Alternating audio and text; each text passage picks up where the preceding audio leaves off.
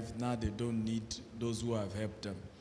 I remember one of the things Bishop Oedipo said to me, he said, I appreciate the fact that you remember your roots, even in your early success. Right? He says something that is rare in your generation. Right? We have a very arrogant generation that thinks that because you have more money, you even see people think that because you have more money than your mentor, does not change that that's your mentor. Yoruba says this, that, omode lela shobi agba kulele kisa bi agba, meaning that a child can have as much new clothes like elders, but it does not have rags like elders, meaning it does not have experience.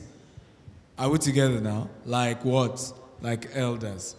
And it's important to learn that, because one of my biggest secrets is I look at those who are ahead of me. It doesn't matter if I'm richer than them. There's something to learn. There's experience that they have that I don't have. Are we together now? And so it is in my own interest to pick those experiences, catch those experiences, and keep moving. Right? But sometimes we feel that as soon as we have some money, some results, no, we don't need any advice again. When you then enter the next crisis, in entrepreneurship, you are either coming out of a crisis or you're entering into another one. Whether you know it or not. It doesn't even need to look like it. You are either in one of this. Either coming out of one crisis or you are about to enter what? Another crisis with your decisions. Not that the devil or witches are on your head. Your decision, either your expansion decision is what? Taking you into a crisis. Are we together now? Or bringing you out of one. Either way, that is the job. So you have to constantly put around you people, does that make sense at all, who are going to be there. Number two, and I want to emphasize this, the presence of your mentors, sir, guarantees that certain mess will not come near you. Can I say that again? The presence, if you know how some people wanted to mess me up in this country, but they know I will offend Cosmos if I do this. I will offend Oyedepo if I do this. So if you are not intentional, you say, it's money. Money. When they mess up your money in this country, we are in a country where it's not about who is right, it's about who is more powerful. Are we together now? Business people, are you listening to me or you are not listening? It's not about who is what? Right. It's about who is more what? Powerful. So aside that we are learning from mentors, we are also having mentors so that certain people, certain enemies are, retreat on doing the worst they can do because they know the people are backing us up. Does that make sense at all? So don't ever joke with it. So you are next.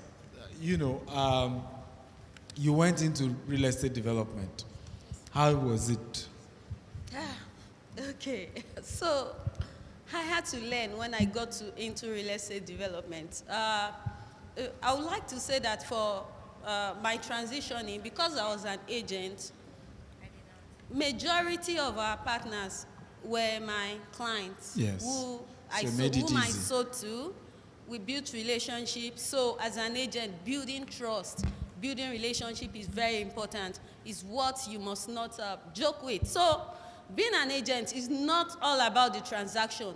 It's not about the money. It's about the relationship you build and the value you had. Because that was what really helped me. One. Secondly, for the financing. While I operated as an agent, I saved a lot. So I would encourage you to save rather than, just spend the money anyhow. So I saved. So when the opportunity arose for me to go into development, financing definitely was going to be an issue because I didn't have anywhere to get the money from. But the money I had saved then was enough for me to commence the project, to brand, and to do everything I needed to do. And, by the time I did that, combined with the agency experience, we started marketing and got the funding to build the project. Yeah. But we had the startup capital from what I had been saving. So as at then, I still managed even while I was selling a lot, I still managed. It's very, very hard for you to know that I was selling, except I told you that, we sold this much. And when the opportunity came out, we used the money, we did the approval, commenced foundation, blinding, dropped iron. So when client came, they are like, oh, no, these people are kicked off already. And then they believed and put our money in. So if you want people to invest in you and put money in, you must add something of your own that you have done already for them to come and see. It's not like you have not done anything and you're expecting them to bring things on board. Also, as a developer, up till now, we've had a lot of challenge. Being a developer has several phases to it. Operation, client, customer management, the construction aspect. Fortunately for me, being an architect who has practiced in construction for a decade, the construction seems to be the easier for me. The human management for somebody who is an introvert is the toughest challenge that I have to date. Clients who would harass you, who would shout at you, and say so, even when there's nothing to shout about. So I think that is still part of my major challenge to date. But I'll say that the part of the mentorship helps, because I knew there was a time that I was panicking when the inflation happened. I had problem, and when I heard doctor was in town, I quickly ran to sir. This is the problem. He says, give them letter. There's inflation in town. Go and write them. I was scared to write the client. I was scared. But then we sent out the letter. In fact, it took a while for me to develop enough boldness to make business decisions. Maybe everybody may not be like that, but being a female, to make some certain business decision. So development comes with different phases. You have to fit into different shoes, and at the same time, the mentorship aspect helped me a lot too. Yeah, you talked about, so during that period, I think I decided, you can clap for her. I remember one of the things I had to do was visit your site. And you talked about how one of your clients that was harassing you decided to even buy one more or something like that. Yes. So I think doctor visited when we were at foundation. We had not even casted. I have the clip and the video. I said when we launched the plaza, we'll put it up. We just had the hardcore on ground. And so the presence of my mentor helped me a lot. When I posted, people saw it. People chatted me up individually, asking, so you know Dr. Stephen. And because of the association, I'm telling you, it sincerely helped my brand. It helped my brand a lot because of the association. And I think part of what it did, when we attended the conferences, some of the pictures we took, I posted it. It caused people to, I don't know, probably it improved the belief and the trust. And because of my network, it really, really helped us. People trusted us more. And there were people who didn't even buy directly from me. They are actually clients who have bought from me. Before they buy from other developers, they call me to consult me and ask, I saw a property here. They say it's at this place. Should I buy this or this? I said, who is the developer? They will say, it's so person. So I said, okay, you can buy with them. I'm not after the agent. That's the reason why I said at times when you're operating as an agent, it shouldn't be all about the commission. And if you are thinking of transitioning, you need to put aside the commission mindset and work on ownership mindset. Every property that I sell, even the ones that are not developed by myself, I call it our own property. Yeah. I talked when not their. Not theirs. You are I selling tell for the a client company it's and saying their their property. So I tell the client, it's our property. Thank you for showing interest in this property. Okay, I will talk to the chairman of the company at that. So you need to move from being transactional only to value-based. You are thinking of how you add value to them. That way, they can consult you for other things. They can trust you enough. And you can even approach them to tell them, okay, I'm starting a development here. Can you invest? For that development we started, initially we started it as a residential, then FCDA didn't approve it. Before we started the project, a client had almost finished paying for a unit. for a project that we've not started at all. That is how much, if you pay attention to relationship building than focusing on the money you get from them. And I must tell you, most of these clients that became our partners, I didn't stress them on paying the agency. Of course, the company paid, the client paid. But for us, we are very flexible. If you are a client, you come to me, and I ask you to pay, and you say no, I focus on what more we can do together in the future. So I let them do what they like on that. And it turned out well. Maybe not in all situations. These people became assets. For me, they became partners at the end of the day. Awesome. Do we have time to take questions or we have to wrap up? One question. Okay, any one question? Yes, come.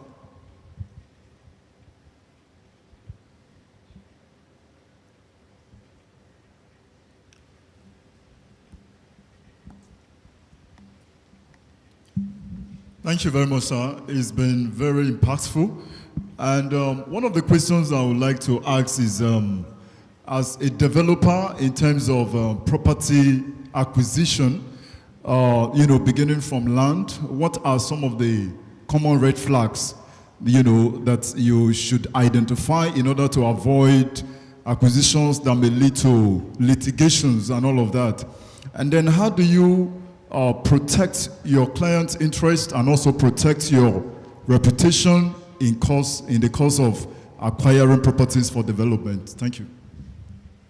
Please, can I answer me in 2 minutes so we can move? Who is replying? Anyone can. Oh, okay. So he asked for red flag for land. We are more into property, so I'm not in the right position to answer you on land banking. But if you are talking about land for property development, you need to check the title. The willingness of the person you are partnering with is very, very important too.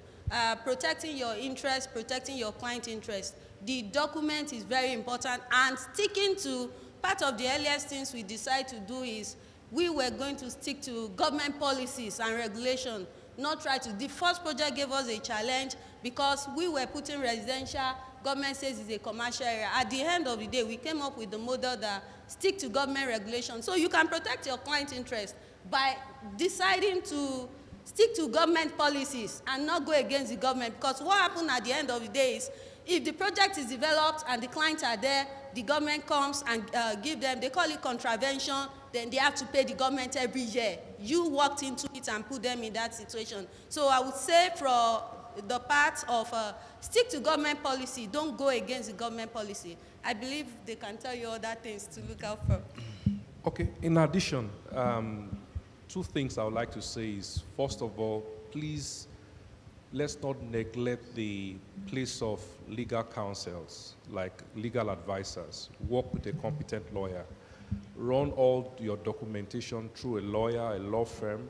Let them do a search, legal search, and be sure that everything is correct. That is very important.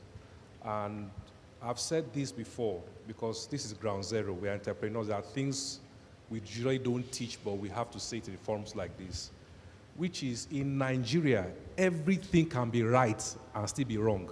Do you understand what I'm trying to say? The land can be okay. You can do everything right. You can do everything right. In Nigeria and still end up being wrong. Do you understand that? Everything can be right. You've done your search. Everything is okay. But then you move in there and then something happens for political reasons and whatever reasons. We got a land recently. Everything was okay. And then at some point, government decided to put a bus terminal there. Or a governor comes in, he doesn't like the previous governor that did an allocation, and then they decide to revoke the land. Do you know things like that can happen in Nigeria? So what I will say also that I do a lot is that you have to work with your intuition. There are times everything is right, but you check on your inside. You know what, everything is okay, but you know what, I can't do this. There's just something that tells you that, hey, be careful or tread carefully. So those are the two things I would chip in addition to what she has said. Yeah. You can clap for them. My own addition to that is also that sometimes everything seems wrong, but your intuition says it's right.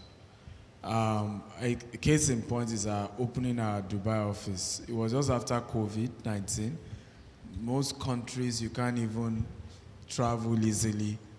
In fact, it took me missing my COVID test. You remember when you have to do COVID test valid for 72 hours before you can travel, right? So I would do the test. I had fixed my tickets from US to Nigeria, but for whatever reason, the COVID test won't come out.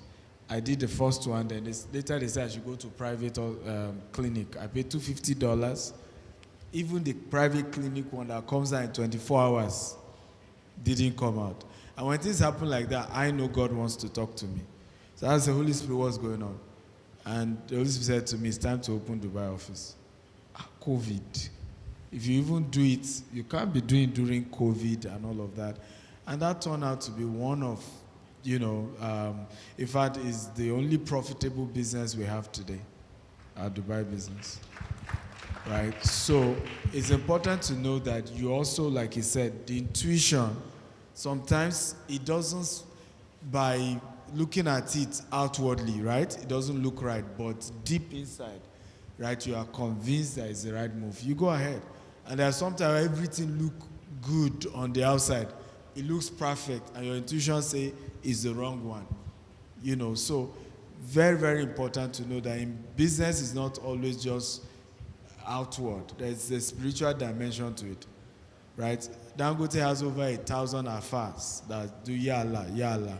So when you are rushing to buy the cement, buying the petrol, aside all the other things, yalla is also drawing you. Okay? So you must know that there's a spiritual dimension to entrepreneurship. And so you must always use your instinct or some of you call it Holy Spirit. I call it Holy Spirit. But whatever it is that convinces you, I've seen myself retrieve some decisions that were the right decisions. Maybe we can perfect the execution, but they were the right decision. Even this conference, right, one of the things that I'm going back to is doing a lot of real estate conference. We had the biggest real estate conference 2021. Who remembers? Brock Grant Cardone, John Maxwell, right? But we made it free, and it cost us so much. My board had to say, nah, no more. Okay, so now the lesson for me is we could have done it at a low budget. Does that make sense at all? But the idea of the conference is a critical thing because you are indirectly shaping the industry. Who agrees with me? Yeah. Since 2021 that we have taken a back seat in big real estate conferences, you can see what has happened to the industry. So for me is that we're going back into being intentional about conferences like this, about training realtors, about talking to developers, about bringing stakeholders together to sanitize the sector. Let's all work together.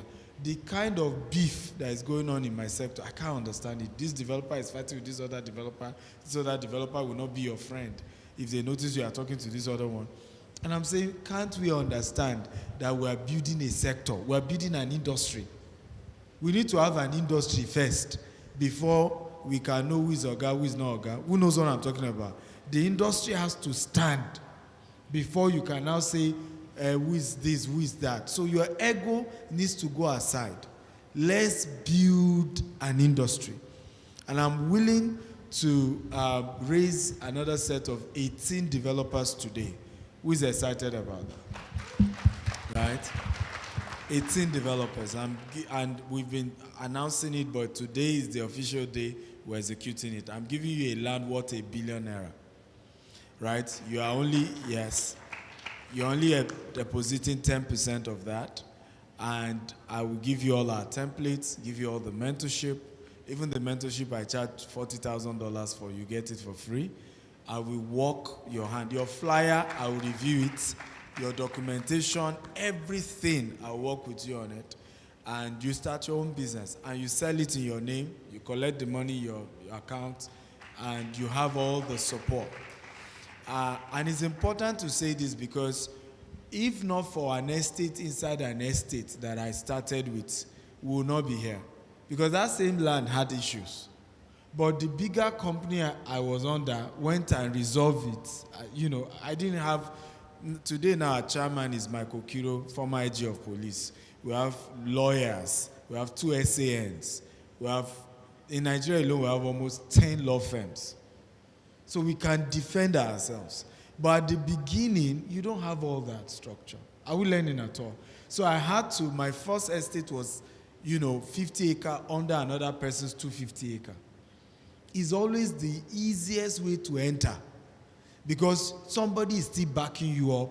Now, after 2 or 3, if the 4th one fails, you have 3 to say, but we have other estate that worked now. This was just an error. Am I making sense? But imagine your first project fail. You know what I'm talking about. You're already in a big mess. Secondly is also that we're giving you at 50% lesser than what we are selling to the other public. Are you happy to know that?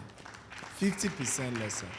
Because some of the challenge he had, for example, with the Lagos entry, he didn't need to have it, right? Because we had already had another project even before the one he went to. And now, we're working with the Lagos State to even get far more than that. And so there's enough land even in that place now and with Lagos State allocation. So I've seen even my existing mentees who have started the journey, who are making mistake with acquisition, right? When they could have just leverage on all the assets, we have. We know land that the document is correct. But guess what? It was another land, another title they impose. I remember one land, very prime land, good location, governor's consent. Chinese seller. So you say, this one is, I can trust him. And the Chinese man showed up. So it wasn't, you say, I can trust him. We had even done documents, we have started the initial, and thank God for some lessons we've learned. Started the initial marketing. So I did a post, and I said, our new estate we're about to launch.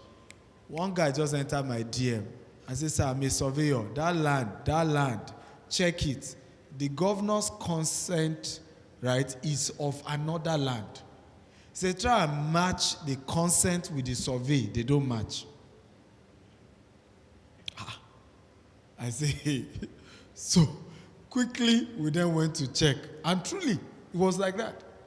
They imposed another original governor's consent, not fake. So when you search, they will tell you the governor's consent is legit.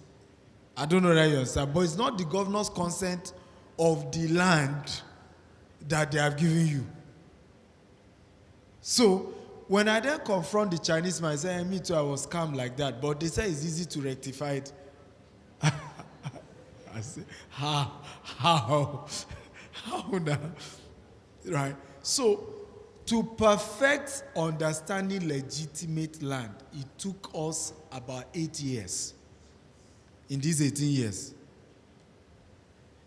To perfect now that 8 years. I know a land that one of my colleagues, I won't mention their name, top people, also, they took me to the land. I remember having to even call him. I said, but are you aware that AMCON is on this land? Title is correct. That's also another level of search. That the title is okay, but that land has been used to borrow money, and you can't check that until you go and use. Oh, Lord, have mercy.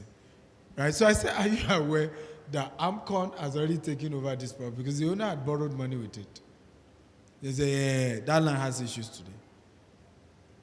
Right? So there's so much layer upon. That's why sometimes when people tell me, I want to buy property in Nigeria, they say, do your due diligence. I say, do you even know how to do due diligence? Are you aware there are developers that have bribed people in ministry? You go to ministry and you show the documents, legit, confirm.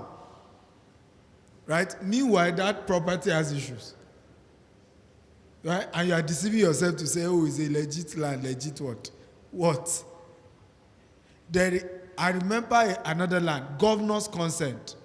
But we had checked the master plan of Lagos, and that coastal road was going to pass there. So I confronted the owner. He said, no, but governor's consent. I said, yes, but coastal road will pass here. So Ladies and gentlemen, don't ever forget what I said. You can have as much clothes like elders, eh?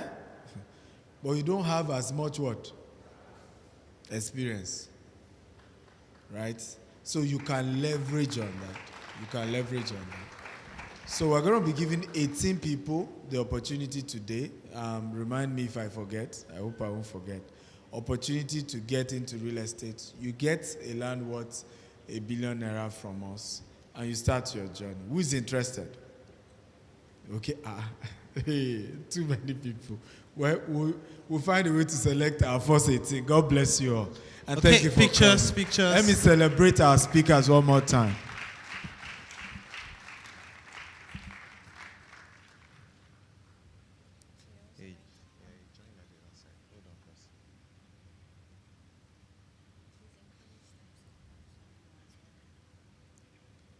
Okay, let's join.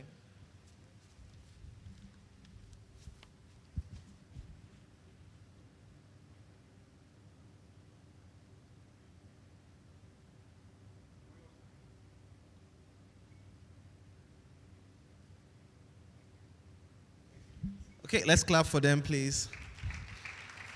One more panel. Quickly, because of time, we're just going straight to the next panel, and then we can take a very short recess. Technical, please cue in the next panel. Sunny is a seasoned civil and infrastructure executive with over 30 years of experience delivering high-impact projects across Nigeria's infrastructure and telecommunications sectors. Engineer Mark holds a first degree in civil engineering and a master degree in project management. GMD DMARC Group, comprising of 3 companies, DMARC Integrated Projects Limited, Freetech Engineering Services Limited, and DMARC Homes Limited. Aisha Siroma Abdullahi is a Nigerian architect, interior designer, and project manager, recognized for her expertise in delivering sustainable, energy-efficient building solutions.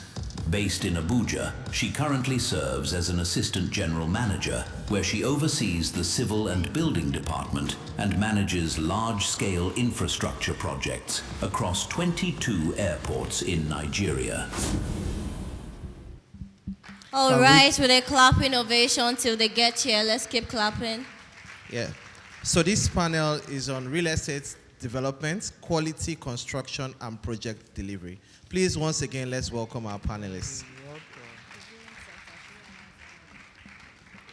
Also, we're streaming this. We also have a viewing center in our office in Abuja. So please, those of you in Abuja, we see you, we appreciate you, we thank you. Let's all wave to the camera, please. Let's wave to the camera.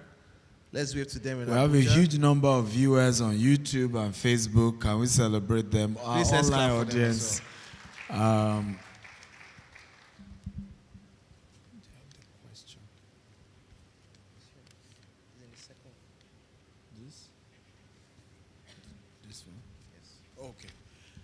Please help me celebrate our speakers one more time. Come on, clap for them, please. So we have 2 engineers and we have an architect. Architect Aisha is, by the way, a lot of the designs you see at the airport, if you like it, you know, clap for her. If you don't like it, hold her accountable. She's the one designing our airports. Okay, so let's start with you. They say ladies first. Okay, tell us about your background and how you got to become an architect who even designs airports. Is he on? Hello, good day, everyone. So I'm architect Aisha Siroma Abdullahi. Well, I have almost 20 years in the industry. Well, I have interior and architecture background. I've always liked the building industry. One thing I don't like is to read, so I was thinking of a course that I don't have to read after I graduate. So hence I did architecture. So you don't need to read after you graduate architecture. Well, at least when you look at pictures, you can still get where you want. You can see the new innovations, and you read just a bit, not too much. Okay. So yeah, and it's good to have beautiful things, to make things look lovely. So yes. that's what I like. Okay. Yeah. And so that's what made you to go into architecture. That's what made me go into architecture. Okay, but how did you find yourself in the civil aviation? Or? Yes, in the engineering department in Yes, FAN. or FAN, yeah. Yes. So, well, how would I say it? We are one of those they call the FAN babies. So my dad was in the industry, so hence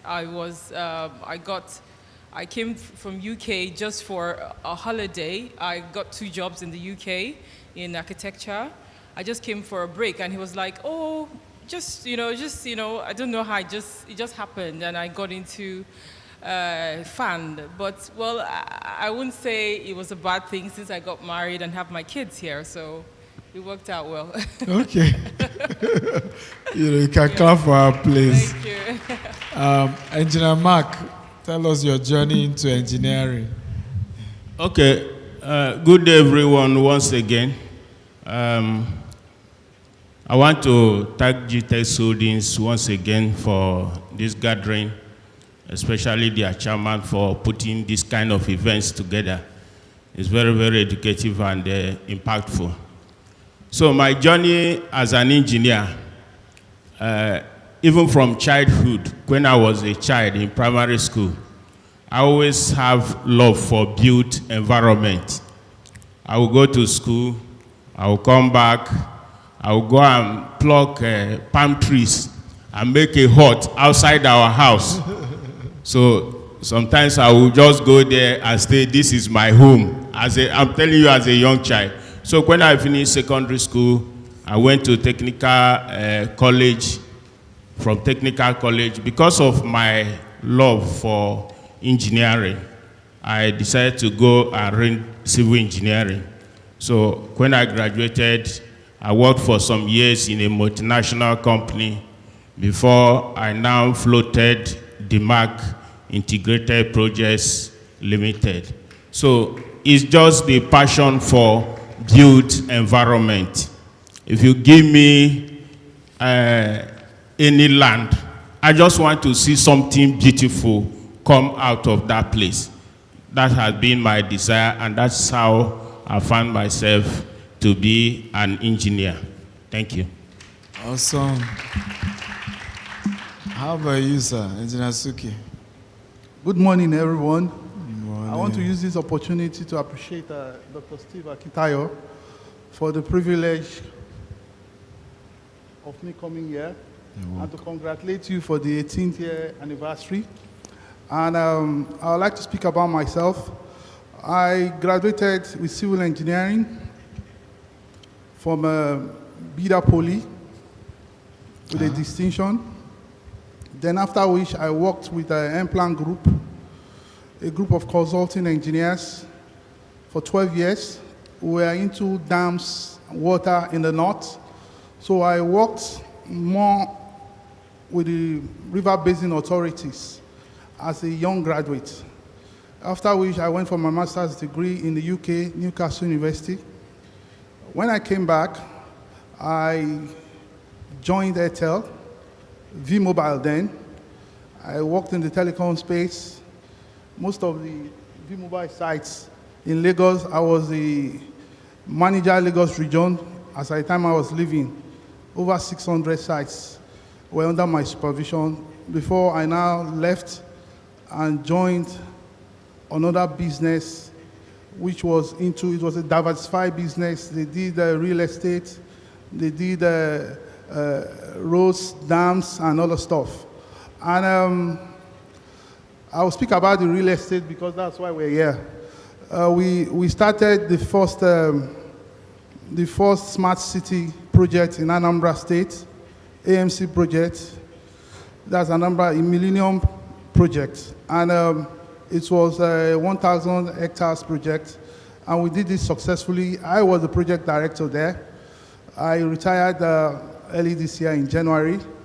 when I now joined GTEX as consulting and the MD for GTEX Holdings, Construction Holdings. And I want to tell you that from my experience so far, I see a lot of future for people that want to get involved in the real estate in terms of investors, in terms of people that want to buy, in terms of regulators.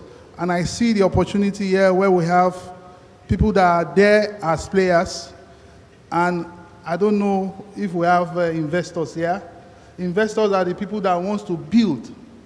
They want to engage the developers. I see more of developers here. But if there are investors here, this is a great opportunity for you to ask questions that might give value for what you are investing in. Thank you. Awesome. Can we clap for them? So my first question is, why do we have the constant issue of building collapse in Nigeria? Right? It's becoming an epidemic. It's almost every day there's some place in Nigeria where a building is collapsing. What is the real issue? That's a very good question, and is a passion of mine, the issues that we have. For one, in Nigeria,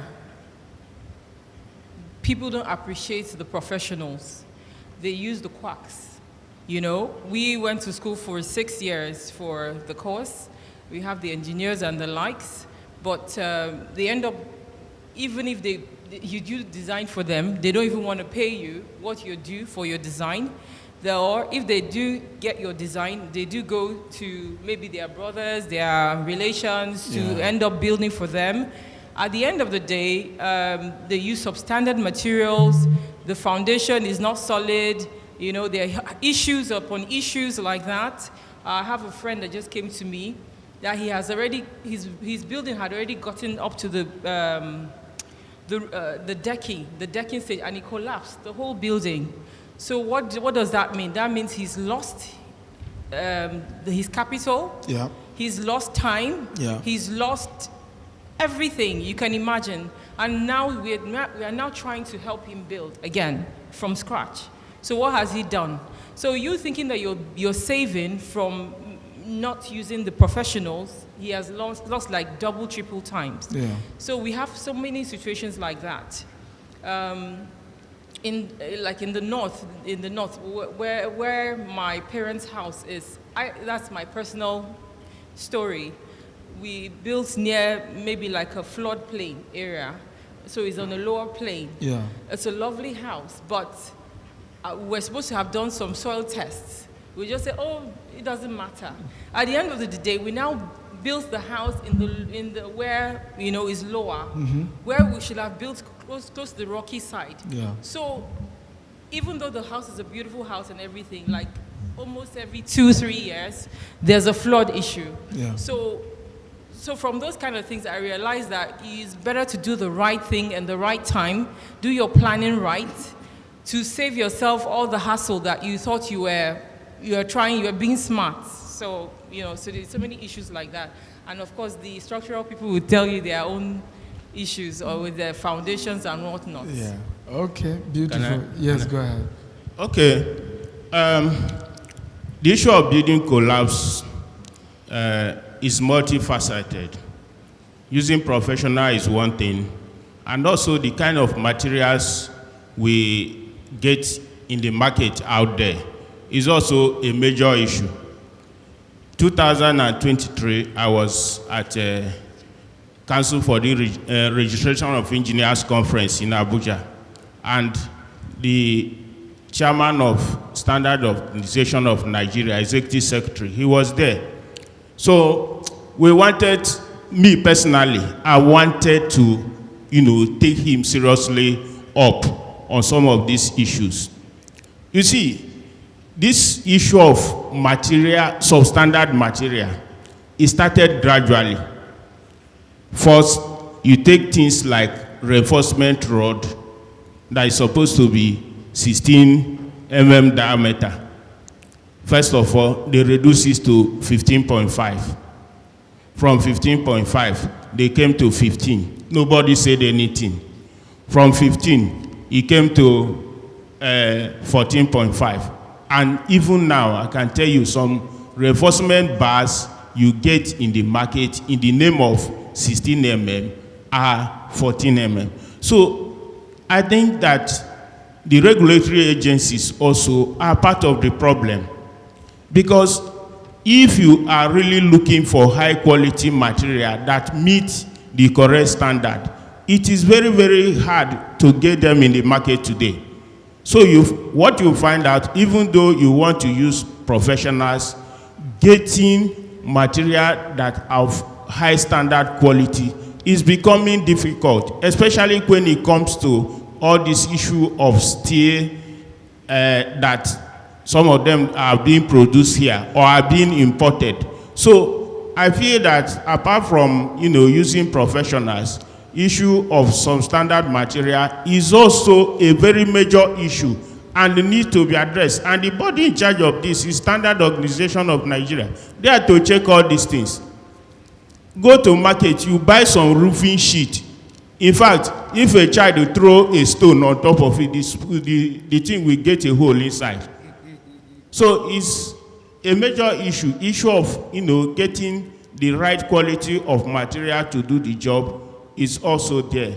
And then supervision, because you can also get the materials, but how the job is being supervised is another major issue. Thank you. Awesome. Can we clap for him? That's a very powerful. Yes, sir. Thank you. I want to start by addressing this question by speaking to the buyers, the investors, and the developers. What you don't see is what determines the longevity of the building you develop.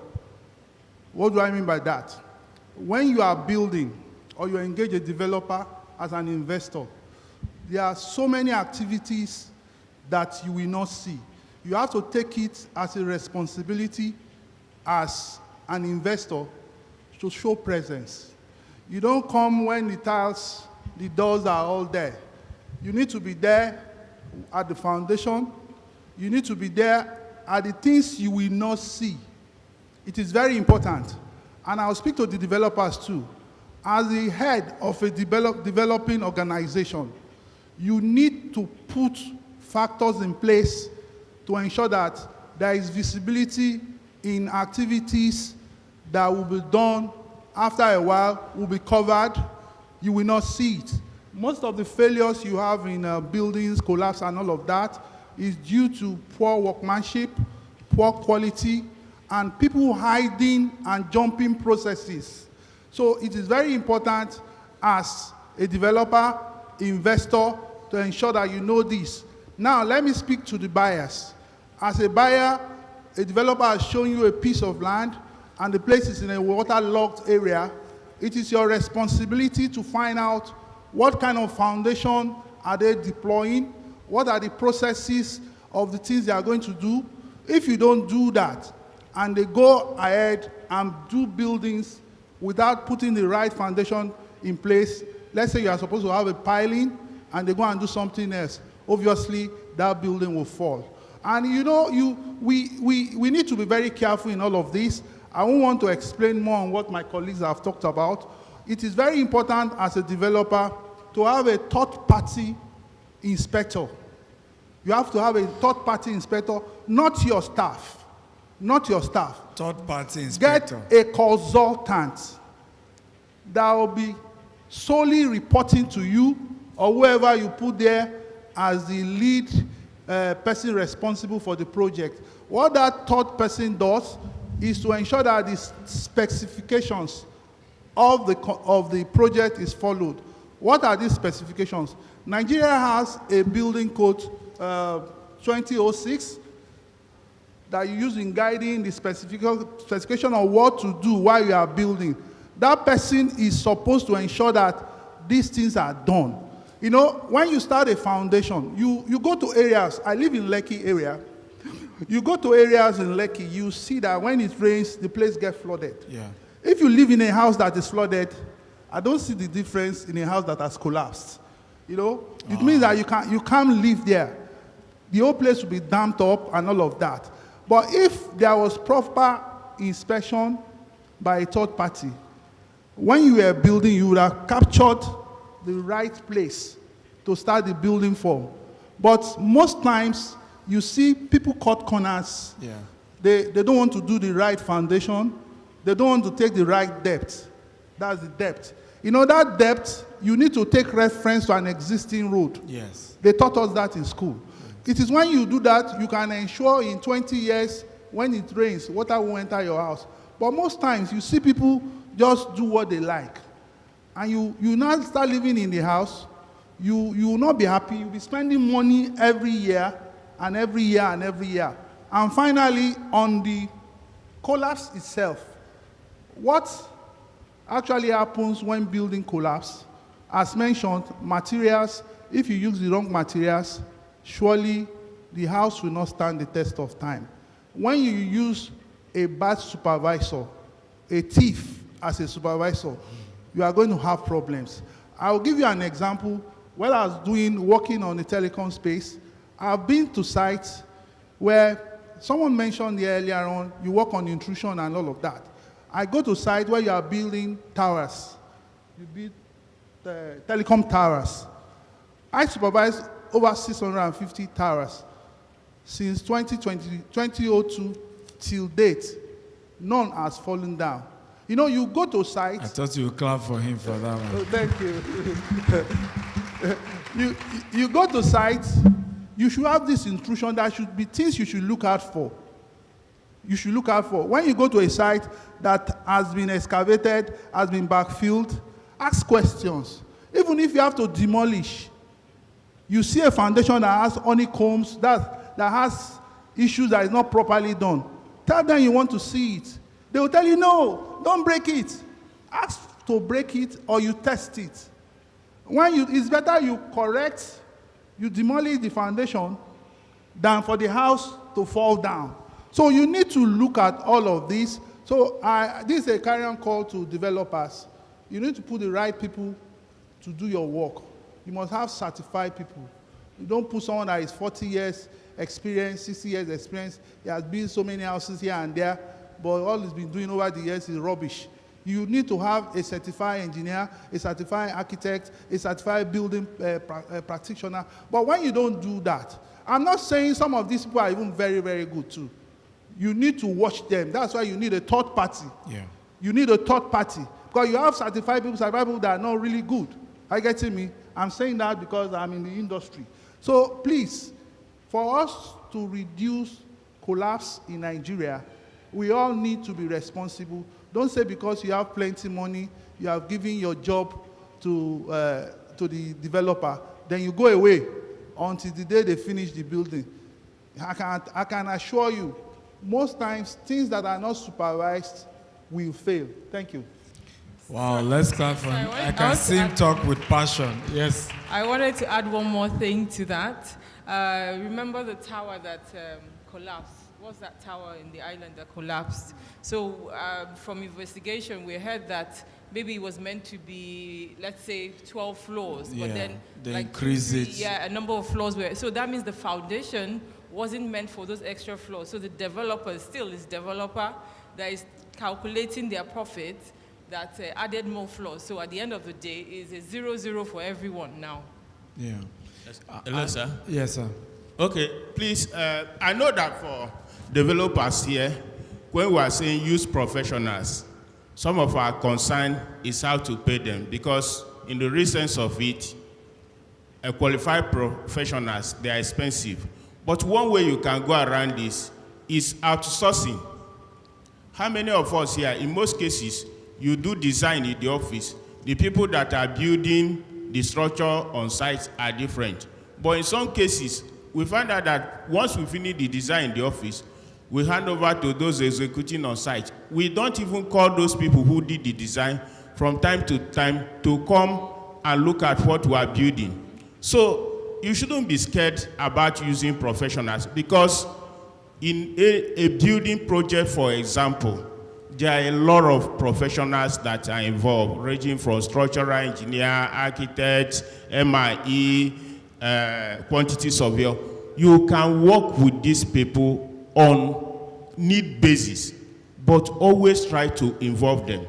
We did one project in Abuja currently. From time to time, on my own, I just invite even though I'm an engineer with structural background, but I always invite the architect, please come visit the site, talk to my team, look at what they are doing. So outsourcing is one of the ways that can help you to use correct professionals. And please, when we are talking correct professionals, make sure also that they are satisfied. There was a time we did an interview when we were trying to get a project manager for Jardina Hills. And we find out that even some people that apply, they are applying for position of project manager. They don't know anything about project management. So you can see, even as employers, sometimes people walk into our office, they have CVs that are very wonderful. They went to business center, they package CV, but begin to take them on the nitty-gritty of construction. Somebody who was applying for a project manager, you don't even know the various grades of concrete. So, one, you need a professional, and two, if you don't have money to pay them, outsource. But make sure that the people you are using, they are really professional. They have practicing license. It's one thing to be registered as a current engineer. It's one thing to have your practicing license annually. Go to conferences where they are discussing all these things so that you are up to date with what is happening in the industry. Can we clap for them? And I agree absolutely with what all of them have said. I mean, to the elephant in the room, how do you deliver timely project, quality project at an affordable rate? And is it possible? Because this is also the real issue, right? People want quality, they want it cheap, and they want it on time. So how do we balance this? Yes, you can start. Okay. One, if you want to deliver quality project, for me or for us as an organization, project is done in the office. What do I mean by project being done in the office? Planning. A lot of us today, you come to conferences like this, you ask people, how did you find yourself in the real estate? I have the passion. I'm excited. Some people came into real estate because of excitement. Some people came in because they hear that in real estate there is money. So you find out that people go to a project site without proper planning. If you want to do a project, first of all, you need to do a comprehensive design of the project. There are so many things involved. You have your design. Let a quantity surveyor is also a very critical professional required in the industry that will tell you this is what is going to cost you to build this. So if you want to deliver a quality project and at affordable rate, first of all, you do what they call value engineering. Value engineering simply means you find a way to do things in a more cost-effective way without reducing the quality of what you are producing. I'll give you an example. Like if you come to our project site now, what we did was that for our formworks, we are gradually phasing out using plywood and plank to do formwork. We are gradually transiting into steel molds. Steel molds, they are more expensive on short term, but on the long run, they will save you a lot of cost. I have steel molds I used in 2020. I've been using that steel mold till now. So you try to find a way to do things in more cost-effective way. Then there are some designs you take. If you go now, architects will do drawing, they are very, very fine, but it's complicated to do on site. So you need to sit down, look at this thing. Is there a way we can simplify this to reduce our cost without reducing the quality? because there are so many things involved in building. Aesthetic is there, then functionality, safety, energy efficiency in the building. All these things you need to put them together so that at the end of the day, you come out with something that is really very good. Then another thing you can do to deliver building of high quality at reasonable price is to do what we call smart purchasing. If you have a project, you can look at it, those major items that you know that if the costs go up, you can try to procure them early so that if things start going out of hand, you will not be running helter-skelter to get at the revised price. So you can do what we call smart procurement. Sit down, look at all the things that are involved in the project and see how you can purchase them early. And then you should have quality control measures on site. If you are a developer and you have a reasonable size of project, quality assurance engineer is something that you must have. The person is the one that will check everything. They are bringing material on site. He has to inspect them. The one that need to be taken to lab, once again, you don't need to have a lab on your own. You can outsource it. You are pouring concrete, they will come and test. So if you have quality control engineer, it can also help you to reduce waste. And please do your budgeting. Let your QS advise you properly. Don't go into a project without knowing the actual amount that you are going to spend on it. Of course, you can put a buffer for inflation, for change in material, but make sure that you articulate the project very well and make sure that you have the finances, because sometimes developers try to do some standard quality of work when they start running short of cash. They start looking for shortcuts. How can we do this? This is the money we have. How can we do this? And at the end of the day, it will boomerang. When you build your house, for example, with very high quality material, especially the structures, internal finishings, you can always, once you do small renovation in the house, it come out new. So there are things that you don't need to compromise on them, things like cement, reinforcement, the block we are using, M&E, plumbing material, electrical material. These things you must make sure that they are of very high quality, and you can use smart procurement and value engineering to handle that. Thank you. Awesome. How many of you think this is good? Can you give him a round of applause? And do we all agree that we need more of this kind of conference? Do we agree? Where investors are here, developers are here, realtors are here, we're all learning. And you leave here being a bit wiser, and you can easily begin to really because what I realize is that all of us are talking from different sides, so we're all fighting each other because we're all not even talking together to understand the real issues that we have. You want to add? Okay, thank you so much for another opportunity. I will want to start to answer this question. I want to simply say that in the real estate industry, for me, the investor is the king. The investor is the king because it's the one that is paying. Whatever the developer is doing is to get someone that will invest.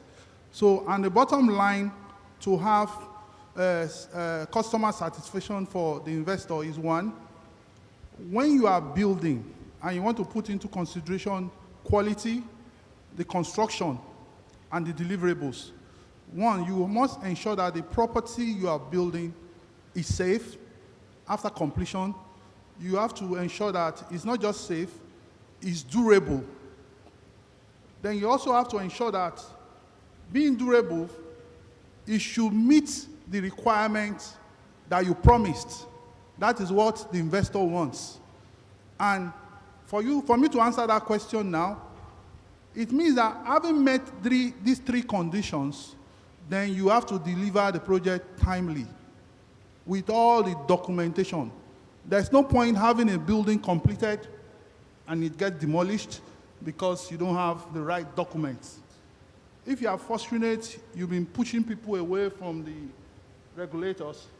At a point, you won't be able to push them because it's there physically, you might get it demolished. So I will want to say that whatever we're doing here, as buyers, investors, developers, you must put into consideration all these things I've mentioned. Now, how can you ensure that a project is completed timely? No matter the planning you have, even if you have a dedicated planner on the project, the number one key factor is funding. If your funding is not right, your funding arrangement is not right, you're already planning to fail.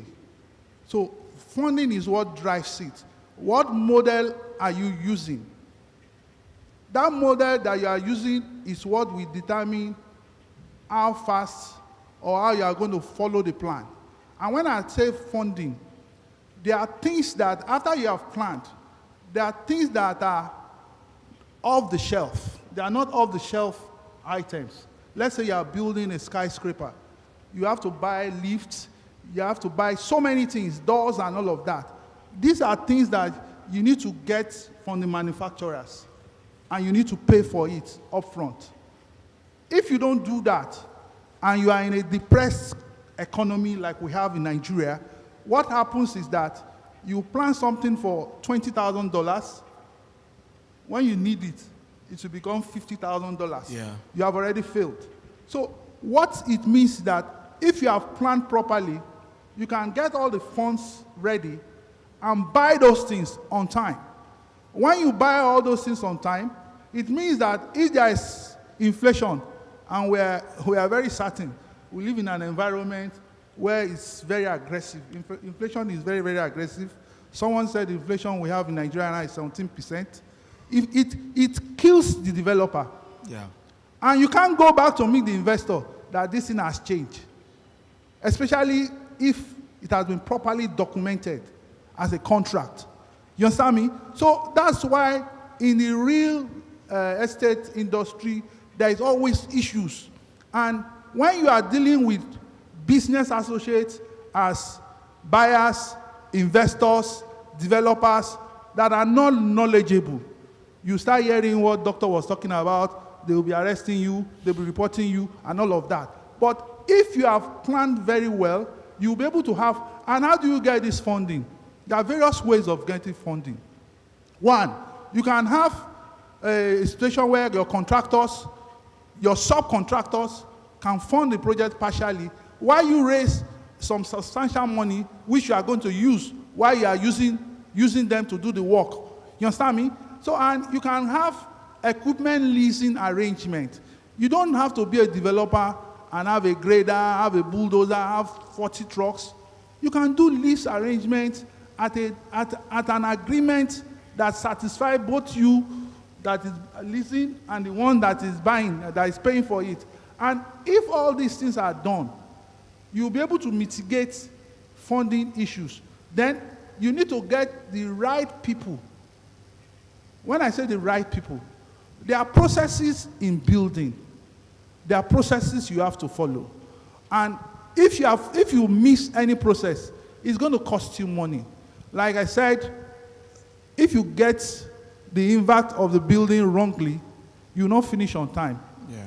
I've seen projects where they have gotten to plastering and rain came, They've been ignoring the rain. But rain, go to Lekki now, go to a Lekki area. I don't want to mention the areas. You see water will come and stay. It will not go. It won't go for 3 months. So what are you doing? You are going to miss your deadline. So if you have the right people and have taken the right process, you will avoid all of this. And if you have a valuer on the project, they'll be able to buy things. If you are building a multi-story building, you don't need to buy cement in bags. You can get cement in volumes. You understand me? You can get money. You can meet some of these cement manufacturers. They agree with you on terms. And you'll be surprised. They give you at a manufacturer's price. It won't be the price you are getting commercially. When the cement is going for, let me say, I know cement is not 10,000 now, it's more than that. They can give you at 950 or 975. But since you are buying in volumes, you make some savings. And in the times of reinforcement, you do also that. So let me just summarize everything now. The summary of everything now is the availability of funds, getting the right people to avoid unnecessary waste of time, get the right approvals timely. If you don't get right approvals timely, you'll be having problems with the regulators. Sometimes they might come and close the site, and you don't know how long that will be, and you miss your deadline. And that will be all for me. Thank you. And we clap for him. I really wish we can continue, but time is not our friend. One of the things we had to do recently is to bring him on board to create a new subsidiary called GTES Construction. And it's for those who bought land from us. Now his own subsidiary is to help you build your house where you bought land from us and help you manage that. For our own housing too, we decided to have a subsidiary which he handled to then handle construction properly. And they are free to even take external jobs as well. So feel free to talk to Engineer Suki if you want GTES Construction to do work for you. How many of you think you like what he has to say? Right? And he has the experience. So we'll take just one question because of our time. Quickly come out. The first to come out, I think, is what we'll just do. Right? Yeah, the two of you that have come out, come out. Okay, don't bother come out. Just the two of them, the two of you. It's the two of them talking about. You didn't go back. Okay? They were the first that came out because of time. Yes. So good afternoon, sirs. Good afternoon, ma. Good afternoon, everyone. Sir, I'm an entrepreneur that has been in the real estate space, selling lands for a period of time. Or there's this passion, as Sir said, that he has the passion for, before now, beautiful buildings. I think mine is more than that. Sirs and ma, please, what advice do you have for me that is trying to diversify into construction without being an engineer or an architecture and more? But it's a passion. I want to see, people are already in my DMs because I've done like 1, 2, 3, content for construction. I have this, gifts for writing content. There's a content now I've written but not done professional videos for it on collabs, building collabs and more. So what advice do you have for me transiting into construction? Thank you. Okay, next. Good morning, everyone. Good morning. My name is Carl Ime. We actually consult for businesses. I'm not into real estate. What we do is to help companies to raise capital. But I've been able to help developers raise funds. So now that I have passion to go into real estate, what advice do you have for me who have capacity to raise funds for bigger projects? Be one of the first 18 today, right, to become a developer, because with that, you have my mentorship to go into that. And since funding is not your problem, it's not my problem. Good, you are the #1 candidate. So who is in charge of that? Let me even make it straight. Who is in charge of that? Ike Naoya, your first #1 developer, right? And you have your 100 million to deposit. You're not investor. We don't want go and come. You have, because the 18 have to be able to deposit today. Even if you can't deposit the 10% today, but you have to be able to commit today. So are you ready? I don't want all this aspire to aspire. You ready? I'm ready too. It's not talk about, the man is beside you there, so I need to know whether I should talk to you or not. You're not ready now. Only Pastor you can't do for us. Okay, so please know that at this conference, we are serious-minded people. Are we together now? We are what? Everybody is in here. None of us are jokers. So if I say I'm giving you a land worth $1 billion, we are serious. It's not a joke. Do you have what it takes? Because most times that's always the problem. We are wishing and wishing and wishing. If wishes are horses, beggars, we what? We ride. It's not about wishing. Are you ready? Opportunities are always there. The question is, are you ready? Not talk. Are you ready to commit? Are you ready to take action? So when I say we are helping 18 developers, today, because we want to make it memorable, we are going to be taking picture with the 18 actually. So it's not so that we can use that to count that today we support 18 people. Next year when we come back, are we together now? Let's have those 18 people come and share their testimony. Some are already developers, but they also want to key into it. Some are just starting for the first time. But we want to be able to say, next year when we are coming here, let's have people come and say, you could see how easy is it for me to bring Prince Bamidele, to bring Busayo. Are we together now? To say, where were you when I met you? Where are you now? We saw additional assets. You used to work in GTES. See where you are. I love those kind of things. I'm not into, all this perspire to acquire to require. I love tangible things that we can look back on and say, Engineer Mark is there, just dedicated is more. You can clap for him. This month of May. Huh? On night. How many units was it? 46 shops, right? In, where is it? Gwarinpa, 46 shop. Was launched on the 9th of May, right? And if he shares his story, he will tell you how it was as if he was stagnated until we met, right? And now things are moving. Maybe you want to share a bit on that. And he's on the second one now, right? So I love mentees. A lot of you come to me and mentor me. I really don't like mentees that you're a burden to me, I'm a burden to you. For me to be your mentor is not cheap. True of us. Answer me now. Because I'm not cheap. Right? For you to also be my mentee, what gladdens my heart is that I can brag with you. True of us. Because what's the point of my mentor? What do you don't achieve? What have you, what did you get? And then it's just my mentor. I don't do that.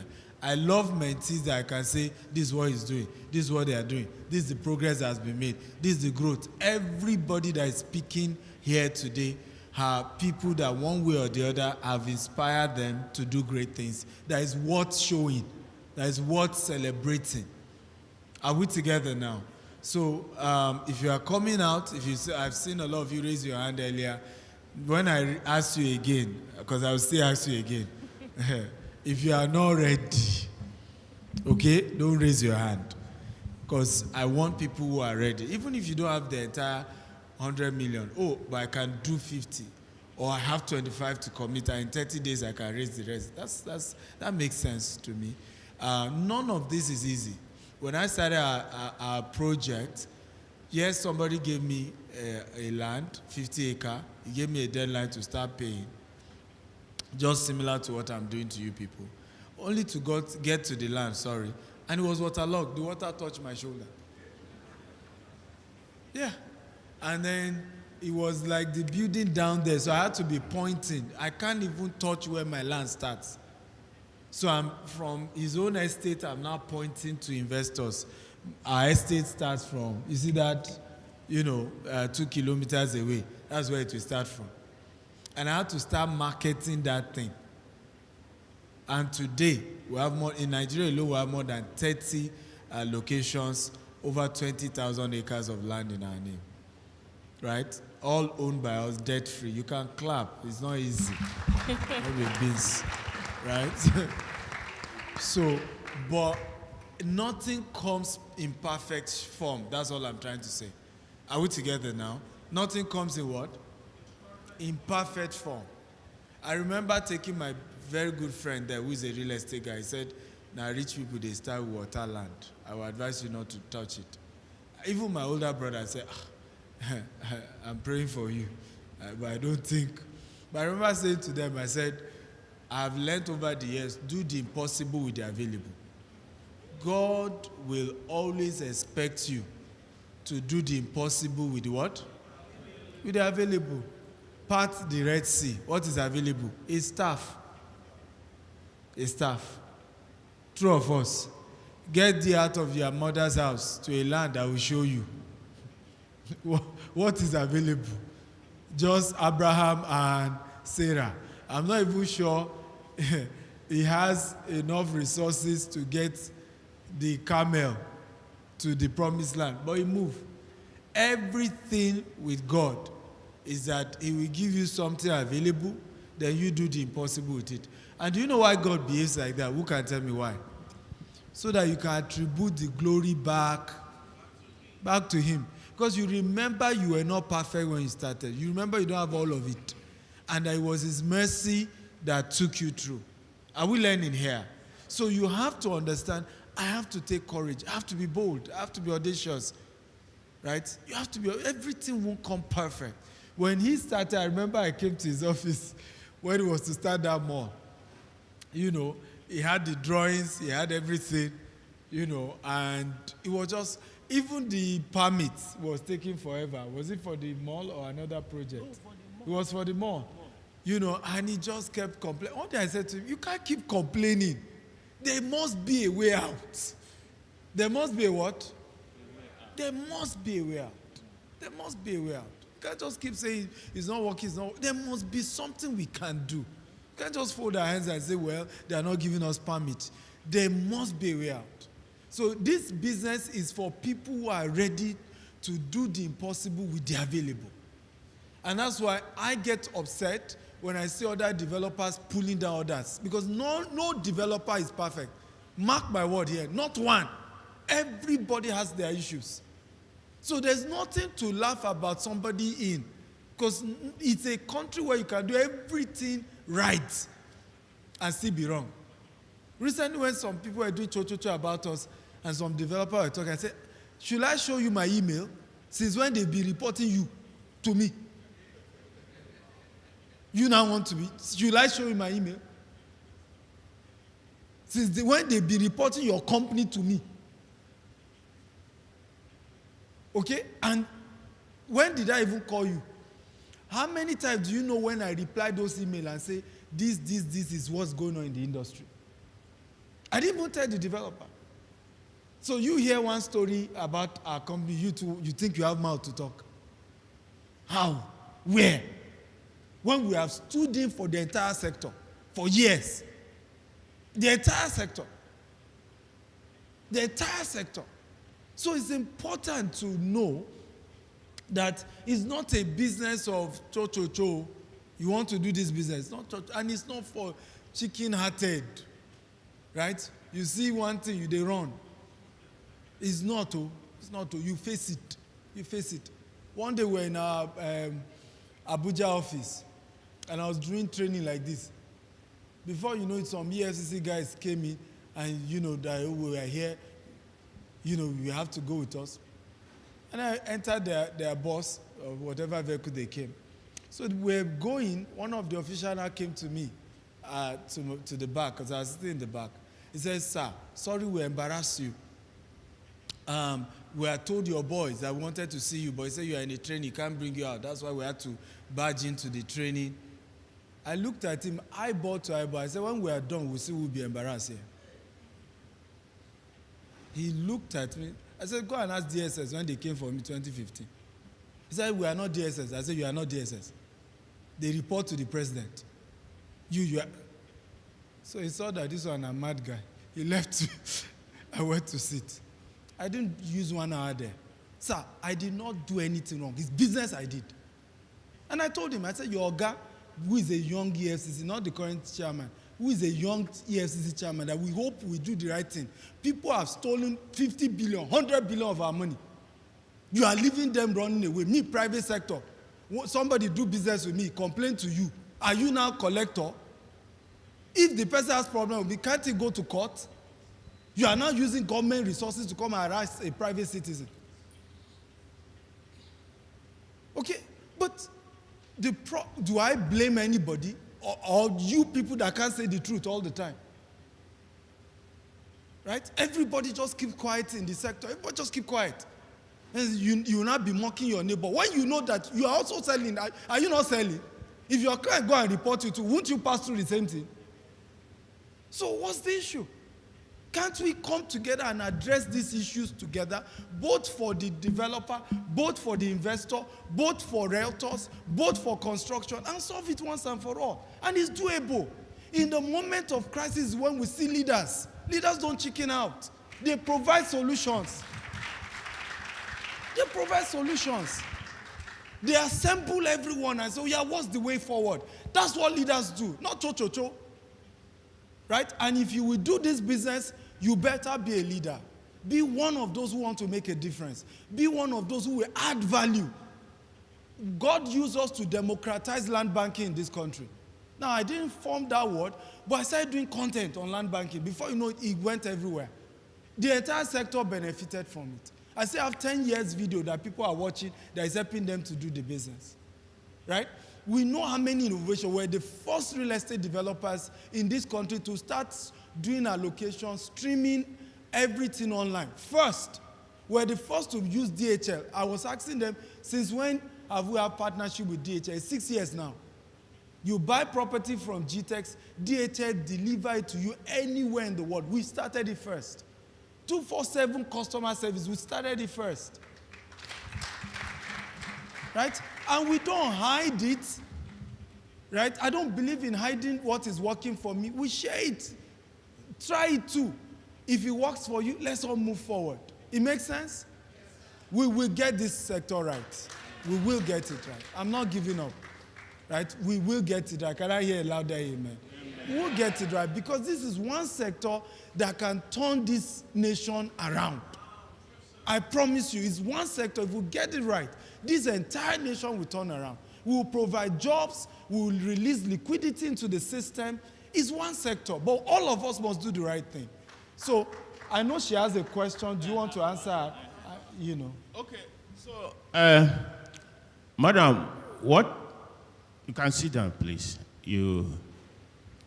So you want to move from, maybe selling land to proper development. Okay. So one thing you need to do, as I said before, do proper planning. And in doing proper planning, try to get approval from the regulatory authorities. If you don't have approval, you can start project, but they will frustrate you. You know what will happen? This person will come and meet you and collect money. When he go to his office, 1 week, another 2 weeks, another person will come. It's from the same office, but different people. That's one thing. Then make sure that you have proper estimate of what you need to build whatever you are building. Days are gone when developers rely solely on off-takers. Off-takers is very, very hard now to get. You know why? Competition. Anybody that lay hands on government money today is bringing the money to real estate. So you need to take proper care of your funding, get professionals. As I said before, if you cannot employ them directly, hire them on need basis. But you must work with professionals. And then avoid scope change, scope creep. You started something, they have done drawing, giving you approval along the line. When you're already on site, you start making changes. Those changes, they come with, some of changes they make on site come with a very huge cost. And then when you establish the site, put proper measure in place, how you can measure the work being done and the money you have put inside it. Please, just 1 minute, I'll give an example. I was doing one project in Kuva. So I was buying ties. Every time they say ties are finished, I now went back to the budget we made before and found out that we have bought more than what we're supposed to buy. I started digging deep. That was when I found out that some people arrange with keke napep. They will go to the back of the fence. Tilers will collect tie. They are going to lay tie. They are throwing cartons of tie at the back of the fence, and somebody is collecting it. So if you don't have all those kind of system, they will even steal you blind on site. You will not know. So there are so many things involved in that. If you want, after this training, conference, you can get my number. I can give you a more detailed advice on how you can go about it. Thank you. Let me also add that construction is very, very technical, right? There's a reason why, despite being in this sector for about 18 years, we still had to get somebody who is a professional, right? To literally be the MD of that subsidiary. So passion and technical skill, they are two different things. If you have the resources, get a professional to run that arm for you, and you keep going there to do content and be the chief content officer while you get the chief project officer. They are not mixed. Of course, as you go day to day, you are learning. I've learned so much about construction by just always going to site. That's okay. But don't suddenly turn yourself to an engineer. It won't work, right? That would be my advice. If you don't have the money to hire professionals, then the alternative is go and do internship with someone like him, right? Where you are in one of his projects, you are learning, and you can start writing certifications as well, Koren, all of that, if you must be an engineer. Because these are professions that you have to be certified. You can't say I've been experienced for years, so I can do it. You go to jail. And I'm one of those that want to push for that. The engineers need to start going to jail. It's absurd that a building collapses, you go after the investor. That's senseless. Do they do that in New York? Do they do that in UK? They take your license and you go to jail. There's an engineer that supervised that project. Abi, why must it be the investor who is the victim? Because when the building collapsed, the investor has lost money, true of us. Right? So you are making him double victim. It is the engineers that are signing off on those constructions that are collapsing that you should send to jail. You take their license and they go to jail. I went to inspect a 57-story building in Manhattan. Every iron work, not only are there the guys doing it, there's another engineer who will certify that the iron work that person did was correct. If he mess up, he will lose his license and will go to jail. This concrete mixer, there is a supervisor, an engineer who is saying the concrete was properly mixed and he's signing off on it. I just got back from China. We're about to, by the way, we're expanding, we're opening our China office, you'll be glad to know, in the month of June. Right? We're partnering with the third largest CCTV camera makers in China. And I had to go to their factory and was seeing how they were making the CCTV camera chip. And I saw the batch that there's a supervisor who has signed and put his signature that I was the one that confirmed that this thing was done well. There's a batch where nobody has signed. And the guy told me, he said, if you sign it and it goes, and something went bad, that's why you must sign that I have checked it, I am sure that it's working well. But God bless you that something goes bad. It is you that will have to suffer for it. That's the way we need to make the construction industry work.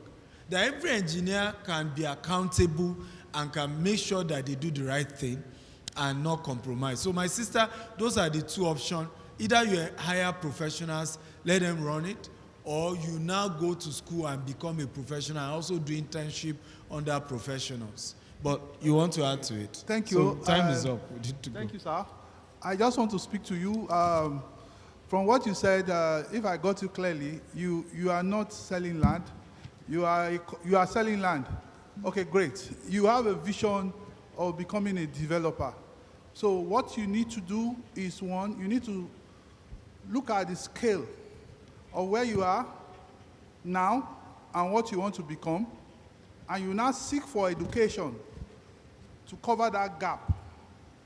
You need to seek for education to cover that gap. As you've been properly advised, you cannot be where you are now and you want to start doing technical things without education.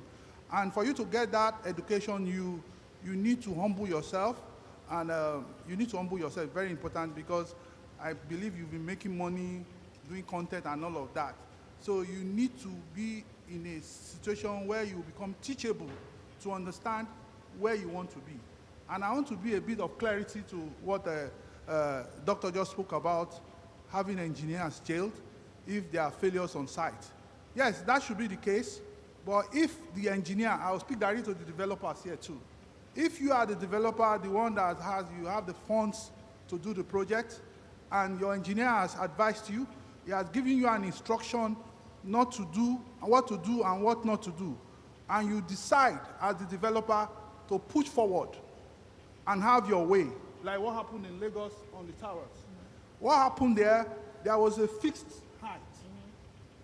But the developer wanted it to go further. And the engineer gave an instruction that it will no longer be safe to do that. It will not be responsible for that. You understand me? So in a situation like that, the engineer won't go to jail. Absolutely. But unfortunately, the developer died during the crisis. Yeah, the first engineer left the site, another engineer took over. So we need to put this in perspective. As developers, follow the design specifications. If the design specifications say you should do piling, don't go and do raft foundation. If the design specification says you should do 10 floors, don't go and do 15 floors. If the design specification tells you this is the kind of steel you are going to use, and your engineer has recommended you should use that, don't say because you've done it in Abeokuta or somewhere, you do it in Lagos. This is Lagos. It's not Abeokuta. Lagos has a low bearing capacity for foundation, where Abeokuta is on the rock. So you have to be guided by professionals and technical. I'm saying this because I'm a fellow of the Nigerian Institute of Civil Engineering, and I need to put some of these things in balance. Thank you. I want to add this. All developers must know their limits. You are not a civil engineer if you didn't study civil engineering. You are not an architect if you didn't study architecture. It doesn't matter if you have delivered 100 projects, you still are not a technical person. Your vision ends with paper. I'm ready to do 1,000 housing unit. Architect, come up with the design, right? Civil, start the project. Are we learning here? I don't think it's right because I'm the developer organizing the funds. I start dictating to the engineer what to do. It's wrong, right? It's wrong.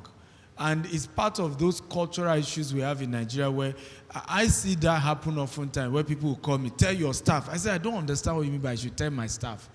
That staff is a professional and is to do his job. And he should have the right to underwrite me if I'm wrong. Right? Don't treat people like they are just because you own the company or you have the resources. Let professionals do their job. And I see a lot of our cultural thing playing out here. Are we together now? Let's work on that wrong, archaic mindset. Let professionals do. Can you tell your neighbor, let professionals do their job? Let professionals do their job, right? I want to add one last thing. As I said, the professionals are not appreciated. They are not paid their dues. As Prince said, when he was an architect, he gets paid like peanuts. When he became like a developer, you're willing to pay him for what he's due. The engineers, the architects, the QS, all of them combined, they refuse to pay them. You know, you're supposed to pay them a percentage of the total cost that's their dues, or a lump sum. At the end of the day, they are now saying, please, can you take 100,000? Can you take 300,000? You know, those kind of things. Whereas you're due maybe 10 million on a 100 million project, something like that. So that's beginning of the issues. Then you now end up going with your brother, your sister, assuming that they can manage, you know, and then it keeps creeping. Whereas like pharmacists and co, they are all paid their dues. You know, when you go, I don't know, there are so many professionals that even all these bricklayers and co, they decide on what they should take and they don't go below it. But I don't know why in our own industry, nobody is standing up for the professionals. So those are the issues that need to be addressed in Nigeria as professionals are protesting. Well, please let's clap for all our speakers. Have they done a good job? Please clap for them. Please, good afternoon, everyone. He's one of our sponsors. He got a booth. By the way, it's a conference and exhibition. Right? We expect all developers, or you have something to say, get a booth. So we hope by the next one, by the way, Abuja is the next person hosting us in July. Are you happy? Yes. Right? So get a stand, and so that you also can market your product. Me, I don't have problem. We can be saying the same thing. Sell your own. I sell my own. We are good. Okay, thank you very much. So please, as I was introduced, we have 3 companies. One is the Homes Limited, is real estate development company. We just commissioned our mall in Guarimpa recently. This one, you don't need it to do anything. You want to do business or you want to buy for return on investment. The moment you pay, we can help you get clients who will take it for rent, or just come and start your business. Everything has been done and is functional. We have few units remaining. Then we also have a residential development going on in Abuja. And we have one of our company, Free Tech. We recently got license. If you want your company to be more visible, we have license now to do advertising, outdoor advertising. Our stand is at the back there. You can check us out. Thank you. Let's take pictures.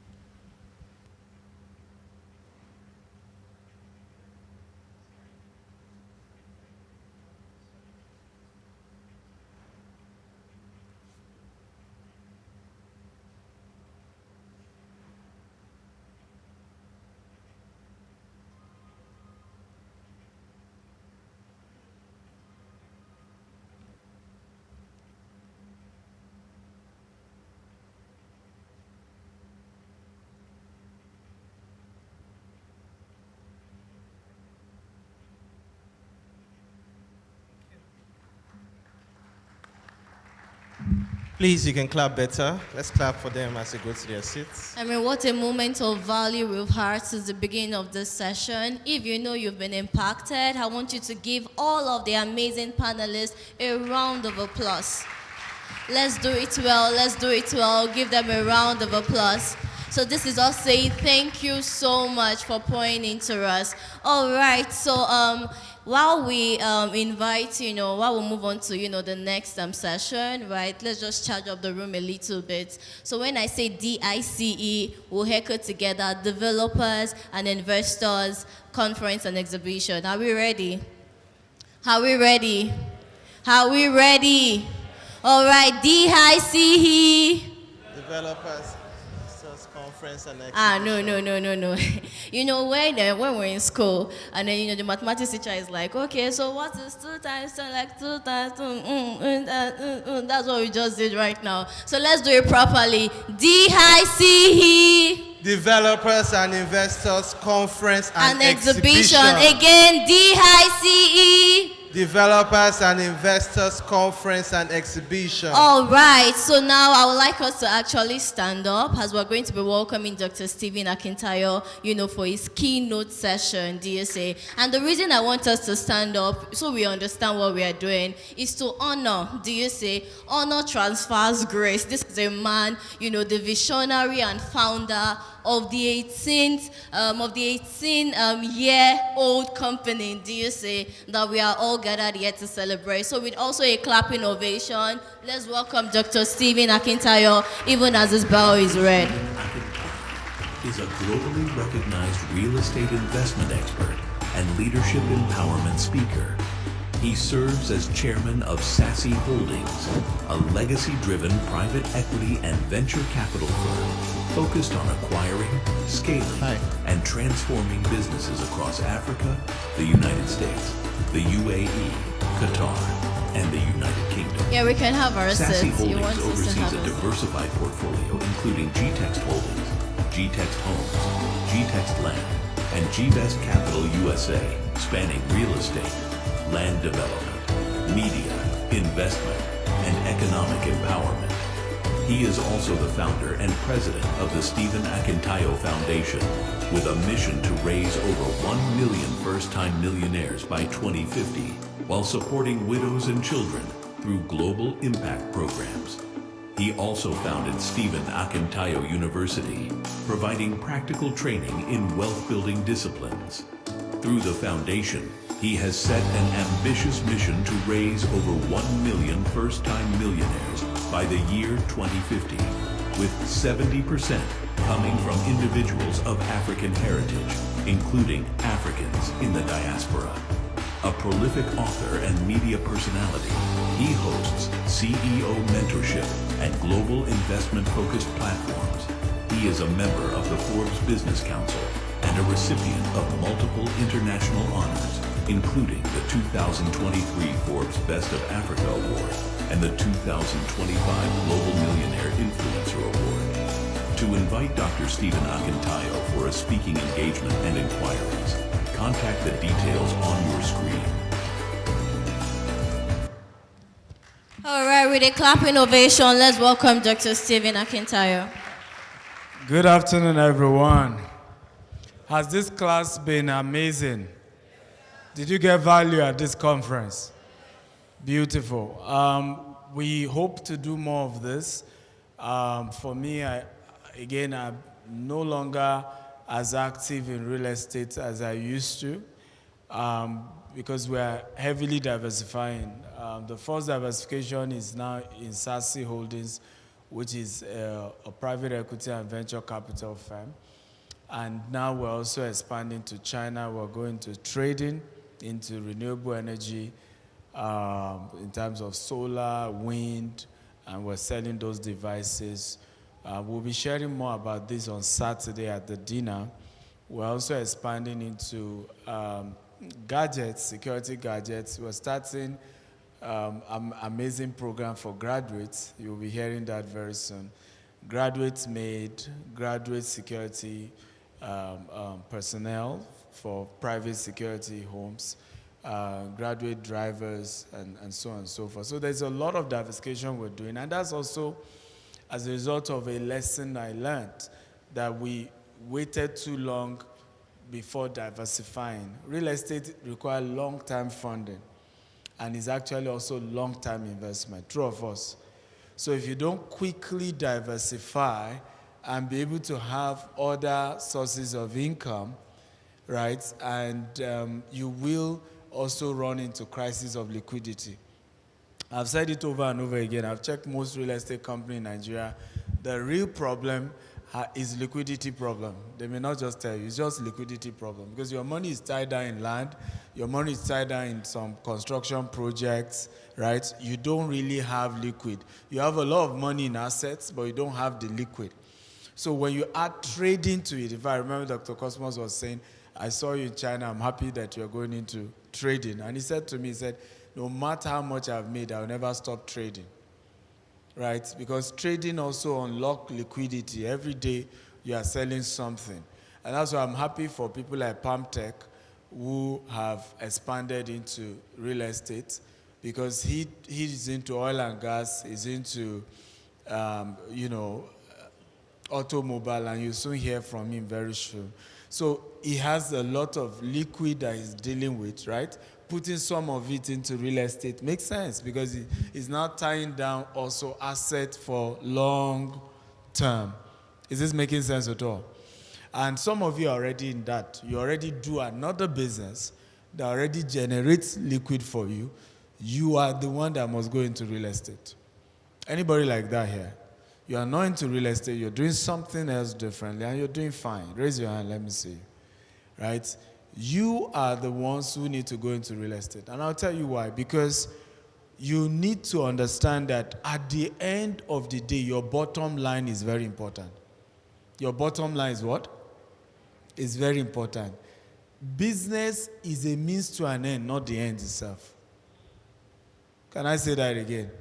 Your business is a means to an end and not the end itself. Which means that so let me put it this way. Your business is supposed to be a source of cash flow that is supposed to be used to tie into an asset. Do you understand what I'm saying now? Should I repeat myself again? Your business is supposed to be a source of what? Cash flow that you are now supposed to use, take that cash flow and tie it into a what?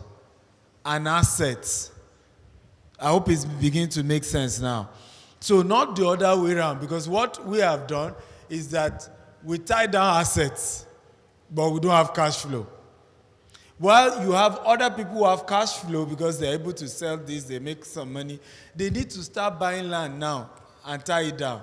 They need to buy this now because anything can shift and affect your business. But you know that, oh, I have this 10 acre.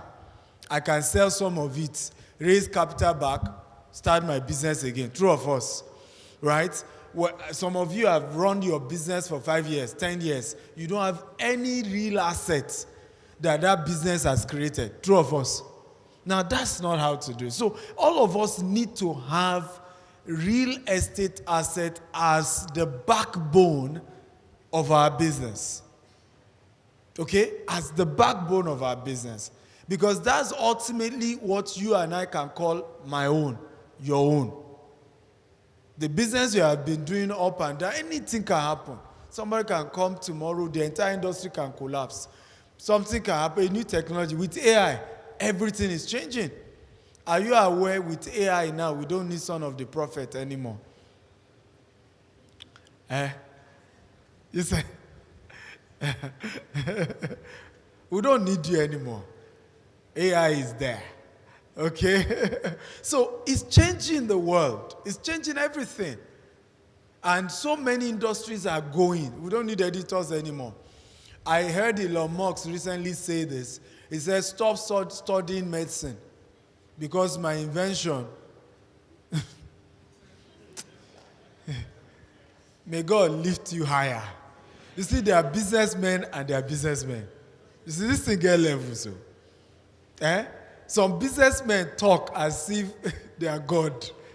Like imagine one mortal man saying, stop studying medicine because I have an invention that will make you useless.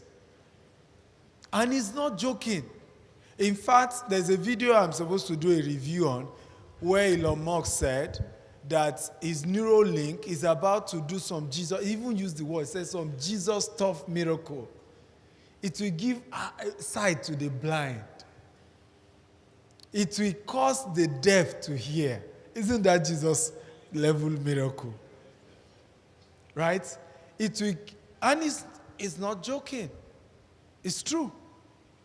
And now I see why we are in the end time. Because when you read the Bible and you see what makes the end time easy, you know why? Technology can do what God was doing. What you used to pray to God for, technology can now do it. So you don't, that's why sin we are bound. Because, when someone come and say, give your life to Christ, say, for what? What exactly do I need God for? Because science is able to give me all that I need. But guess who gave the power for the science? Is it not still God? It's God. So let's get into my slide. Play the video. I took my son here. This will excite you. This is the first office of our company. It's a one-room apartment. This was where I lived for many years on campus. So we didn't have hostel. that time. So everybody leave off campus. I'm sure you saw my university. Did they show you? Okay. We'll later go to the mini campus. I was more in the mini campus. I hope it still exists. But my room was something small like this. I was in this small room, just one of this, that I came up with a 50-year goal plan. How I wanted my life to be in the next 50 years. And we're in the 18th year of that 50-year plan. I will walk from here in the morning, 5 a.m. I walk down to where we're coming from. In the morning, I'm praying in tongues. And I'm decreeing into my future. I'm praying about what I want God to do. So today it looks like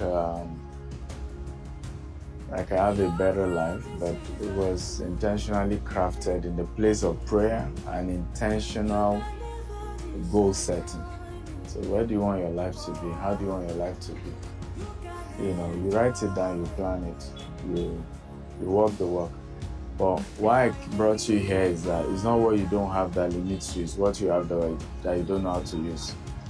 Because I was able to craft the vision when I didn't have money. Like, I didn't have money, I didn't have anything. I was living in this small room and I had my vision, I knew what I wanted. And see how God has helped. So that's the way it should be. Any question? By the way, I met your mom, yes. No, this is my house. This is where I live. Yes, it's a apartment. It's a face me and face you kind of apartment. But they demolished the main one I lived. I thought we would be able to enter. And I'll show you the specific one, but they've demolished. I think they're building a new one. For 3 years, nobody has lived there. But the size is exactly like one of this one. So when you enter, it's the same size. The entire is toilets inside. You know, more like 12 feet by 10 feet. Right. I lived there for over 4 years. But in that small room was where I battered the empire we have today. Well, the empire we are building today, because we're still far in terms of where we're going.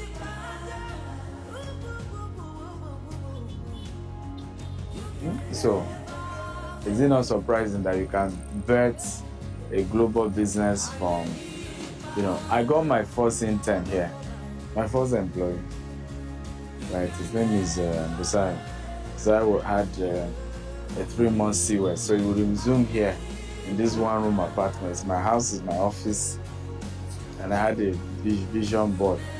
His job was with craft, so when I was here in Agoi, on campus, I did a few businesses. I used to organize seminars. I used to sell popcorn. I used to sell books, e-books, and as well as physical books. So they are fairly used books from US. They bring them from containers. So when we go to mini campus, I used to organize trade fair as well. So I'll host trade fair in mini campus and main campus as well. So yeah, I will even take you to the main campus and show you my first business crisis and what happened to it. Okay? Any more questions? We're good. So let's now go to the church. So my church is behind this building, Winners Chapel. So, and that's also why I liked it. In fact, I chose to move here because I was closer to church, right? And I think this helped me because at some point I backslided and I had a lot of wrong friends. So when I looked at it, I said, if I continue like this, I'm just going to end up a miserable person and a cultist. So I got an apartment close to church. That's why I moved here.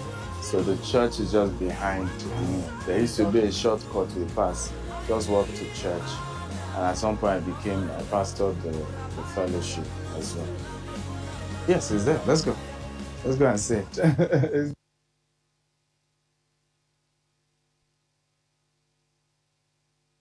Incidentally, 2 days ago, after 10 years, I hosted my first staff in our Ikoyi office.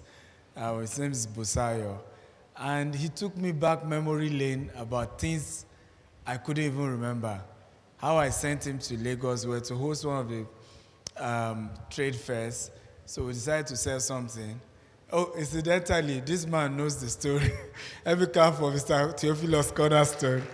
So if I'm lying, we have the people who know that story here. So there's nothing that is, my story looks like a movie, right? That you need to do movie because it looks too real to be true, Abi. Please sit down, Mr. Cornerstone, right? So I sent him to Lagos to go and buy these CDs. That's when 24, all those CDs used to reign.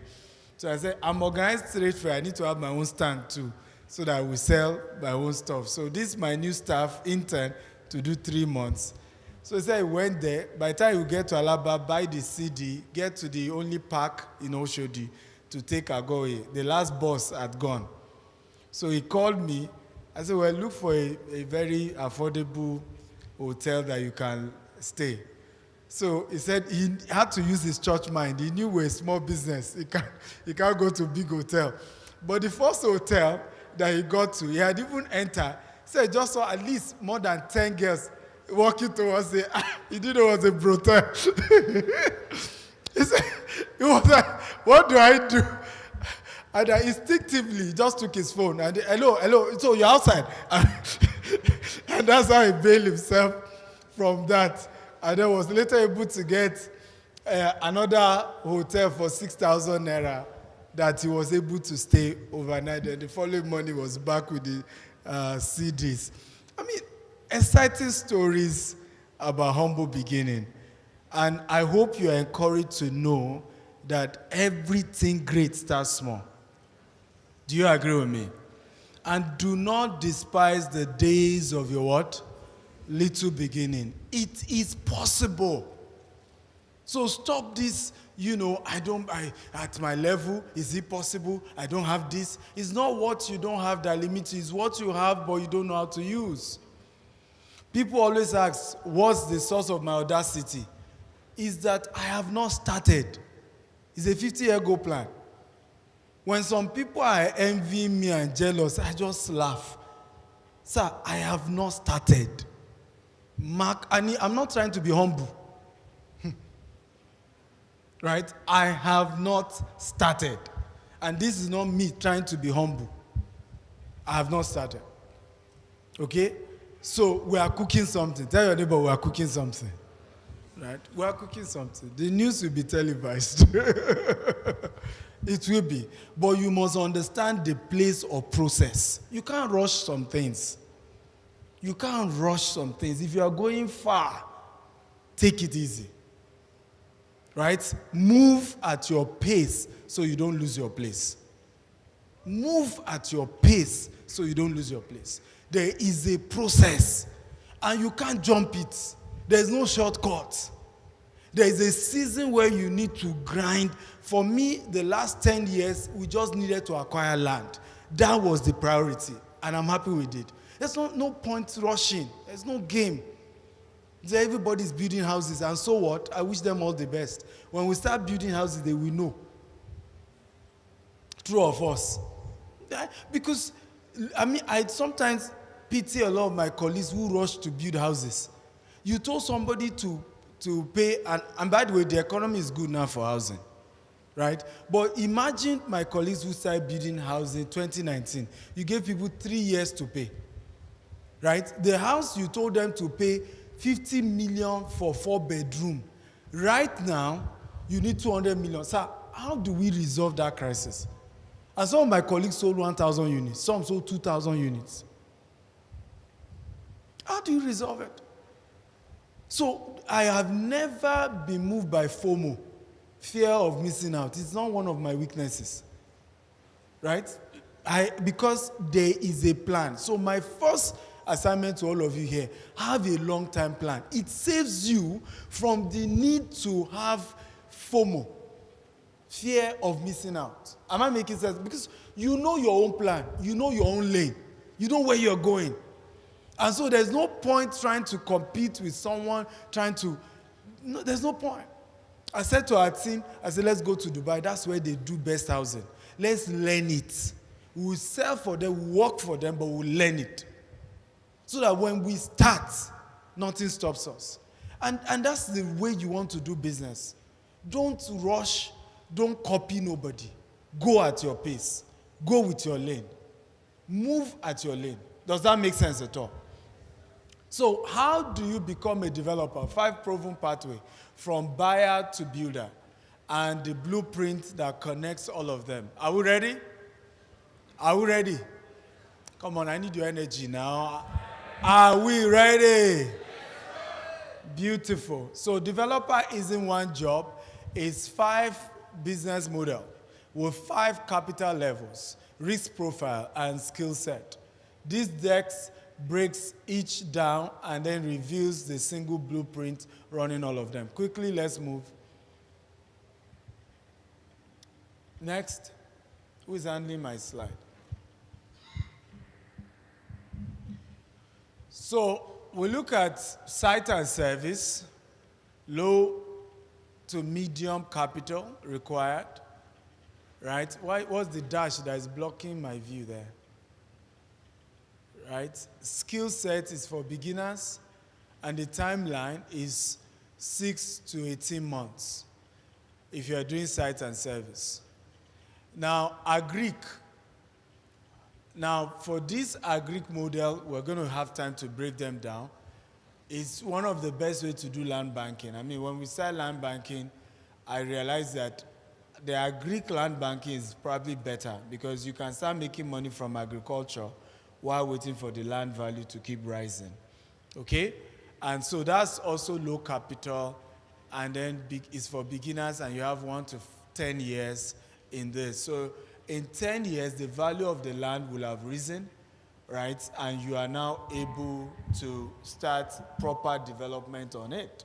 But you have made money for the last 10 years from the agricultural part of it.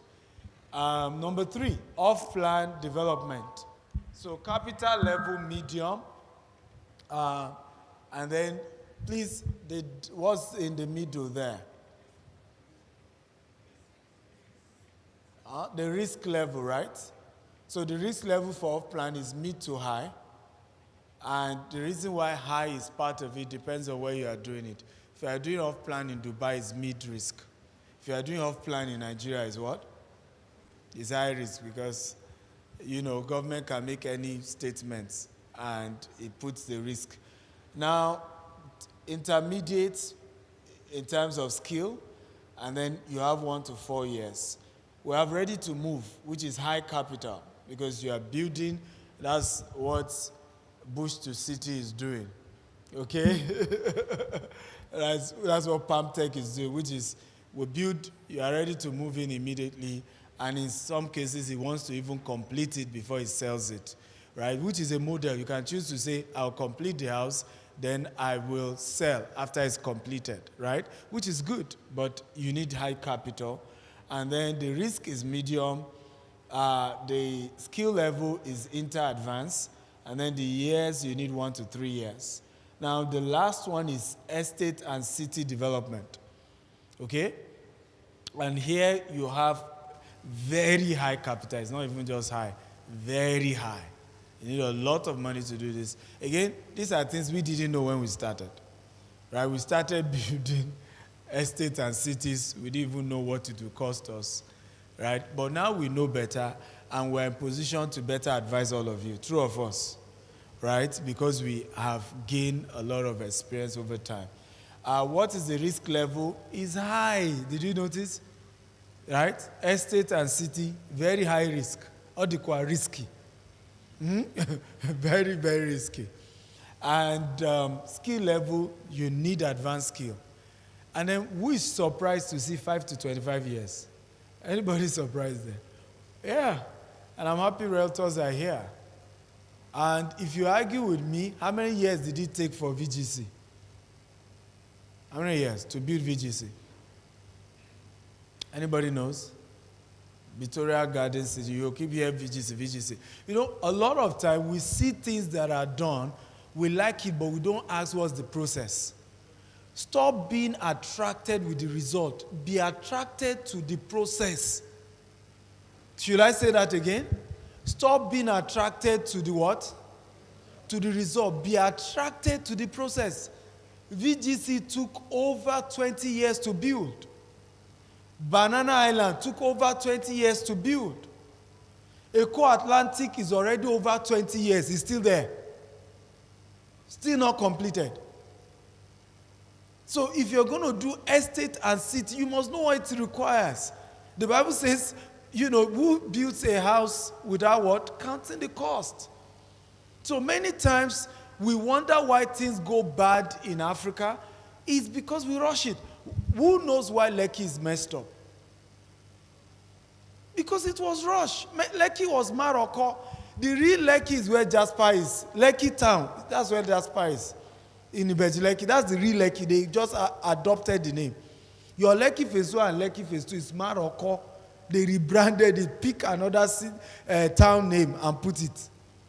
Right? It used to be a slum. So Babangida government needed to renovate the entire place and turn it around. And that's also why it's still a mess today, because it wasn't properly planned. They didn't channel the water, they didn't channel the drainage, no water system, no drainage system. And it's a mess. Everybody just gets there, gets a land and just build what they want to build. Why is it that VGC, no matter the rain in VGC, in 1 hour the water goes? No matter the rainfall. Now, is VGC not even after Lekki? So which one should be more affected? It's VGC now. But they took their time and they built it well. Are we learning here? But the other one, everybody rushed, and today now everybody is doing their mushroom estate everywhere. And, you know, and at the end of the, some people have built estate that they themselves can't live in the estate they built. In that you're Lekki. How many of you live in Lekki? Even you. The Lekki people. And what's funny with Lekki people, they are so arrogant. Where you know, where do you say, they are even the first to tell you where they live. Oh, I'm in Lekki phase 1, Lekki phase 2. You know, I'm in Lekki. We're in Lagos. Nobody say, you live in Lagos? Say, yeah, in Lekki. Not just anywhere in Lagos. In Lekki. You know, I just wish that your Lekki is well built. Right? I probably would have loved it better. But it's poorly built. Very, very poorly built. So, if you're going to go into our industry, are we learning here? We better know what it takes, depending on which of them we are doing. And you can go for any of this. But know the timeline. Take the timeline serious. Don't joke about it. Am I saying you can't do it faster? You can.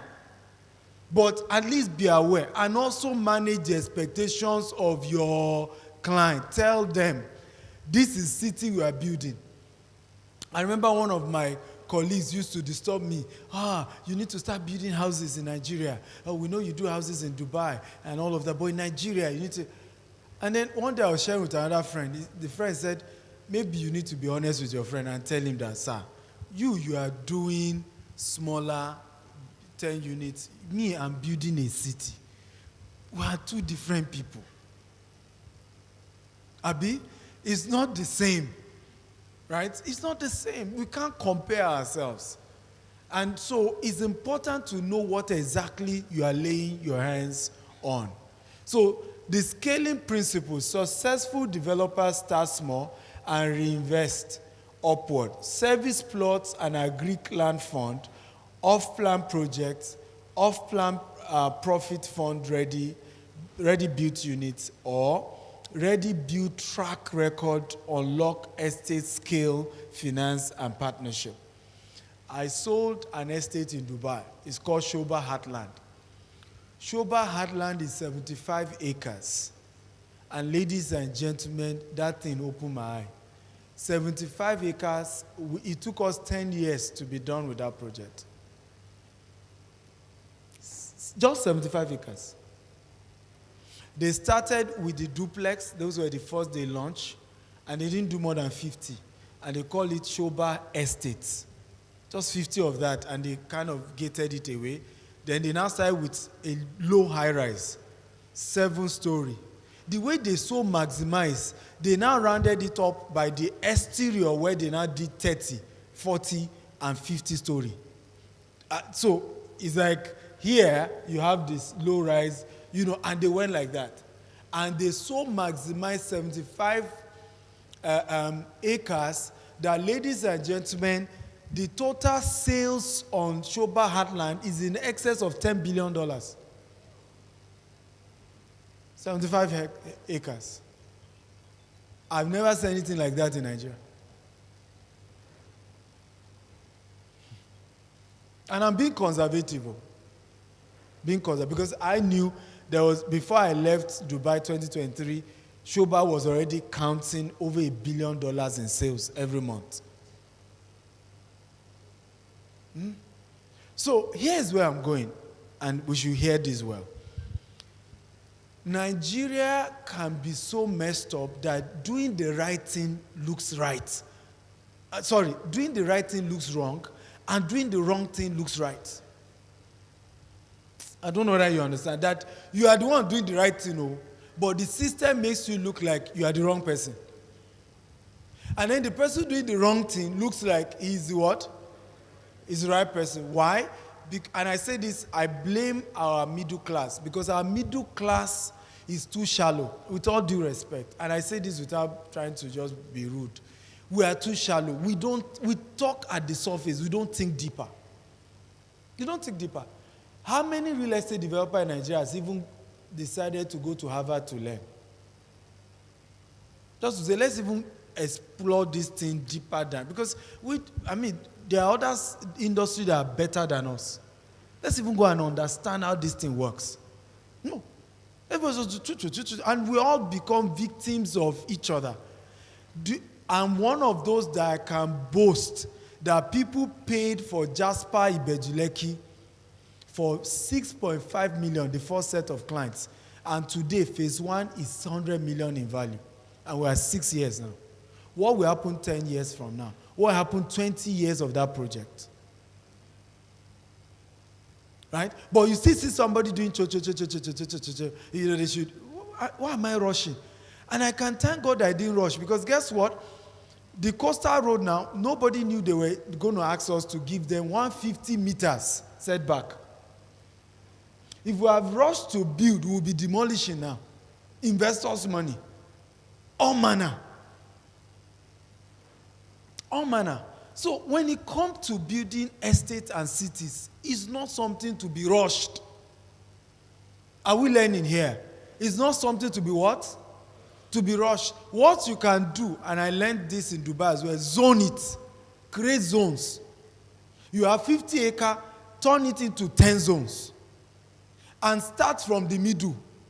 Don't start from the highway, because your government don't plan well. They tell you that this road now one way. Before you know, a governor comes and says, yes, we're expanding. True of us. And then say we want to do super highway. And investors' money, everything goes to it. So start from the middle. Now I know investors will be saying, no, we want our own to be facing. Tell them what I'm telling you now. That it's better off to be much, much inside. At least we give it another 5 to 10 years to see what government is doing. So I will start building from inside, which is what I told you about the Shoba project. So they started from the inside, and we're now moving. So the skyscrapers were now the one facing the highway. Is this making sense at all? The 30, 40, 50 story were the one facing the highway. Which makes sense. Rich people want the exclusivity and more privacy inside. Is this helpful? Come on, talk to me. Is this helpful? Are we sure? Good, next. So, site and service plot, let's look at that. The fastest, low-risk way to call yourself a developer. So what is it? Acquire raw land, install infrastructure, road, drainage, power, water, fencing, security, right? They market into plots and sell service plots to buyers who build their own home. You develop land into a livable layout, no vertical construction risk. Are we learning here? I was with Obi Kubana the other day, and he was sharing this with me. That's by the way what he's doing in Asaba. Okay, they only decided to do maybe 50 units, that he's going to be selling for over $1 billion. Yeah. I like people like Obi Kubana. I love people who are daring. Have you ever heard of a house in Asaba, 5-bedroom, that is $1 billion naira? 5-bedroom. I'm not talking of you build your house and it's worth that. You are doing on my estate. And people have started subscribing. The land itself, 50 million per plot. He said everybody told him nobody will buy. How can everybody buy 50 million? He said they will buy. He said first thing I'm doing, I'll do 6-lane road. They've not seen that type in Asaba. And 6-lane. Right? 3 lane to go in, 3 lane to come out. 3 kilometers. So he first bought gravel. This is from his mouth to my ears. Engineer Mark, you are with me. Bought gravel. He said when he poured the gravel to face the express road, everybody says he's wasting money. He said, you watch. Poured the gravel, started the whole thing. Okay? And this is also another part. We don't have time. Anytime you see we developers make noise, we are not trying to show off. Our business requires noise to sell. Tell your neighbor, we are not trying to be, it's a business that requires noise, particularly in this part of the world, because people just don't get it. Sometimes people think they are wasteful, they are wasting money. It requires noise. Particularly noise that can get to the diaspora, because they are the ones who are buying right now. So it's not a waste of money. So it was shared, and I love that he shared those principles that, Jereze came to do. He did prayer meeting on the land with Jereze. Hey, what God cannot do actually happened on that project. Practical. So he was not telling his friend who said, nobody will pay 50 million. I said, I don't see now. Well, let's just say that Asaba project is sold out. Clap well, clap. If somebody do something right, I like to share, right? I like to share.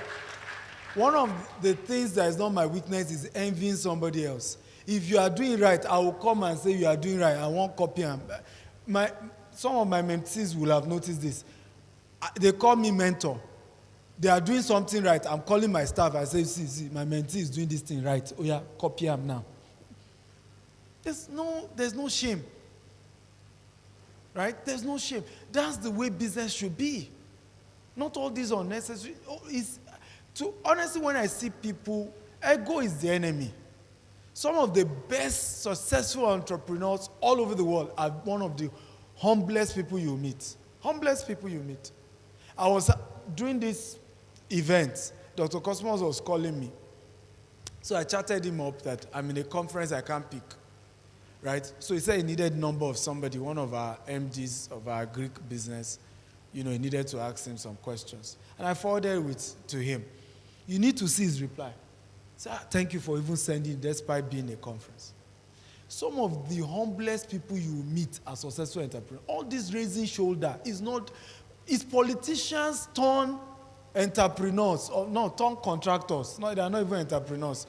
They do those things. Business people don't do it. Ask my colleagues, I'm first to be at work, I'm last to leave the office. So all these, I'm Oga, I'm the boss, I'm big. You will not see any real entrepreneur. You won't see Dangote do it. You won't see Dangote do it. I still saw the recent visit of Dangote Hotel. I forget how people, listen, there are some things you do to protect yourself. True of us. And your business. Right? As nice as you see me, mess around 2 things, my wife and my business, you are dead. Right? This is not a chike matter. You are dead. right? Those two things is no-go area. You are dead. Dead. And I'll stamp my foot that I kill you. Yes, I did it. So there are things we do because you pass the boundaries, and we won't do it to you too. Two of us. So, but I saw Otedola, one of the staff with him, right, greeting. Otedola forced the guy to go and sit on the table. Who saw that in one of those clips? Forced the guy to go and sit on the table. Because the definition of leadership that we teach in Africa is messed up. That your guy is the one that just comes with big belly. You know, he's the, you know, everything falls on his laps. If you must be the head, you must be the servant of all. Must be the servant of all. You must be ready to serve. That's what leadership is about. Not that you are just carrying yourself. If you really want to be big man, don't be an entrepreneur. Go and do politics. Did you hear me? Go and do politics. But if you want to be an entrepreneur, I mean, how many of you have seen Billionaire Mechanic? Right? Do skit with his staff. Right? And how Jago mentored me and him. Yeah, Jago our mentor. And we all were listening to our mentor. Right? That is how real entrepreneurs are. Real entrepreneurs. You won't even know who is the guy there. Right? But all this raising shoulders is not entrepreneurship. It's service. It's service. It's service. Tell your neighbor entrepreneurship is service. Tap and run neighbor. Say entrepreneurship is service. So why start here? Lowest risk construction. Remember, faster life cycle, 12 to 18 months you can finish. High scale, scalable, strong demand. Profit, raw land plus infrastructure equals to what? Service plots, right? 2 to 4 raw land. Now, this is what we are doing. So when I see people say, you've not built house, I don't understand. All I'm selling you land. If you are ready, go and build, right? I'm not going to rush to build house and then put myself in trouble. The little we built, we've done some anyway. Now, the first EFCC, the story I told you earlier, now house, the guy paid 50 million, say your 50 million, no, if you finish up, you go report to EFCC. So imagine I had 1,000 of such people.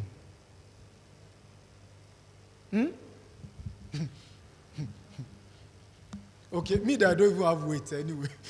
I will have lost everything. Okay? So it's important to know. Don't remember again what I shared that my mentor told me. If you move at your pace, you will not lose your... In fact, he had to open up to me. He said, you know, I'm their pastor. Right? He said, you're a top developer in this Abuja. And he mentioned his name. Right? He said he can't sleep. Because of loan. He said, so don't borrow money. Move at your pace. Move at your pace. Take it easy. Take it easy. Yeah, you can clap. Right? Take it easy. So rather than doing that, I recently taught some of our land, and the day Dr. Cosmos came to one of our estates, he said, who is your seer? How did you get this kind of land? How did you get this kind of land? That is the job.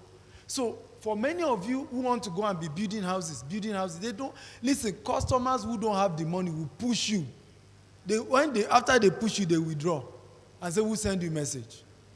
The easiest you can do, buy the raw land, do the road to enter the place. Are we together? Fence it, let them go and build the house and move in. Site and service.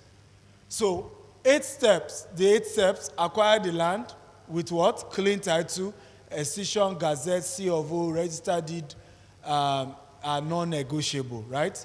Obtain layout, planning approval before selling, which is also another problem. Most people do not know that the land has C of O, particularly in Lagos, does not mean you don't need to go to physical planning. So our Jasper that you are seeing, the initial plan was that was supposed to be a zoo. So we had to go and I said, zoo doesn't work here anymore. right? And they too agreed. I said, obviously, zoo is not workable here.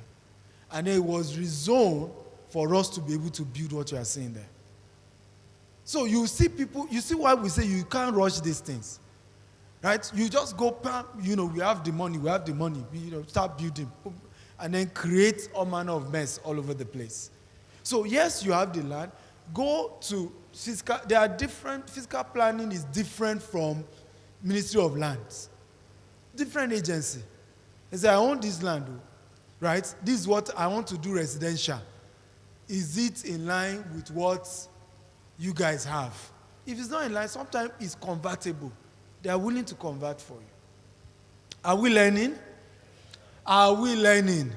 Now, how many of you agree this class is supposed to be paid? So this is anniversary edition gifts. So this is not supposed to be a free class in any way. Okay?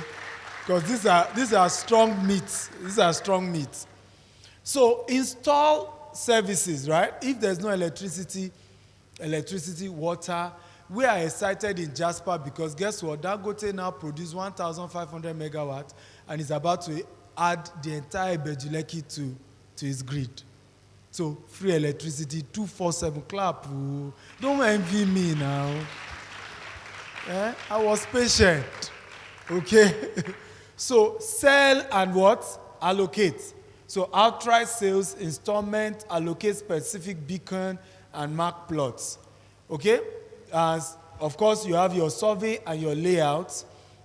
Install primary infrastructure, brand and marketing of your name, your brochure, your estate, your document, and all of that. Now, all of this is what we want to help 18 of you today to do. Who again wants to be part of those 18? Right? So that you can start. I love that the hands are lesser. I'm sure by the time I'm done with the class, when I ask again, it will be much, because now you're understanding what it takes. Right? You're understanding what it takes. Okay? But I'm happy with those hands who are raised. So that's what we want to help. So that you go in, you have the land, you can cut the thing, sell, site and service, you move to the next project. In 12 to 18 months, you're good. The reason why GTEx has been on many estates till now is because we keep acquiring more, and we always keep more than half. So each time we're just selling maybe 20% of the land. At another time, we need some more money to maybe buy more. We sell another 10%. So there's more land, and so we just move gradual. But if you want to sell the entire thing at once, particularly those of you who are doing smaller, 5 acre here, 3 acre there, 10 acre, you can always just have that situation whereby you sell out and you're done, you move to the next project. But we keep minimum 50% of the land because in future, we now want to build that 50% as a housing project with some commercial. Does this make sense? Has this been helpful? Do we understand site and service better now? Those of us who are agents, so I hope you can market and educate your clients well. So there are some land that is site and service. Some, ladies and gentlemen, is land banking. It's not a 12 to 18 months anything. So you tell your client, this one a 10-year project. Let's also be honest as we are doing this business so that the customer also doesn't feel like we are playing games on them. Next. You can play this video. It should just be about yourself. Some people even say, yeah, let's meet other people, let's contribute money. We say, no, we're going to do it as our own gift to this entire community. And by just doing that, we've also raised the value of not just our own property, but that of our neighbors in this neighborhood. So, when you want to think real estate, think of adding value to the land that you've bought. Okay? It hurts me when I see project in Nigeria, big mansion, but the road leading to that mansion, no drainage, it's not tarred, it's just so messy. It just doesn't make any sense. You want to do real estate, add value to the land. Right, so this Jasper, it started we first did the first 400 meters, now it's 800 meters, and it's called the Kostaris Road, right? Kostaris Street in Ibejuleki. You can clap, right? The first 400 meters there cost 50 million. By the time we were doing the second, it cost us almost 100 million to do the second phase of the 400 meters. Now 800-meter road done. So that is really what site and service is. You are doing the road, you are providing basic stuff here and there, but that's really how you do site and service. Next, agric land. So I told them to edit it to agric land banking, right? For the agric land banking, the big upside is the value gap from farmland to what? To developable land in growth corridor, and you can have from 5 to 20x in profit. Now, when I did my course in Harvard University, this was what they taught us. I was shocked to realize that real estate development started with agric land. In fact, the law that our professor taught us was from a cornfield, right? Where in those days, this entire real estate thing was buying cornfield. It wasn't house. You are buying a cornfield. So what determined the value of the land is based on which cornfield yield more. So they do tests and say, oh, the corn will grow more in this land. So you pay more for that land. That's how this real estate business started. So it became people were buying cornfield. But over time, the cornfield, without learning the concept of low and highest use, right? And we'll be learning that. We have a 5 weeks real estate course. And some of you are old mentees of mine. You can redo it. I even gave some of you free login. Ejidama came once, right? We need to keep refreshing this thing. Highest and best use of land. Okay? So it moved from the cornfield to what? To vineyard. Because at some point, they now realize that the highest and best use of that land is not planting corn. It's to turn it to a what? To a vineyard, and you are producing grape and drinks from it. Then gradually it moved to what? To rural, they call it acreage homes. Then before you know it, it moved to what? It moved to residential, then it moved to commercial, right? It keeps growing like that. So it's in phases. So one of the major, and this is one major area we're diversifying aggressively into after this 18th year anniversary, we already started making move, is to start acquiring 5,000 acres, 20,000 acres of farmland, palm trees, cashew, and several other crops, and I hope to work with you on that. I don't mind where it is, as long as it's facing a third road, I'm buying. Right? If he even now has C of O, better. Are we together now? And you call that agric land banking.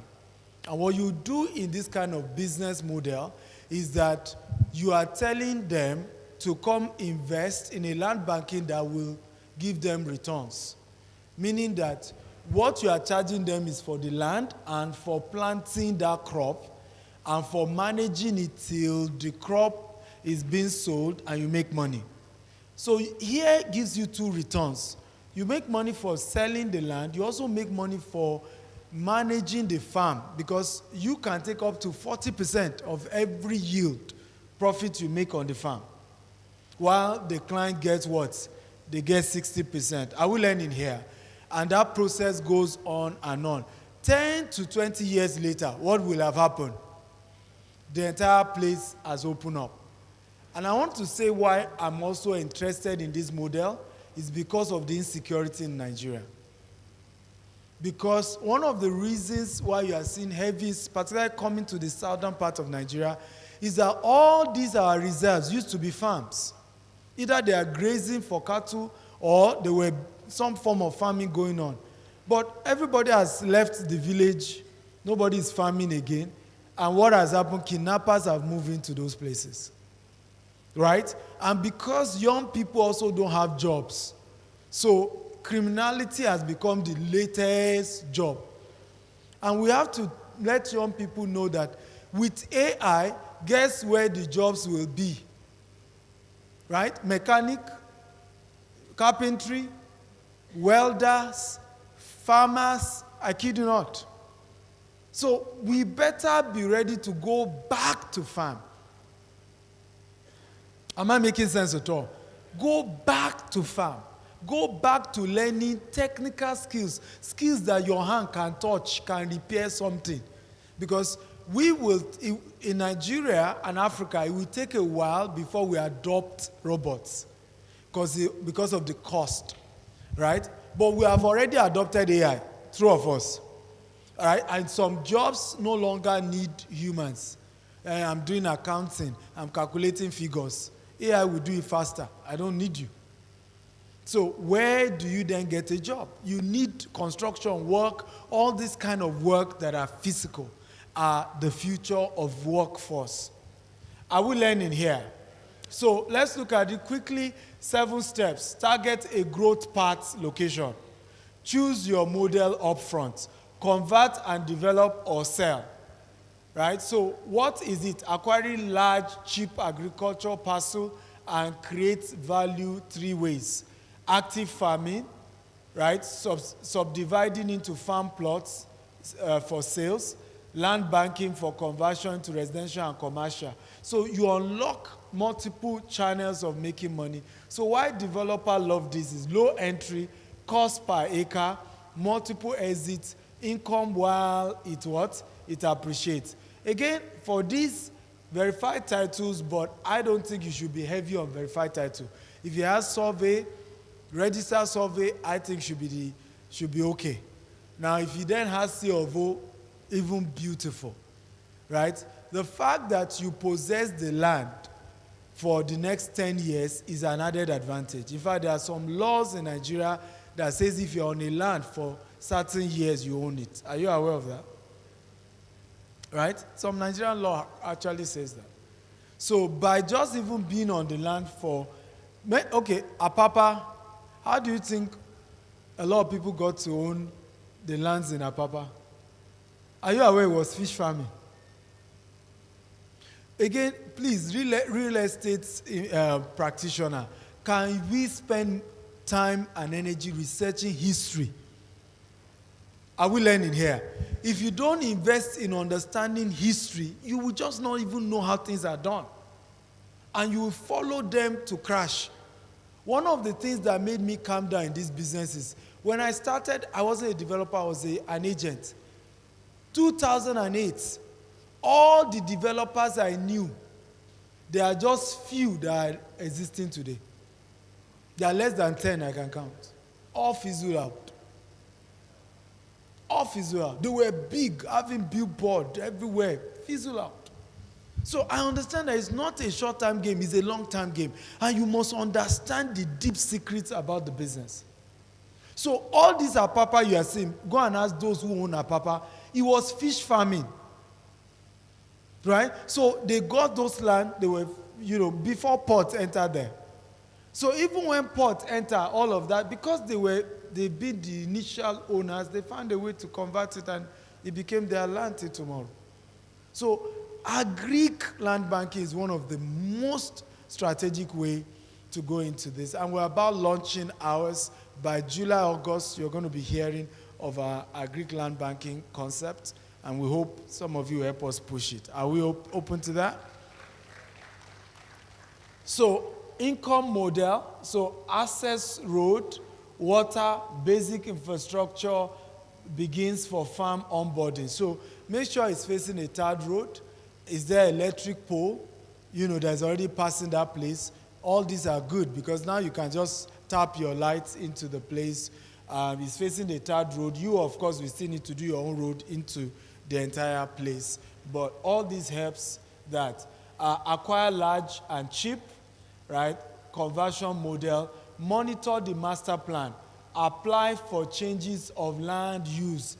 Rezoning when growth arrive. So you start it as farming, but as growth begin to come to that area, go to the ministry and say, we want to rezone from farming to what? To residential. In fact, one of the models we are trying to do is those country home where you are buying 10 acres, you have your house, and you are farming on the rest of the land, right? And we create that, and that's some of the models we are looking at. We call it rural luxury. It's the brand name we want to start running with. rural luxury. And it means even rich people can do it. You have your house in Lekki, for all of you, Lekki people. Lekki, right? So you have your Lekki house, and then you can still come to any of our estates. You come down with your children, you farm, you have that good life, not the polluted Lekki air and environment. You have fresh, that's what we call it, rural luxury.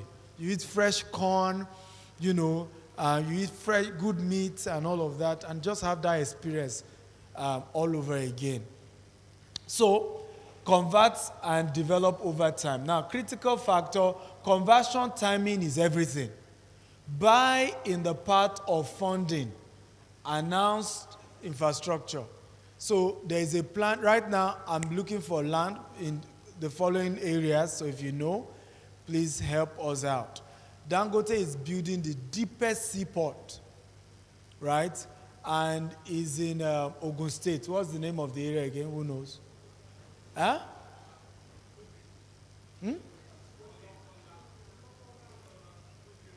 Onokola, right? Onokola, isn't it? Huh? So that's the axis. If you have any land in that area, those who own, we're interested, right? Another corridor I'm interested is the new airport in Gateway, right? I went to Agowe recently. It's still very remote, but I want land there.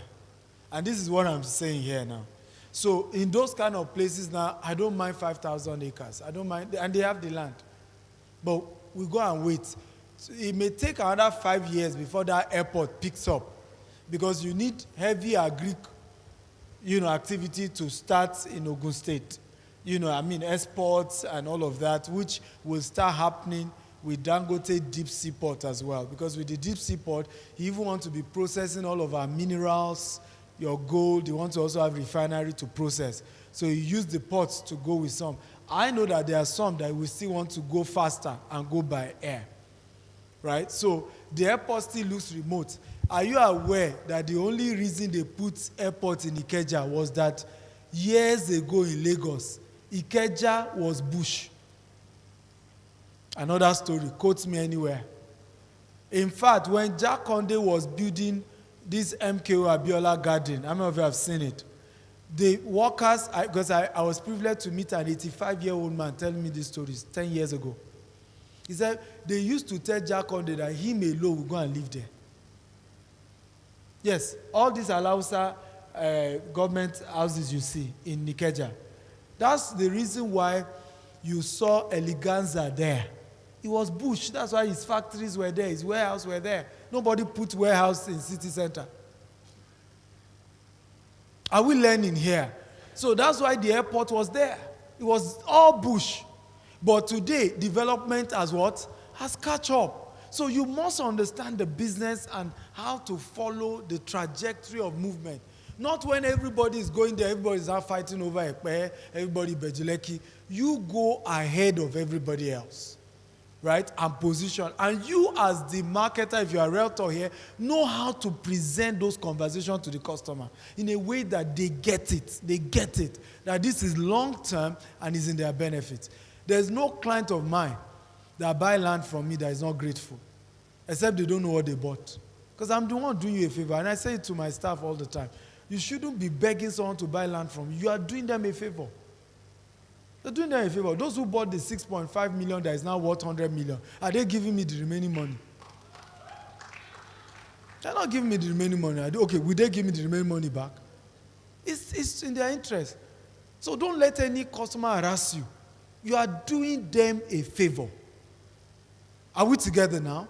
And you can quote me on that. Tell them, Dr. Stephen says, I am doing you a favor. And it's true, right? But if you don't also know what you are selling, people will price you cheap. True of us. They will price you cheap because you don't know what you are doing too. You just want the commission.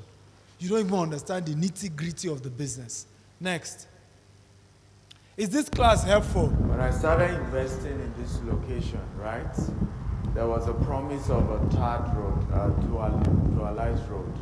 And I remember some of, people told me that all these things are just like, they're just deceiving you guys. It's never going to happen. Well, see the road now, okay? Being dualized down to Dangote Refinery. Now here's the lesson. Those who wait to buy land will always reward those who bought early. And that's why we say you don't wait to buy land, you buy land and wait. I love it when they try to get scandalous, even though they know they really can't. This guy gets too much teas. Too much teas. But if you are you, won't you have teas? By the way, that was 3 years ago. That road has fully been done now. You know, when you know what you know, won't you have steez? Because you know what you know that you know. I know how many people were telling that this Dangote thing, they are just deceiving you. It's all, it won't work. They kept saying, but who is laughing now? So that is critical to your business. So let's look at Agric land banking model, the dual engine model. I talked about it earlier, but just to drive it down. Buy land like an investor, farm it like an operator, exit like a developer. The problem, the pure land banking, your capital slips while you wait for appreciation, earning nothing, right? But pure farming, you generate crop income, but never capture the appreciation on the upside, right? Some of you lease a land and you are farming on it, but you don't own the land. So at the end of the day, you are still not getting much. So here you are combining the two. So self-funding, the land pays for itself through the crop income while you wait for appreciation. Inflation resistance, both food and commodity prices and land value tend to what? Rise with what? With inflation. So it's a dual engine solution. Acquire agricultural land in a growth corridor and run two profit engine on the same hectare at once. Engine 1, land appreciation. Engine 2, crop growth, and you can even do animal. Right? Dual earning, you earn 2 returns from one asset. Yield today, capital gain tomorrow. Flexible exit, farm for decades, sell a turkey, right, agric business, and convert when growth arrive. Make sense? Next slide.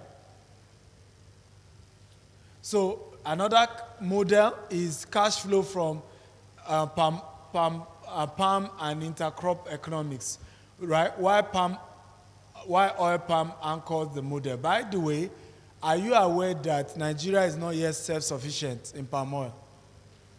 Right? Most of our palm oil is still being imported, largely from Malaysia, who took our seedlings in the 70s to go and plant. And they are now selling back to us. And the funny thing is that people think palm oil is only used for cooking. No, your soap is palm oil. There's hardly nothing industrial that can be done without, right, palm oil. Are we learning here? So it's one of those things that constantly is in high need. So option 1, you hold and harvest, sell the plantation, convert and develop. Whichever one you want to do, it works. So in 0 to 1 years, I will advise 0 to 2 years. You land bought in cheap, you plant the palm, intercrop, so you mix other crop like cassava, plantain, that you can harvest. You ramp up 2 to 3 years, steady appreciation, and then you have 4 to 7 years, accelerate land value, plus palm begin to yield. Income rise each year. Maturity, 8 to 25 years. Can you see that? Right? 8 to 25 years. Right? Peak recurring palm oil income for 20 solid years. You are earning from that palm oil. Who wants to join me in this model? Who is interested in signing up for pre-launch? Right, Jamie, please do the landing page for those who want to be part of this. So we're going to be selling minimum 5 acres, 10 acres, 20 acres. That's how we want to do it. And you're able to buy this type of land. It's not short run, it's long time game. But the good news is that you are not broke for that long time. You are making money from the crop on the land. Make sense? Hello, does it make sense? Good. I need high energy. You should be excited, right? So critical success factor, choose land that is both fertile enough to farm and in-depth for growth. But because of time, I need to rush. Next slide. So go ahead. So when it comes to land banking, the secret is to look for a place you have a cluster of industrial real estate, and then you come in to put residential and commercial. So look at here, you have the seaport, one of the largest in the whole of Africa. You have Dangote refinery behind us after the seaport, and you have the free trade zone. Here you have industries like Kellogg, Indomie, Colgate. All of them are here. And what the GTEC decided to do, we have 4 estates here that was going to have majority residential and a little bit of commercial. That's how you do land banking, ladies and gentlemen. Okay? Cluster of industrial, then you put your residential and commercial. I love you. Bye. Next. Okay. So, how many of you are interested in my mentorship program? Right? You've seen a lot of my mentees share their testimonies. They all went through this program. So we have an offer for you today where you can join the group mentorship. I no longer am ashamed of selling my mentorship. I could don't trend over them. I can't suffer twice. Now don't drag me over them. Okay? So, but the value is there. They said that the proof is in the pudding, isn't it? Engineer Bamdele is here. I mean, Prince Bamdele. How much did you say you had in your pocket when you met me? Please give him mic. I want them to hear him so that this is important. So I don't say I put words into his mouth. Quickly, Mike. How much did you say you had in your pocket the day you met me? It's important to hear this. It will inspire a lot of you to know that these things are real. Okay, when I started a real estate firm, as at the time I bought the large expanse of land, I had just 3,000 naira in my pockets, just 3,000. But I'd learned from Dr. Stephen how to buy land without necessarily having money in your pockets. And it's very simple. It's the ability to offer investors equity, payment plan, and all of that. That's how we started. And then we started paying gradually. And then today, the rest is history. And your last valuation is how much? 10 billion. 10 billion in 2 years. Clap for him now. Now they jealous, Sam. Okay? So if somebody moves from 30,000 naira, right, and in 2 years, 3,000, I even said 30,000. 3,000 naira to 10 billion naira in 2 years of mentorship. Do you think it's ridiculous to charge $20,000 for the mentorship? Hello, be the judge. So what's the problem here? Right? Who is cheating who between me and him? Who has cheated who between me and him? He has cheated me. Okay, let's hear from, he's still going to talk later. Pastor Stephen, give him the mic. Now, Pastor Stephen joined when you people were dragging me. Isn't that funny? I was trending exactly this May. Yes, sir. It was yes, May, sir. right? Yes, sir. Trending for charging $18,000. This man decided to pay. Right? Yes, for that same thing they are dragging me online for. So, tell us your story. Where were you and where are you now? Okay, as at the time I joined Doctor, I was just having skirmishes of land here and there. Maybe I'll have 1 acre and I'll call it an estate. So when the 18,000 saga came, I decided to go in. It was crazy because that was all if I didn't have that money, but that was the entire money I could garner in a month. All my sales and everything. So while I was thinking, somebody just said, I met somebody, I said, I want to give this man my money. I don't know him and anything. The person said, all I can tell you is congratulations. Wow. Just go and do it. All I can tell you is congratulations. And I subscribed to it. And by God's special grace, the first meeting I had with Doctor asked me, he said, how many estates do you have? I said, I have 5.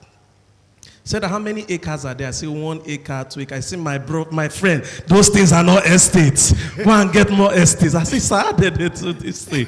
So through the mentorship of Doctor, I was able to expand by God's special grace. Our last addition to the company was 400 acres of land in Delta State. And by God's grace... 400 acres? Yes, sir. Wow! Come on, clap now. From 1 acre, 2 acres here and there, we added 400 acres. And by God's, I didn't even know, I did not have, how do you call it now? I did not have a catch book, as in an account. As the money were coming, I don't even know what I earn in a month. Doctor said, how much do you earn in a month? I said, I don't know. He said, come on, go and do your records. So I went, looked at my records, and then I now understood, okay, I've been making something around 15 million. By God's special grace, we are doing close to 200 million every month. Thank you very much. Right? From 15 million to almost 200 million every month. This is exactly 1 year now. 1 year for the mentorship. Can we celebrate him? Do you see the growth? Right? So for me is one of the reasons why I boldly sell my mentorships, because I know it's one of the fastest way I can help you. Right? And those who have been mentored by me, they know that I'm hands-on. Right? I don't even treat you like I own your company. Right? Even though you don't give me equity. But I've decided going forward now, I have to have equity. It's true now. Imagine I had equity with Prince Bamidele, equity with Engineer Mark Busayo, equity, imagine how rich I would be. No, just imagine it. Even you, right? Imagine I have equity in your business. How much I will be commanding today. So now, it's cash plus equity, no more just cash. Because I need to, because even the growth is amazing, and I'm so inspired at the growth of these people. And I'm happy for them, and they know that. We're doing a private jet mentorship on Monday, right? They are spending the entire day with me. We will be visiting his own place in Warri, right? We'll be visiting Palm Tech in Owerri. And we're also going to be learning inside the private jet. Izu has also agreed. Izu is joining us as well. So we're learning, and when we get to a location, we go inspect the businesses of these people, come back again, we'll pick lessons from there. It's the first time such is happening in Nigeria. Are you happy to know that? Where they clap now. Anytime private jets. Now, celebrity, they do private jet, don't be so? Celebrities and pastors. Who really deserve, in US, who they enter private jets? Is it not corporate executives? Right? In Nigeria, it's a different thing. So we want to expand your mind. Let me say this. It's not just what you learn, it's where you learn it.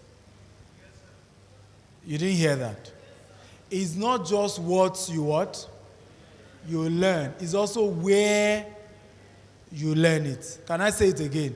It's not just what you learn, it's where you learn. There are certain environments that you'll be hearing the same thing, but you hear it in an environment, something just rub off on your inside. Make sense? So we have this program, and I'm encouraging you to be part of it. Today we have an offer for you. Instead of the 28 million, you can either pay 15 million outright, or you pay 20 million in installment. Deposit 3 million, and we'll give you a 30-day window to pay the rest. But I can assure you, it's one of the most life-changing, transforming mentorship you can have, and it's going to really transform your business. Next. So let's look at off-plan development. Are we ready? So this is build with your buyer's money, the developer's leverage plan. Now, this is the most abused type of development in Nigeria. It's caused so much chaos. It's caused trouble. It's caused issues. Now, who can tell me whose fault is it? Who can tell me whose fault is it? Anyone? Why do we have chaos on this? Yes, sir.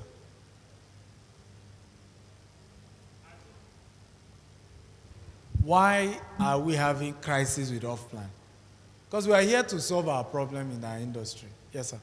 In my own opinion, I think part of the problem is from the developers. Okay.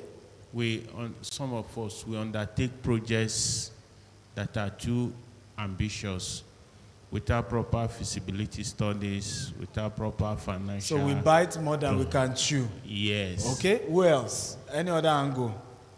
Yes. Okay, I think part of it is also tied to the fact that the Nigerian economy is unstable, inflation, and then when you embark on a project, you realize that there's hike in the material price. Nigerians who are investors don't understand or don't want to. Yeah. I agree with both of you. There are some developers who bite more than they can chew, but they are not the major problem. Those are just, rookies in the business. The major issue is the one she's mentioned, the economic one.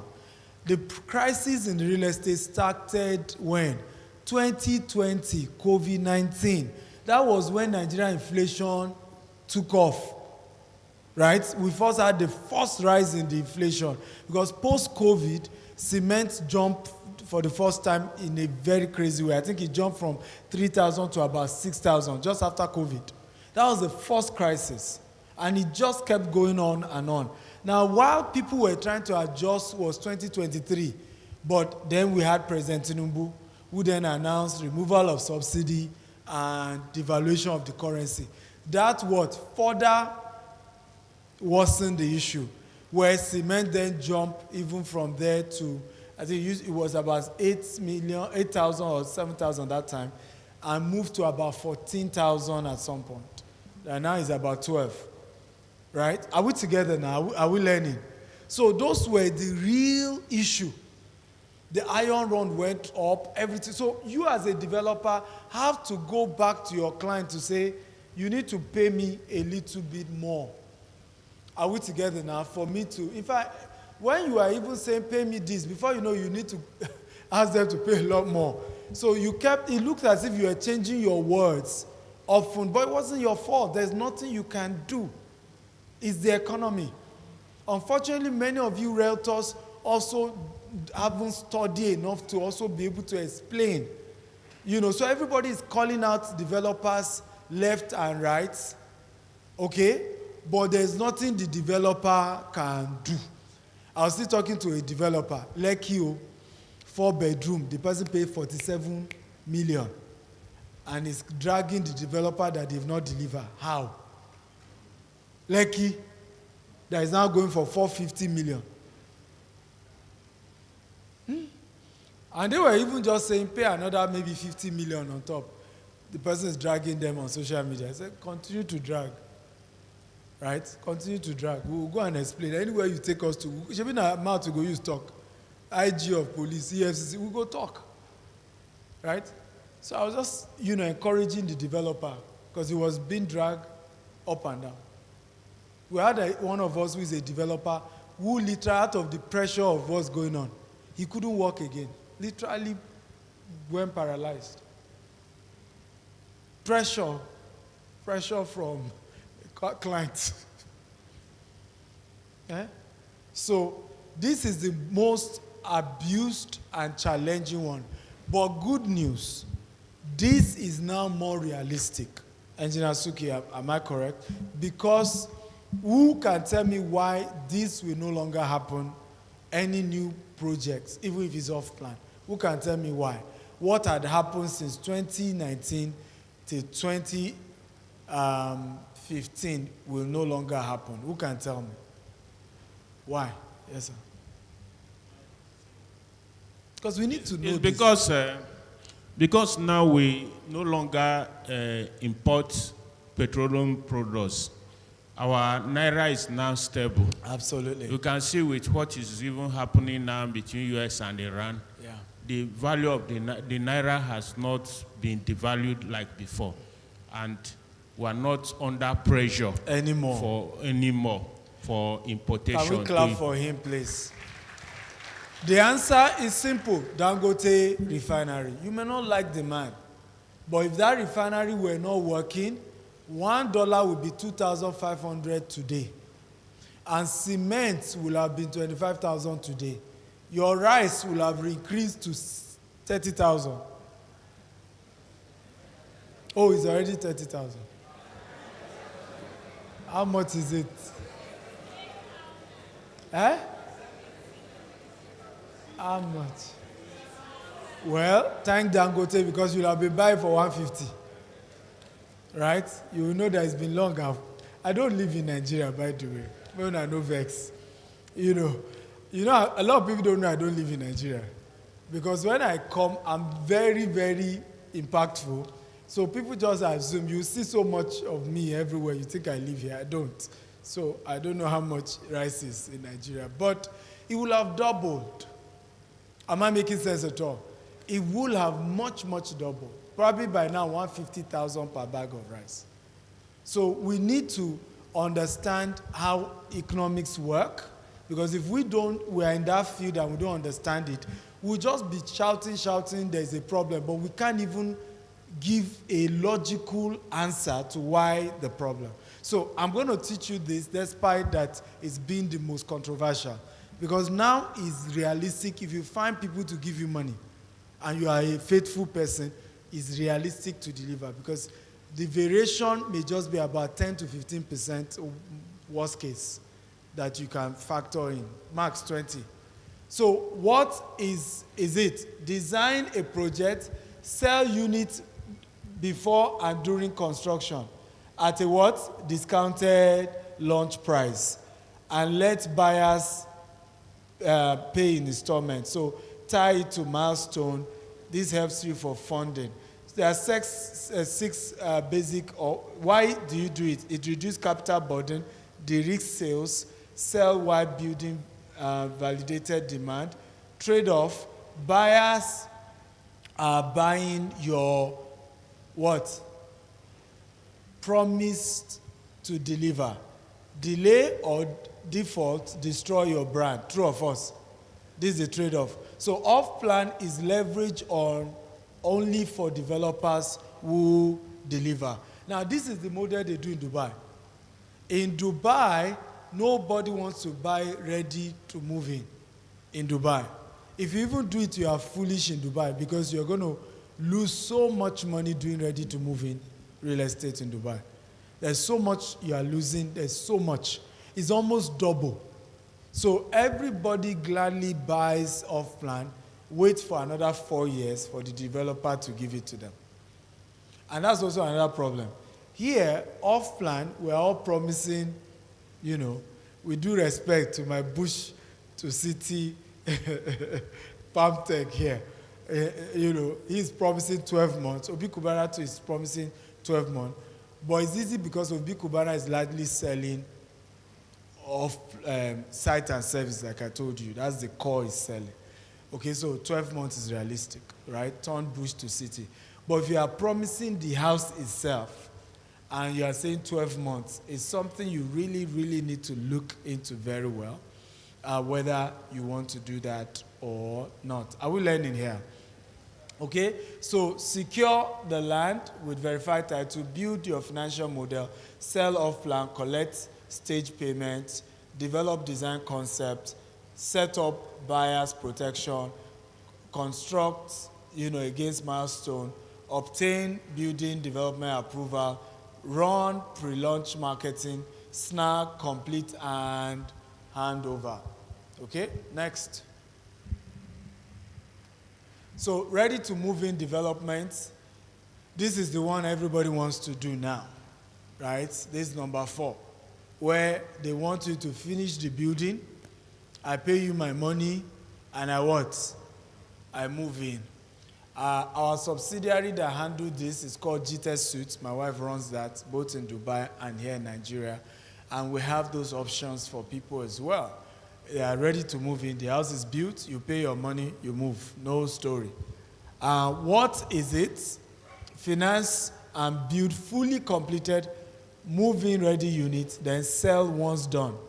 The buyer inspects exactly what they are getting before paying. Zero construction risk for them. Why choose this? Premium pricing, faster cleaner sales, stronger trust, and fewer disputes. Finished inventory, you can sell, rent, collateralize, right? So there's less dispute in this business model because it's fully built. You go and see what you are paying for, but you make more money. Am I making sense at all? You make more money because right now, fully built in Lekki Phase 1 is ranging from 250 million to as high as 600 million for 5-bedroom. It's fully detached and semi-detached. Okay? It means that the developer is making as high as 200 million in profit. Right? Big, big business. But it's for those of you who have the liquidity, right, to just finish it and, and then sell. At that point, you are not in a hurry. You make your money. Right? So trade-off, you fund the entire build before what? Earning revenue. Demand deep capital, financing, recycle profits from early parts. Critical factor, control build cost and timeline, trust ruthlessly. There is no buyer installment or absorb delay or overrun. So if you're doing this, you must make sure that these are the projects you give 3 months, 4 months, you want it completed. Because you don't have that luxury of delaying it for 12 months, right? You can't afford that. Because you want to quickly finish it, and then you sell it, and you go to the next project. So acquire buildable land.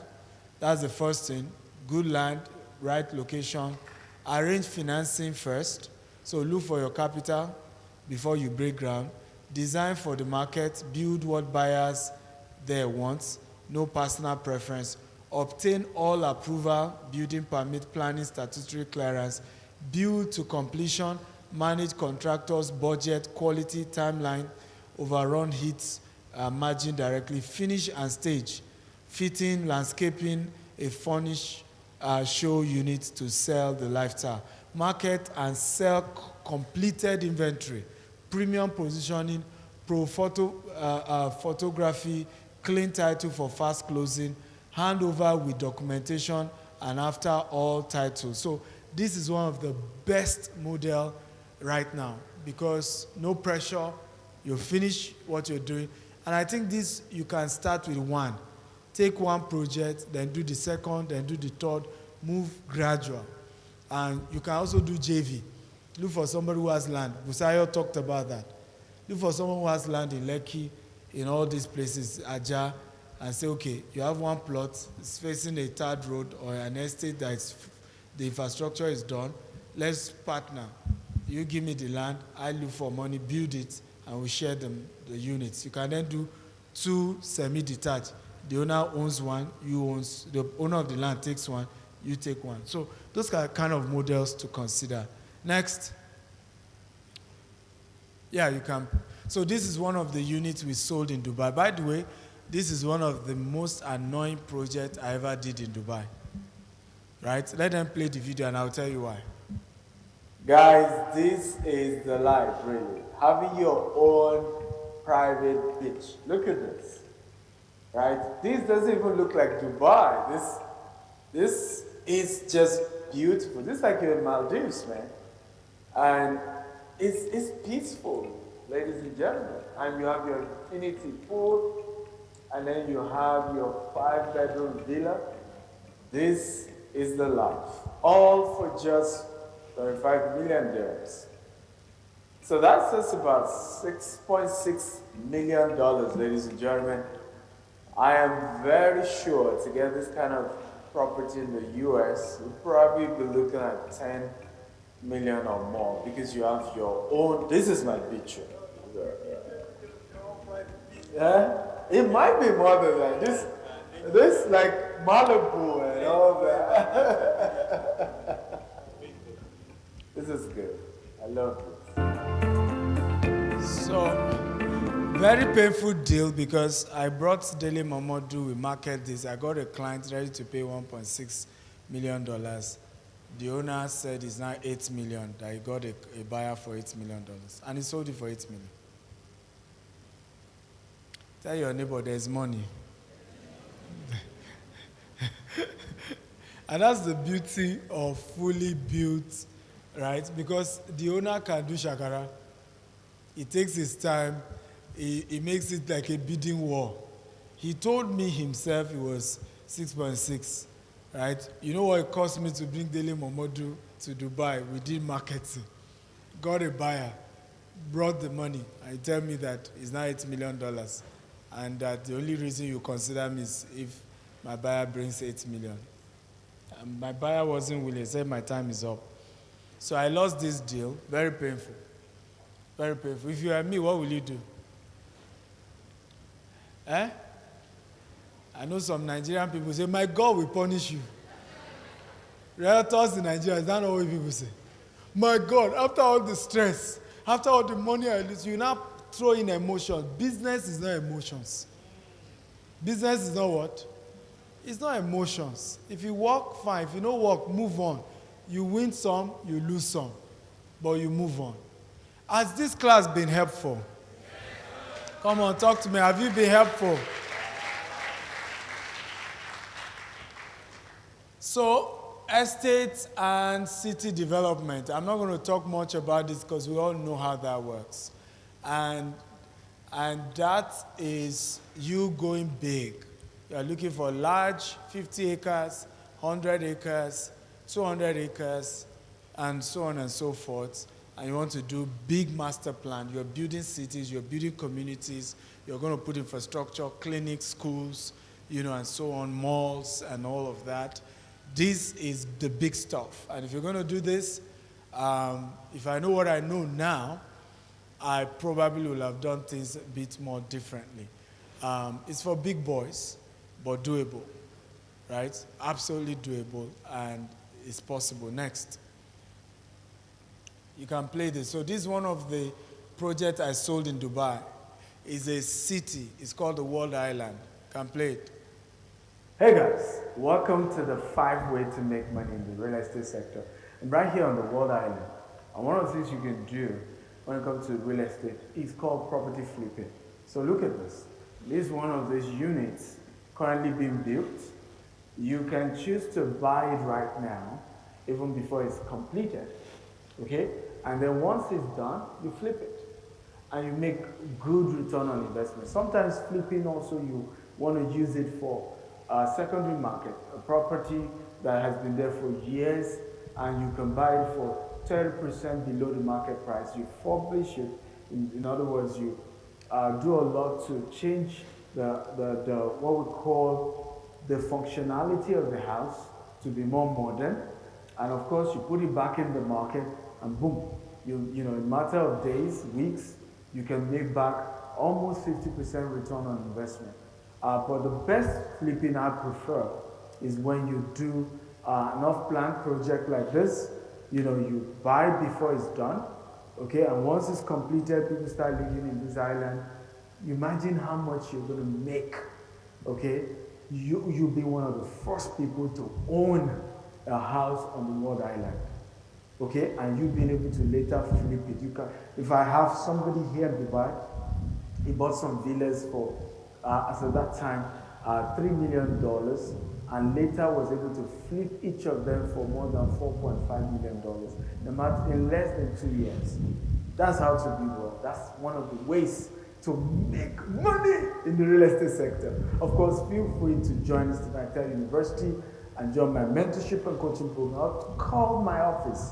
Let our people help you to secure massive wealth in the real estate sector. Look at this beauty, right? This is downtown Dubai. This is Burj Al Arab. Amazing world island. Everything here is first of its kind. Bye. Habibi, come to Dubai. So this project, can you imagine, and it's a private project. They decide to shape the Indian Ocean like the shape of the world island. Like this, so if you are watching it from the air, it's the shape of the map of the world. Okay?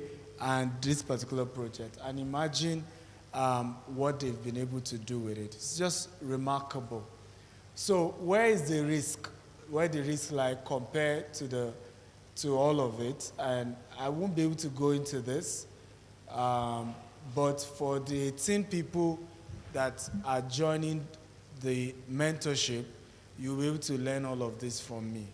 So again, it's time to look at those 18 people who is still convinced and ready to be among the 18 real estate developers that will be mentoring for this 18th anniversary. Can I see your hands up? Yeah, come out. I've told you it's not cho-cho-cho, right? So come out if you think you are ready. Okay? If you think you are ready, come out.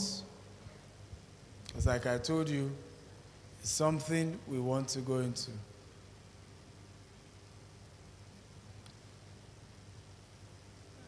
So somebody's doing, should I come out? Don't fake it, oh. Okay, sir. So you want to go into real estate development. Are you already into real estate? Give him the mic. Are you already into real estate development?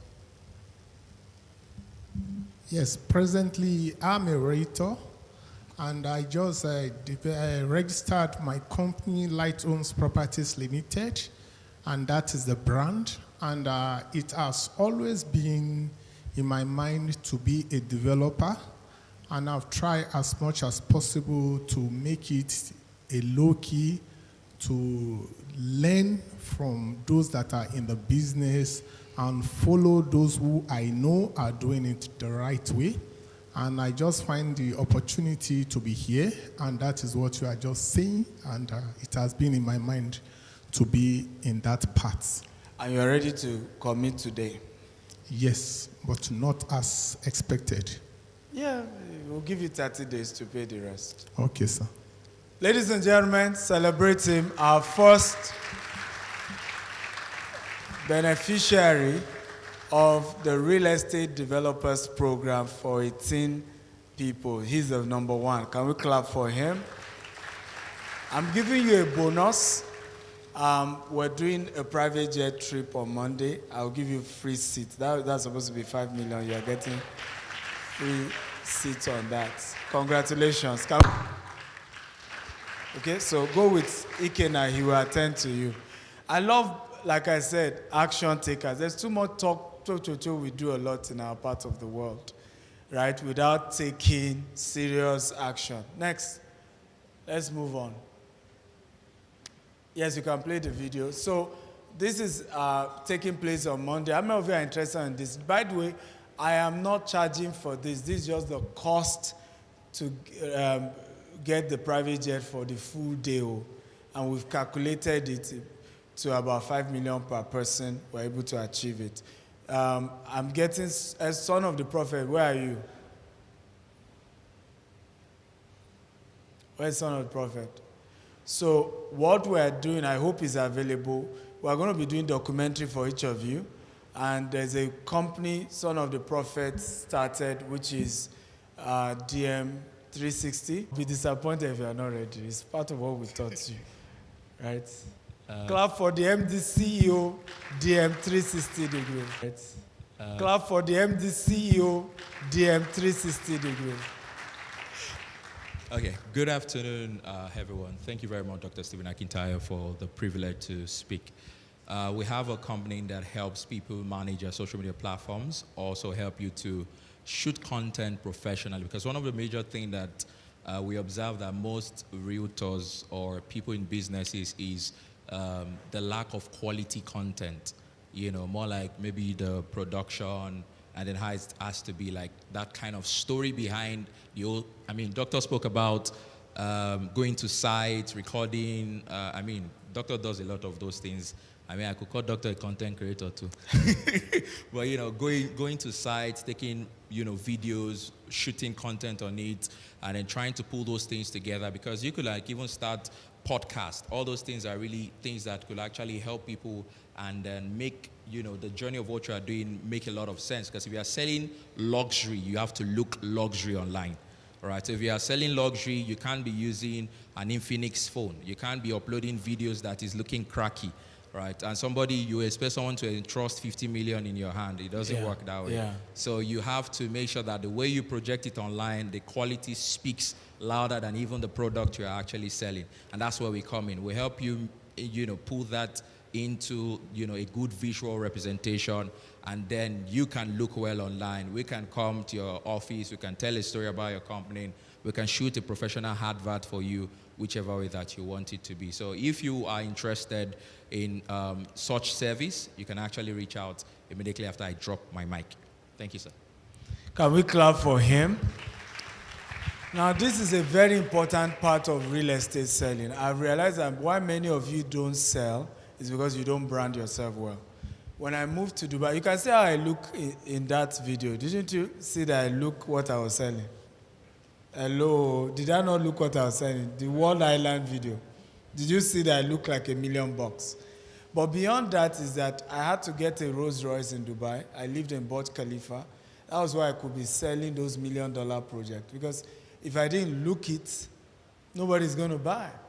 So you have to understand, for real estate, it's high ticket. It's not pride, or you must look what will make your customer to be comfortable. And part of it is the quality of video, quality of adverts, quality of, even this one you see me say, I want to give him a free slot to the private jet mentorship. It's in my interest too, because I'm giving him $1 billion worth of land. I need him to sell it on time. I'm not making sense at all. And he needs to look the part. When some people see him with me in that private jet, I promise you, if he now says, I have land to sell, will they buy or not? Right? So it's about boosting the trust and the confidence of your customer. And you have to carry yourself in a way that gives them the assurance that you are the kind of person they should give their money to. So play the video so that you see the jet.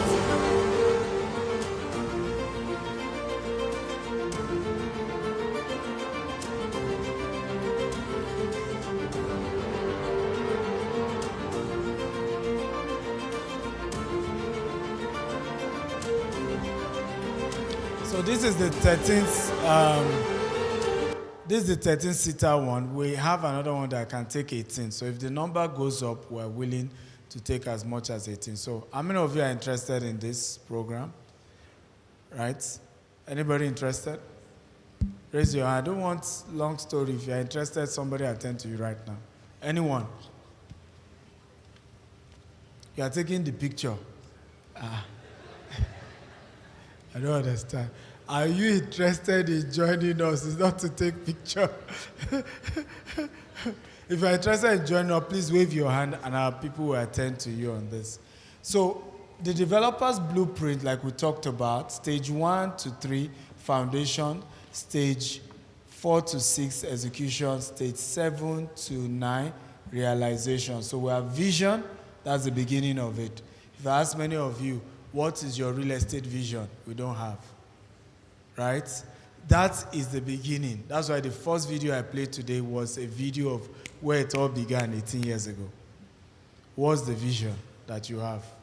Right? How do you want to go about it? Stage 2, land title, approval compliance, design planning, finance and capital, build and infrastructure, market and sell, delivery and documentation. That's handing over the project to your customer. Managing exit.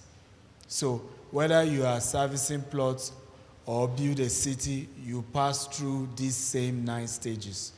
Only the scale, capital, and complexity changes. But everybody goes through these 9. So don't ever forget the 9th stage to becoming a developer. Does that make sense? Next. Because of time, I'm rushing, I want to touch it. So this is the program, the 18th anniversary estate developer mentorship. We are picking 18 people. You are being given a land worth $1 billion. And you can choose out of 8 different locations. Abuja, Lagos, Ibadan, Abeokuta, all facing Third Road, all well done. You have your own entrance. You put your signage, you sell it in your name, you charge, and at 50% lower than what we're selling to the end users, right? and so you start your journey. I will personally mentor you, and we're giving you 3 to 6 months to sell out and pay us back. So what it simply means is that you are being given 2 billion naira worth of land at 1 billion. Are we learning at all? And you're only just having to drop 100 million, right? Today, you have to make your commitment today, and we'll give you a 30 days to complete your 100 million, and then we'll go and allocate your land to you, clear it, get you to erect your signage, and start selling. Does this make sense at all? I know Busayo is about to take one as well. By the way, you old mentees too, is open to you, so it's not new. You know, we're doing one with Busayo, so we have already concluded with her as well. So she's expanding to Lagos from Abuja. So it's an opportunity for you to, it's just being held by the hand. Izu is here. Izu is, I call Izu our co-founder of GTEx, but he's been putting pressure on me to do this. I'm sure he's surprised hearing this, right? Right? Because Izu has always said, at this point, you need to stop selling land, right? Just work with your mentees. Sell to them at bulk. Let them go and be the ones to sell the retail. And I agree with him, because recently I was sitting with one of our advisors that advised me and my wife. And he told me, he said, Dr. Stephen, your problem is the fact that you have fame, right? And you're a successful entrepreneur. He said, those two combinations is a problem. It's, I was hearing for the first time. He said, in this part of the world, if you add fame to your success in business, then you must go premium. Now, let me give you context to this man. He has been, let me give you context. As of 2013, he did over 200 billion of petrol. So it's not your normal person. But he's a big fan of me and my wife. In fact, my wife calls him daddy, right? He watches everything. I was saying, at this your level, and he gave me the honest advice, at this your level, let your minimum price, he said, the least anybody can do with me is about $10 million. Now, he has retail, but the retail, nobody knows him, automated retail, right? But the typical product that involves him and any customer is vessel. Am I making sense at all? And you are doing an average of $10 million. And he said, and I said, this is true. You are right, sir. You are very right.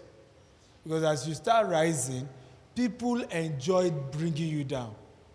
I don't know that you understand. I haven't you seen a lady that went to say a guy raped her, only to come back and say she wanted to trend. Who saw that story? And a female celebrity had even said all men should be castrated over a lie. So we're in a world where some of us need to be strategic. So if you hear me say there's a minimum to what I do, I'm not trying to brag.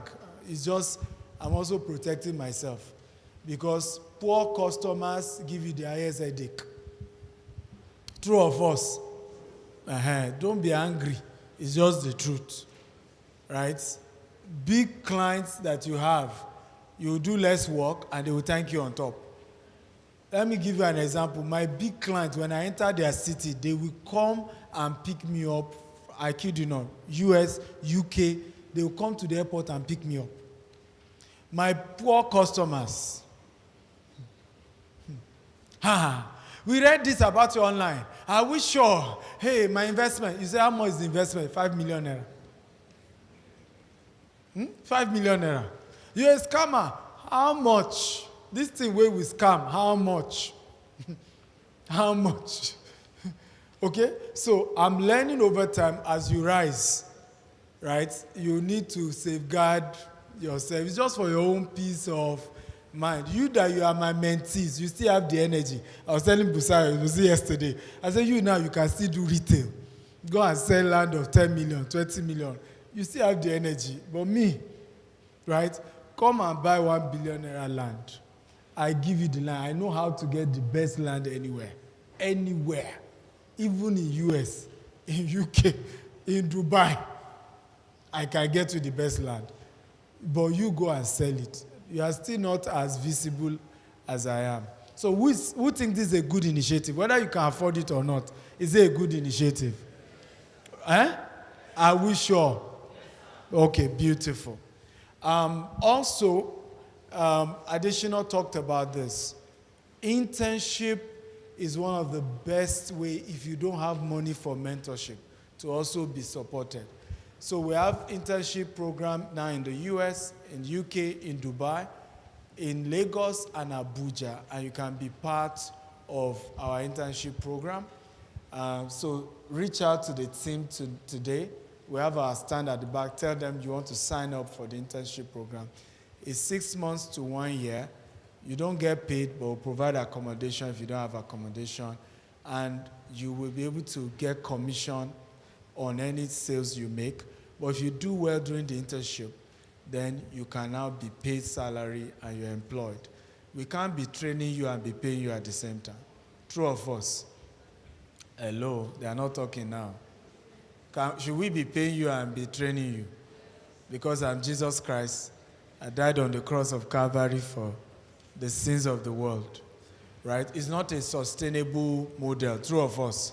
So for us is that we train you, and as you get skillful, we pay you. Okay, last but not the least, is that all? That's all. Next, I will teach those who join 18K should join this one. Okay, finally, the best offer of the day. Can you go back to that?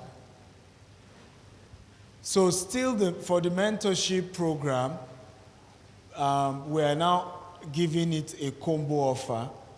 It's still the $18,000, but it comes with this. We are giving exclusive for the first, now this is for the first 5 people to sign up today. You are getting the access to the private jet mentorship on Monday.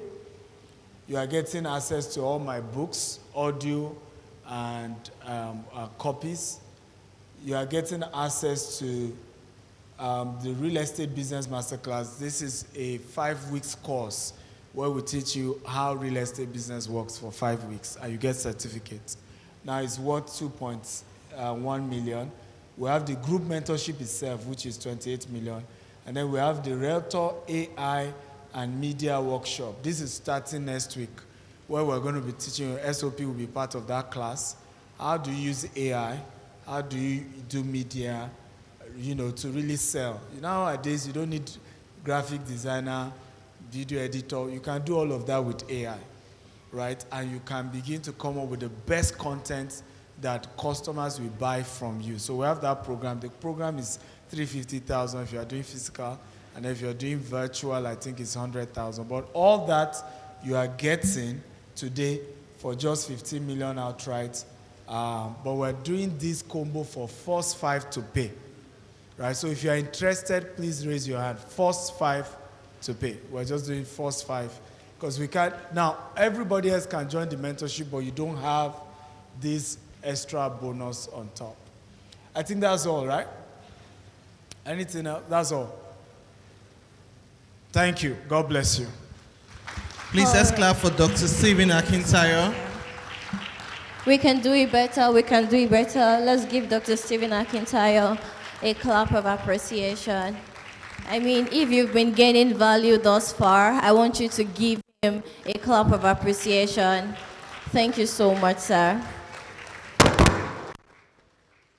All right, so we can be on our seats. We're going for a short break now. Before we go for the short break, we have... Okay, I remember when I was in university, I didn't have access to conferences like this. But today we have a group of people from Lagos State University who have chosen to come and learn how to start real estate. We're building the next generation of developers and investors, and it starts from here. So first of all, I want us to clap for members of LASU University. We are LASU, we are...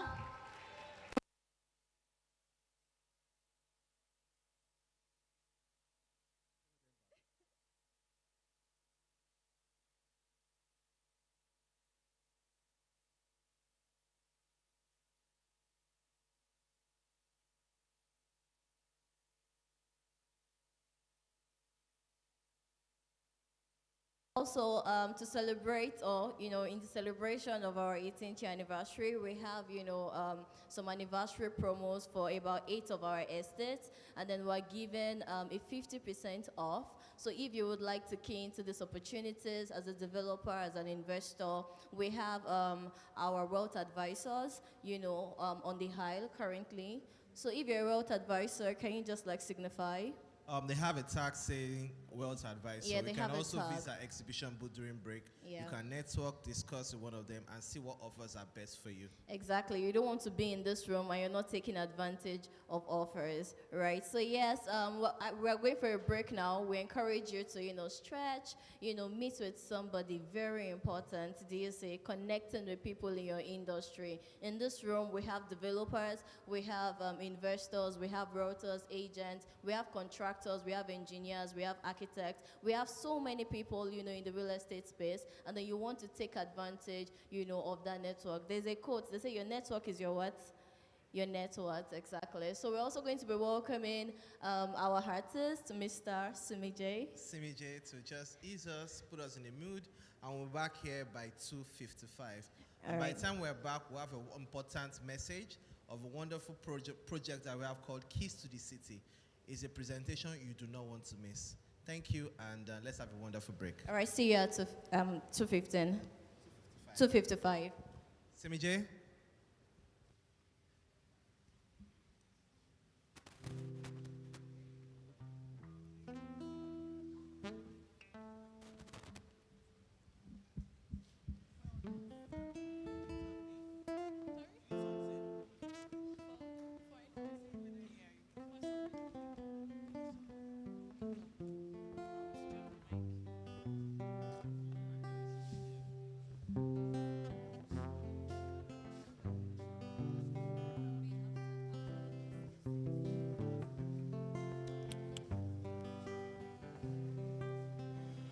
Life, life, life. Oh, life, life, life. Life, life.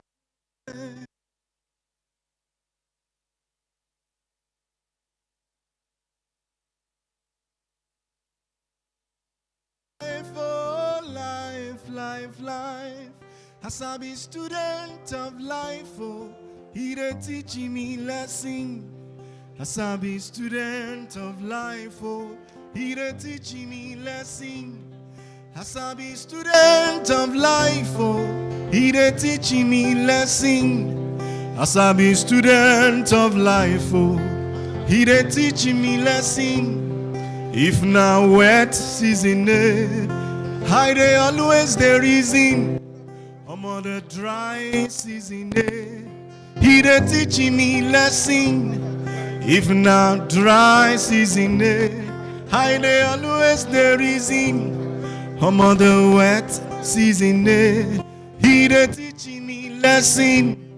As I dey reason the pain, oh, I dey reason the gain.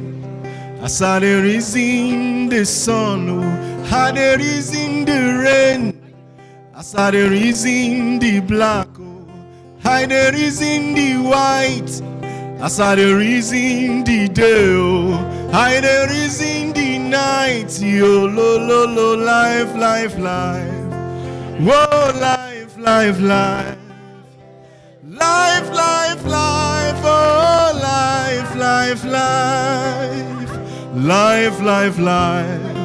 Whoa, yo, yo, yo. Life, life, life. Oh, life, life, life.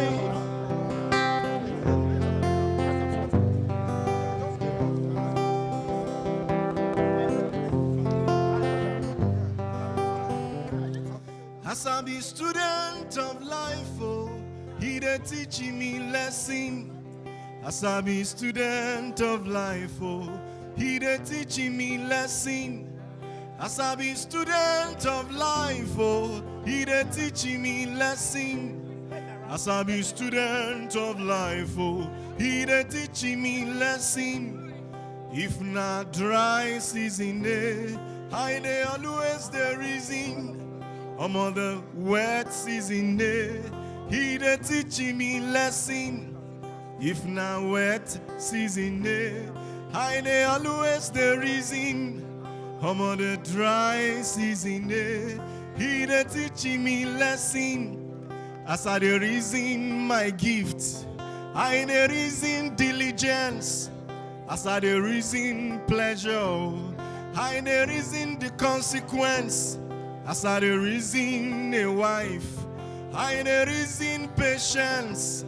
As I dey reason my children, oh, I dey reason to make sense. Yo, lo, lo, lo, life, life, life. Whoa, life, life, life.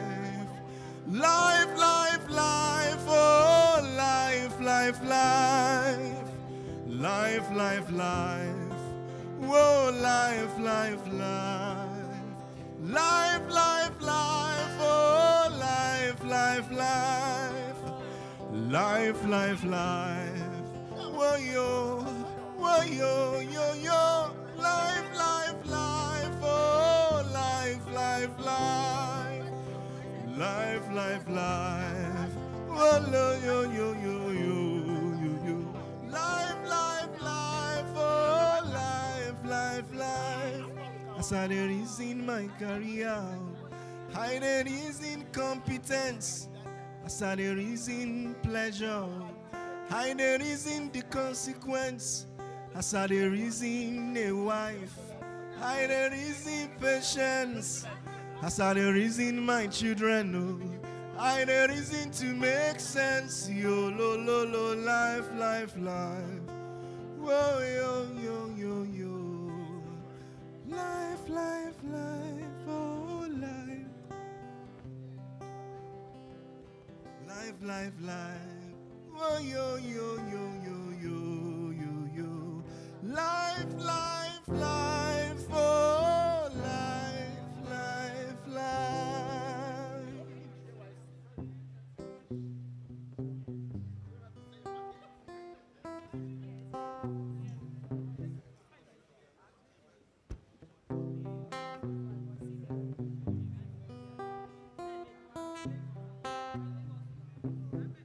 If I go be a bird,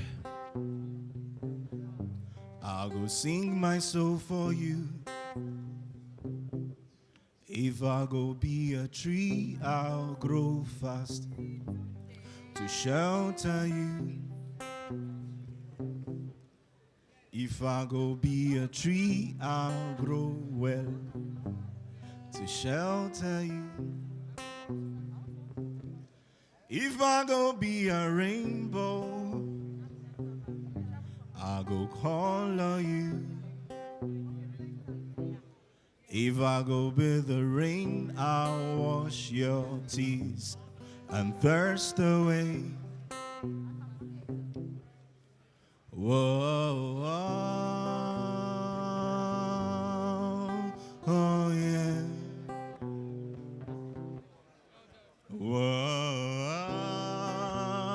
Whoa, oh yeah. If I go be the wind, I'll go blow with you. If I go be the thunder right now, I'll go roll for you. If I go be a fire, I'll go burn to purify for you. If I go be life, oh life, oh life, I'll be fair to you. See what you make me feel, as you to love me unconditionally. See who you made me be, as you to love me unconditionally. See how you make me think, oh, as you to love me unconditionally. See who you made me be, as you to love. I know they send the rage, oh, as I don't see your love right now. I know they send the hate, oh, See how you make me feel. I see you that love me unconditionally. See who you made me be. I see you that love me unconditionally. See how you make me think, oh. I see you that love me unconditionally. See who you made me be. I see you that love me unconditionally. Vertical your love is unconditional. Vertical your love is unconditional. Vertical echefato. Vertikito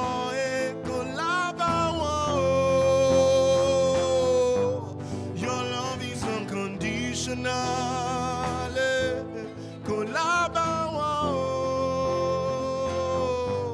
Your love is unconditional.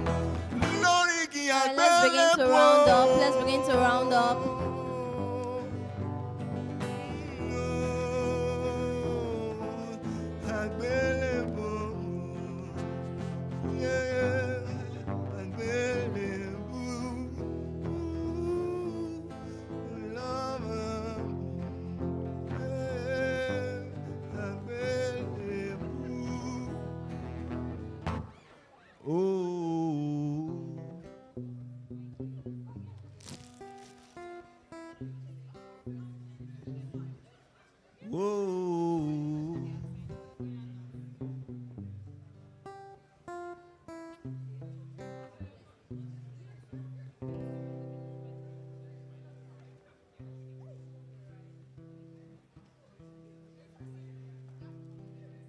So after the break, what chairs? The chairs they prefer.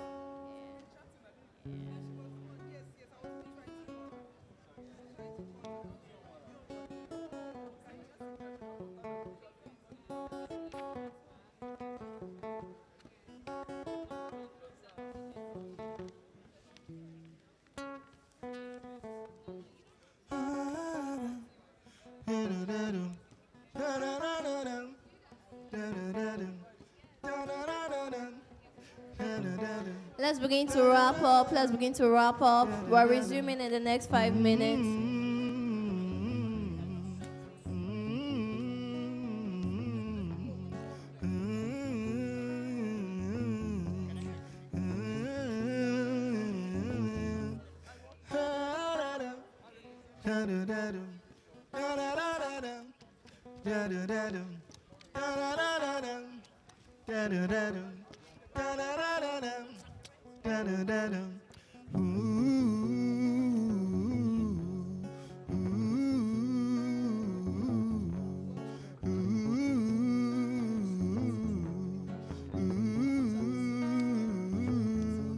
Africa, Emiladeo, Africa, Emiladeo, Africa, Emiladeo, Africa, Emiladeo.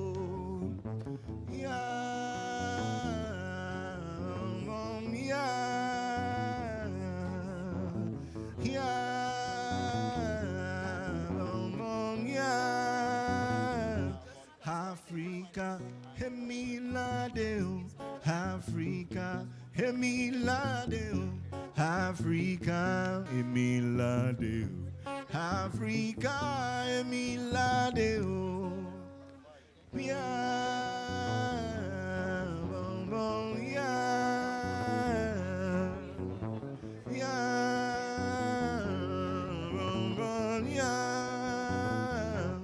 I am not economic migrantee. I am not political terrorist.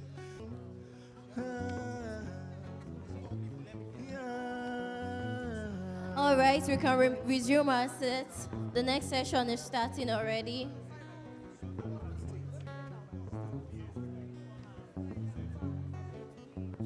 Yeah. All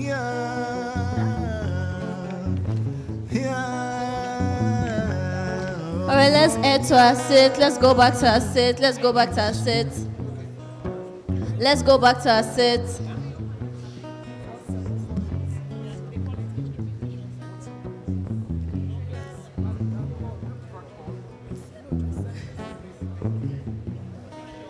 On. So yes, let's head back to our seat. Let's head back to our seat. As we welcome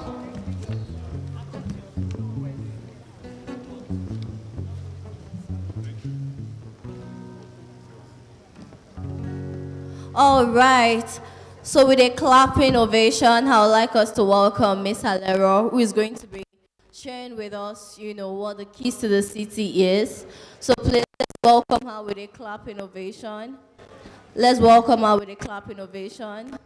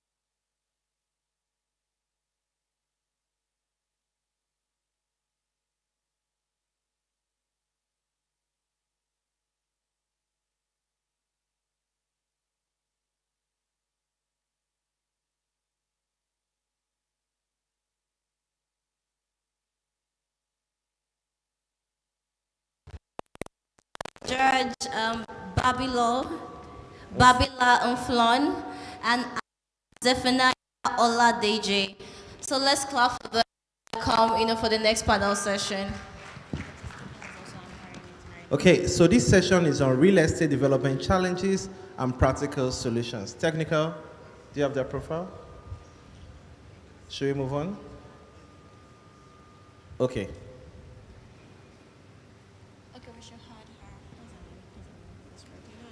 Okay, so let's also welcome. Okay, let's also welcome Mrs. Tope Mark Odigre, also known as TMO, to the stage as well.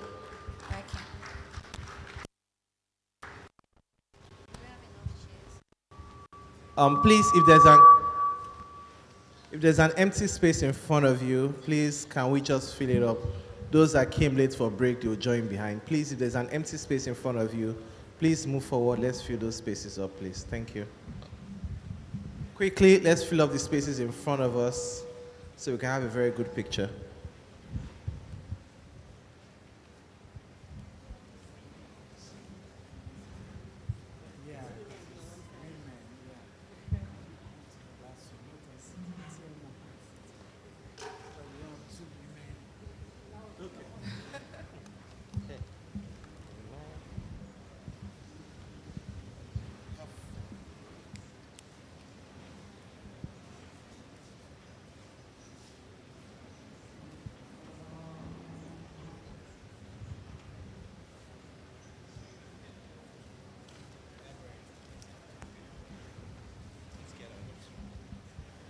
Okay, please say once again, I know we just returned from the break. We'll appreciate you. Those of you at the back, kindly come forward. Occupy the seats in front of you. And if you can also help us tell those outside to come in. We've started, after the break. Those who have gone home, that's fine. But those of us who are remaining here, let's come forward, please. Ushers, help me be bringing them, whether they are journalists or I know we have a 18-year anniversary press conference we're supposed to start very soon. Just for a few journalists, but we appreciate they still join us in front. Okay, so welcome to this panel. We want to look, and TMO was supposed to be on another panel, but I'm happy she's on this panel because it's about real estate challenges. And I think she understands a few, and we can discuss them. What are the challenges in the sector, and how do we fix them? But I'm going to start by having each of them introduce themselves and how they found themselves in the real estate world, right? So where do we start from? They say ladies first, so let's start with you. Okay, thank you so much, Doctor, for the privilege. I am happy to be here, and happy 18th anniversary to TTEX. Thank you. Okay, so my journey started like a passerby. I've been following Dr. Stephen, not because I wanted to do real estate, but I just liked the audacity and his mode of utterance. So for me, I just followed. And so one day I saw on social media, he was looking for a particular property in my state. And I was like, oh, fine, I could help him do that. I actually didn't even know I'm supposed to get percentage from it. And so I was looking for it, and I got someone who could help, and I reached out to the number. Cut the long story short, the number didn't respond. But either way, so like they say, life is two ways. I'm kind of a spiritual person. I'm a Christian, and so June is actually very symbolical for me because it's my birthday. And so that day, I was just going to God. I left the office. I was like, oh, June is about to be here. What's something new for me for June? What do you have for me this year? And the next thing I heard was real estate. I'm like, not me, never. What am I doing to all those kind of things? I can't be doing that kind of thing. But when something just keep coming. And so I finally took in. And guess where I started from? The land I was trying to get for Doctor. So, because that was the first contact I had about real estate. I never knew anything about real estate. I never had a jack. I was not interested. It was not there. But somehow, it was there in my husband's plan, but it was not in my plan. So, but somehow, I just took into it, and that's where I started from. And so I was a passerby that came into real estate because I wanted to help doctors' company get a property.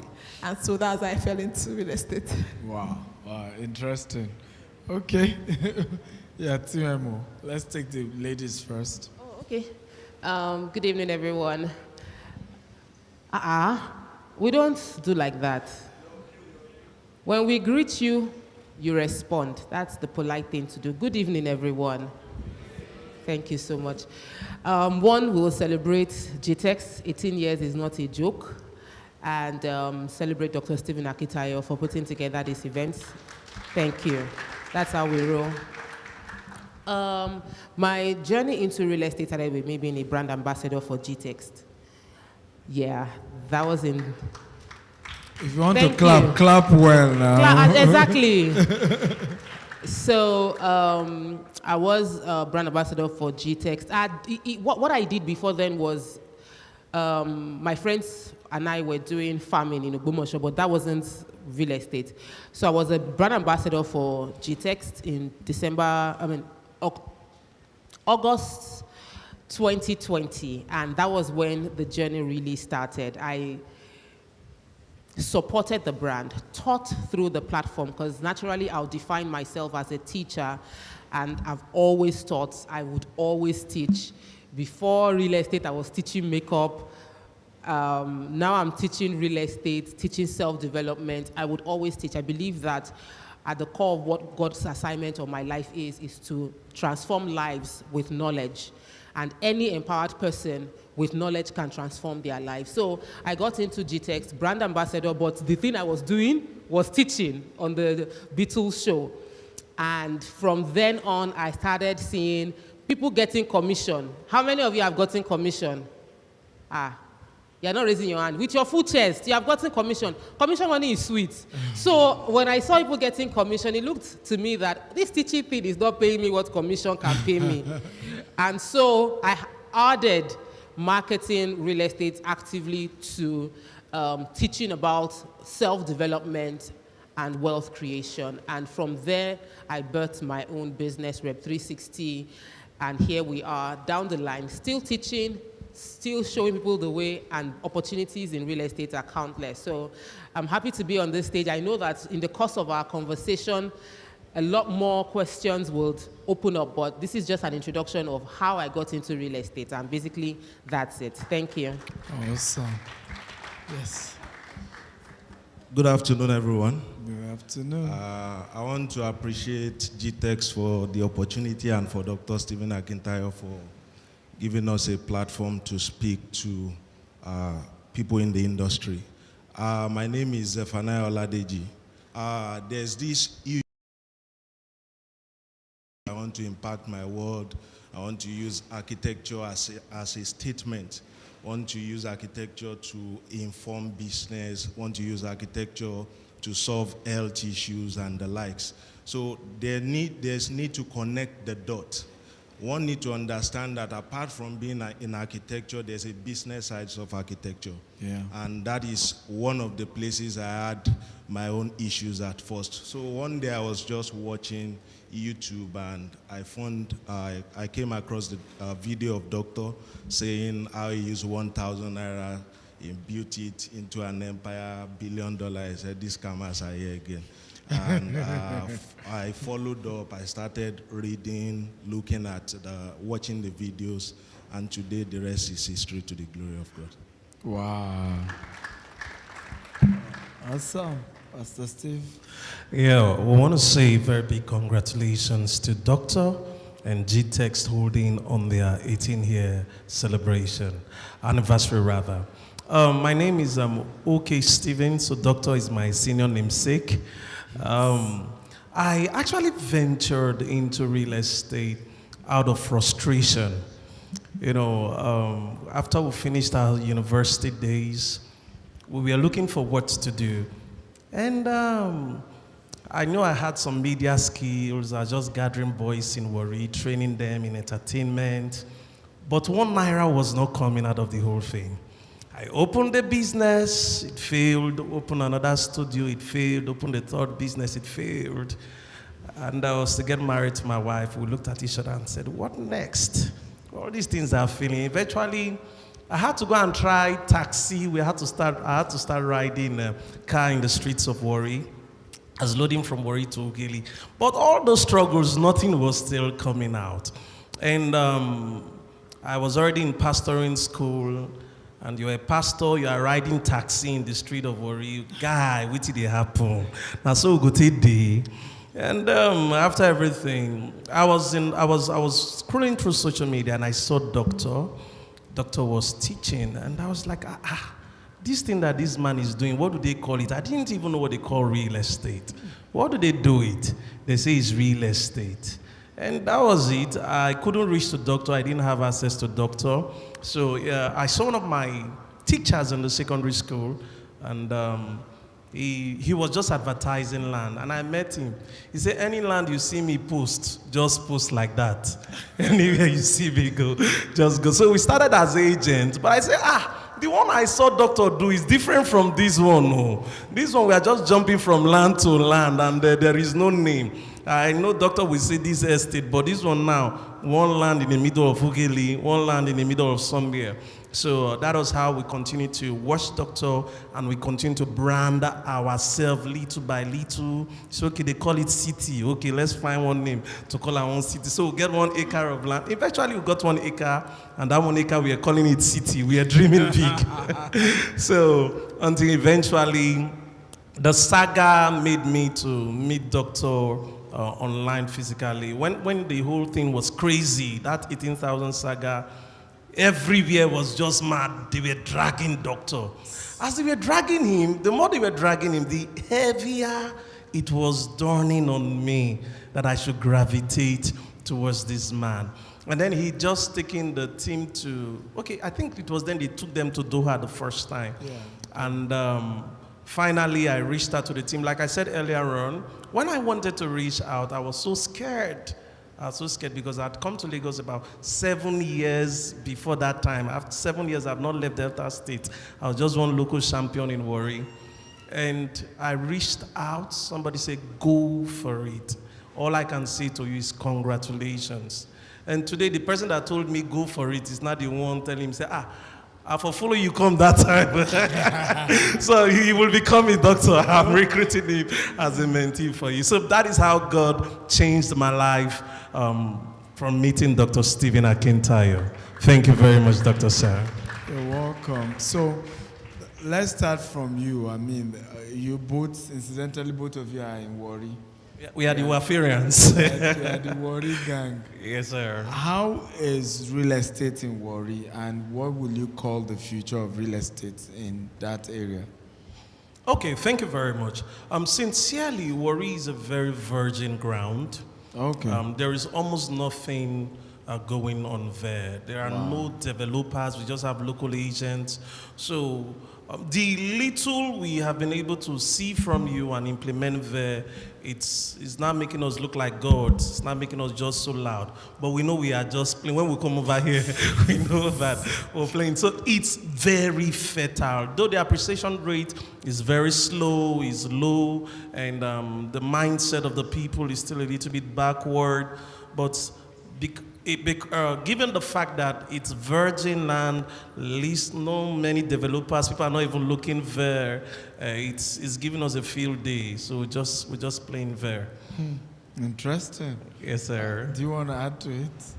Yeah. So actually, what he said is very correct. Warri is a very virgin land, and one of the things I could also add to it is the fact that the mindset of the people is actually really backward. So it takes a lot of work to educate them, because as a matter of fact, for me, I would say that the past 3 years, by June I'll be 3, it's been education, because you realize that people don't understand what it means to buy land from an estate. And one of the things doctor tells us is this: when I sell real estate, I started selling real estate at a very good price. When I say good price, so the price was low. My mind was, I bought this land at so and so amount, I'm making 100%, that's fine. But I realized over time when I sat down under doctor that beyond just selling the land, there are other logistics that you need to consider. There are other things, you pay rent, you pay staffing, and sincerely, that's a huge part. So much is involved, but because there's no exposure there, the English doesn't even collide. And so you're telling someone to come and buy a land that in an area that is not yet developed and saying 2.5 million, they're like, that's so expensive. And when you come to Lagos here, you're buying a land that's not so developed, and you're paying 5 million naira, 10 million naira, nobody bothers you. They understand that, yes, this will eventually grow. So I think that one of the issues we have there is the mindset of the people. So the education there has to be really continuous. Yes, sir. Okay, interesting. Let me go to Zephaniah. You are in Shaki. Yes, sir. Right, so how's the real estate sector? The real estate sector over there is thriving. In Shaki? Yes. Are you sure? If we are going to base that on the economic realities of Shaki and Oyo State, Shaki has the second largest economy in the whole of Oyo State, apart from in the Ibadan. whole of Oyo State? Apart from Ibadan. Serious? Yes, sir. Bigger than Ogbomoso people will Ogbomoso? argue with you. Yes, sir. Bigger than Ogbomoso? That's a fact, sir. Okay, I'm hearing that for if we want to look at maybe some of the properties we've invested in time past and the appreciation rate over there, it's very, very interesting.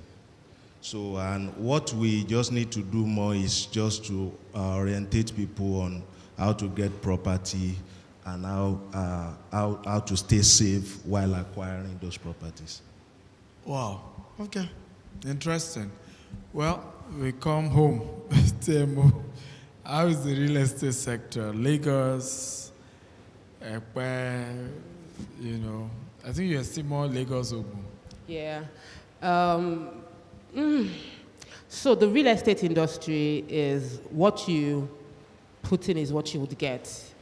And you need to put in a lot of effort. I remember in 2021, I was starting the year, starting a new business, and my goal was, this Ekpe land, how do you buy it? And I know that people hear that this is a developers conference. Many of you here want to do that. It's setting clear goals about what you want to achieve. Because I had meetings with about 12 successful developers. I have leverage. People know me from TV. So I could get meetings with successful developers that I don't know. I had meeting with Landway, had meeting with Revolution Plus, had meeting. I met P1 CEO in Dubai, had meeting. Like I was meeting with top real estate developers. And my question is, this land people are selling, how do you buy it? I want to also play there. And because I was so direct, some didn't like it. Some felt like, you should start small. You two first start by selling and all of that. And I was like, I'm already doing that, but I wanted to own.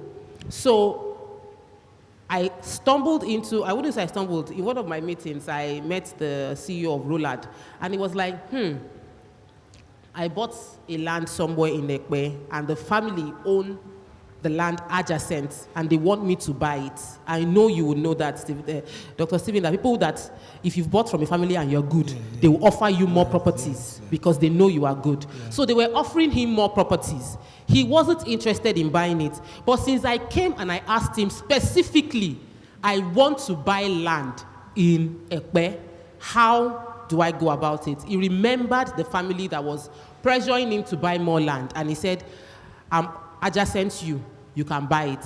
So he introduced me to his lawyer, who is still my lawyer till now, and we went to the land, and that was the first land I bought. And I don't know how to do small things, because I have been blessed to be around people who are courageous. And I'm a child of God. I'm not doing small. If I want to do anything, do it big. So we went there, and I said, what's the total land you people have available? My brother, it's not that much. They say 20 acres. I did not have money for 5 acres. I said, I will take the entire 20 acres. Let's start negotiating. And that was the journey. At about 3 months into it, as we were buying, I realized there was mud. I mean, there was a really, really like, it wasn't just mud, it was extremely mashy. It was like a mini river. Wow. It was really bad. So I, thankfully, at that point, I'd sold like 7 acres. So I cut off from 20 acres into 10 acres, cutting off that marsh land and reduced to 10 acres. And we were able to finish paying within the, I think it was within like 4 months of entering that land. And that was the capital I used in the next Ekpe land. Then I went towards Mowe, because Mowe, I stay in Magodo, and Mowe was really close to me. So I was like, okay, let's explore. And Mowe too was really trending. And that was how we kept going step by step until I did, I too know, and went to Benin City. And somebody was like, these Benin people, because a lot of my customers are from Edo State. I'm married to an Asian man, and my surname is Odige. So all my Edo customers were like, my wife, you know, get land for Benin. My wife, I was like, I have customers in Benin. Let me go to Benin. My people, as I went to Benin, the story of my Benin journey is not the story for today. It's the story for, it is when you pay for master class. I will tell you how not to go to areas that you should not go to, because I paid school fees that was very expensive. I learned a very expensive lesson, and I realized the importance of sitting in a place where you have leverage and mentorship. Yeah. And a place where your eye can see. Because I paid salary for like 3 people for almost a year, and nothing was happening. Because we didn't have the structure for the expansion that my business went into. There wasn't the right time. So there are things we can say grow, go and bite more than you can chew.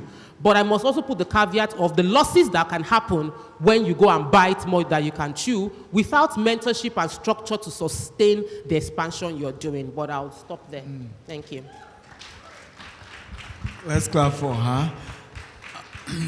Okay, Pastor Stephen, what is the biggest crisis till date that you've encountered in the real estate business, and how have you navigated it?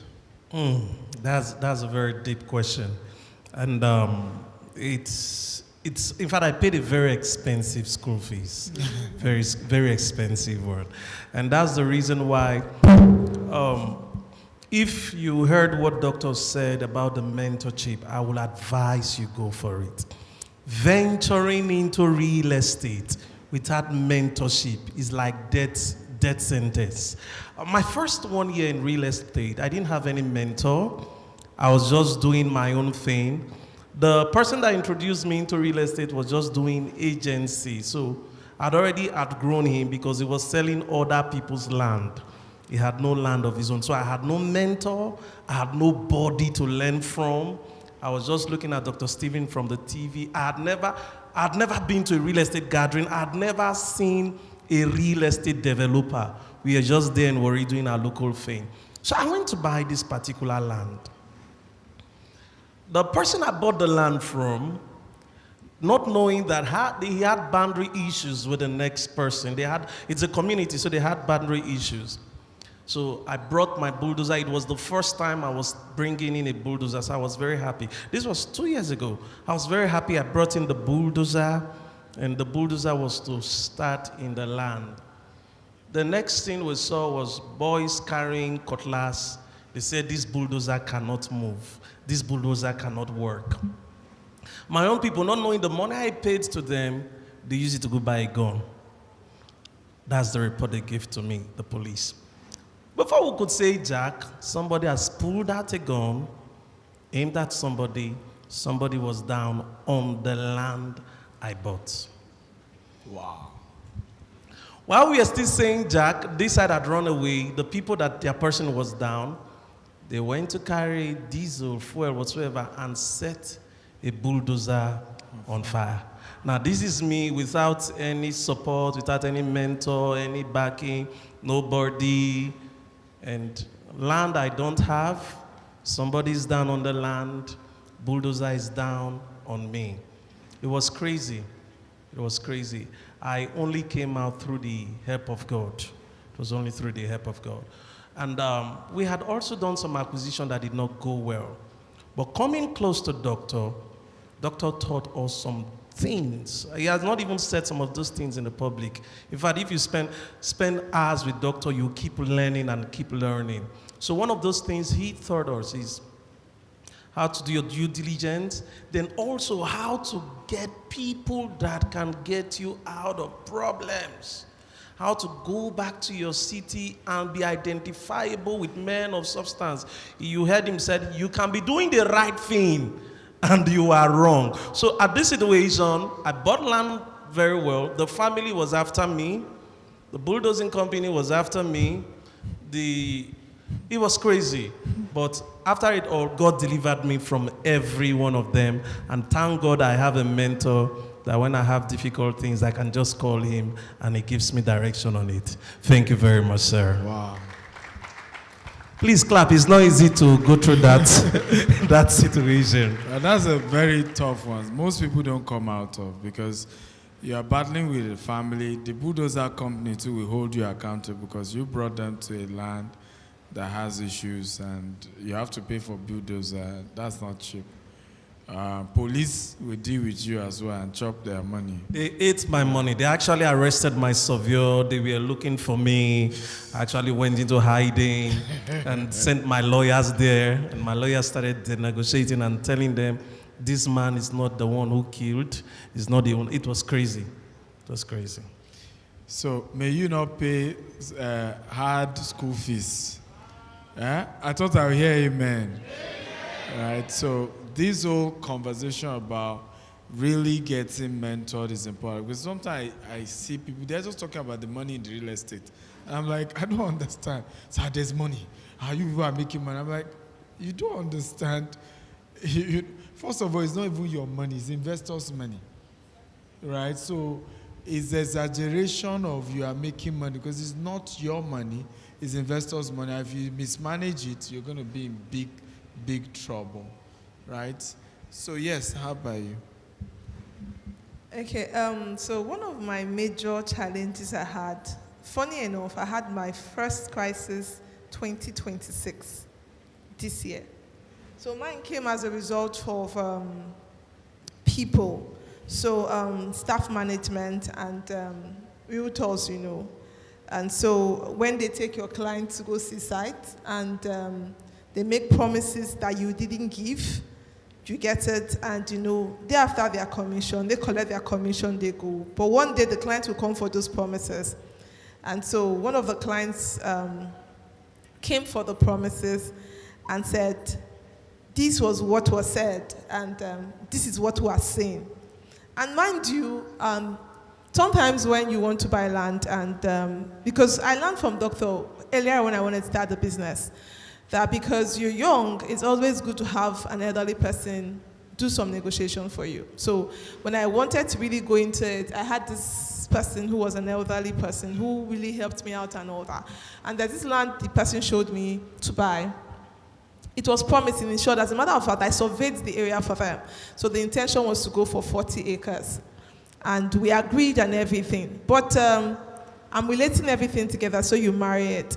So, but when we started buying the land, bulldozer was on the site because the community said they want to open up, they want to make everywhere open. So I chose the part where I'm closer to the road, closer to the school. So everything was looking like it should be.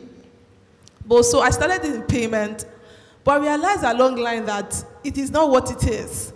And so I had to stop. I stopped at 6 acres and I stopped.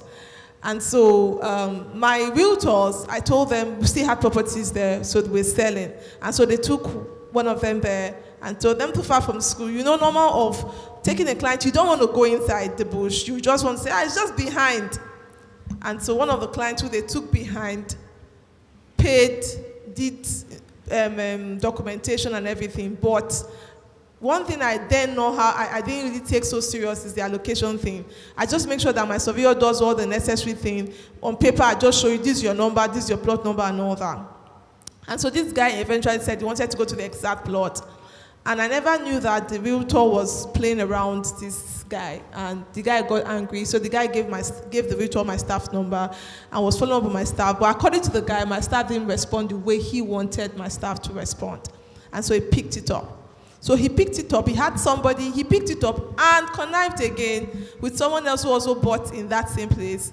And somehow there was a misunderstanding and they had to take it to the police and say that we gave them land that was not existing and we gave them land that was not available. We don't have a land there and we say we have a land. And so that's where it started from. I was shocked. I was brought in. I went to the police station. Funny enough, he didn't go to the police station in my state because he knows that I would have cover here. So he took it to Edo State. And so there, I really didn't understand what was happening, but I sure went with them and I made all my necessary calls and all that so that I don't have a very long issues with those people. I was detained that one day. But just that I was given a priority case, so I was bailed that same day, but they had to keep me separately just to make sure that I don't go through the major issues that they were having. This is the first time I'm actually saying this out. And so the long run of everything was that there was a misconception with my realtors and my staff. And so that brought me to that place. You get it? And it happened because somebody was just after their commission. Nobody wanted to take responsibility. And like I said, not too long, we had a conversation and they said, our land, not their land. So some realtors just feel like it's their land, it's not our land. Do you get it? So at that point when they collect commission, they are done with you. I know we have a lot of realtors here, but I think at some point you need to know how to take responsibility so that you can preserve your relationship with your client. But to cut the long story short, I had a conversation with the people involved. Over time, we talked about it. I had meetings with the people involved, and at the end of the day, we did our apologies together, and they explained that this would have not gotten to this level if I was in the know in the first place, if they understood everything that went on in the first place. And again, these realtors in question were not working with me again.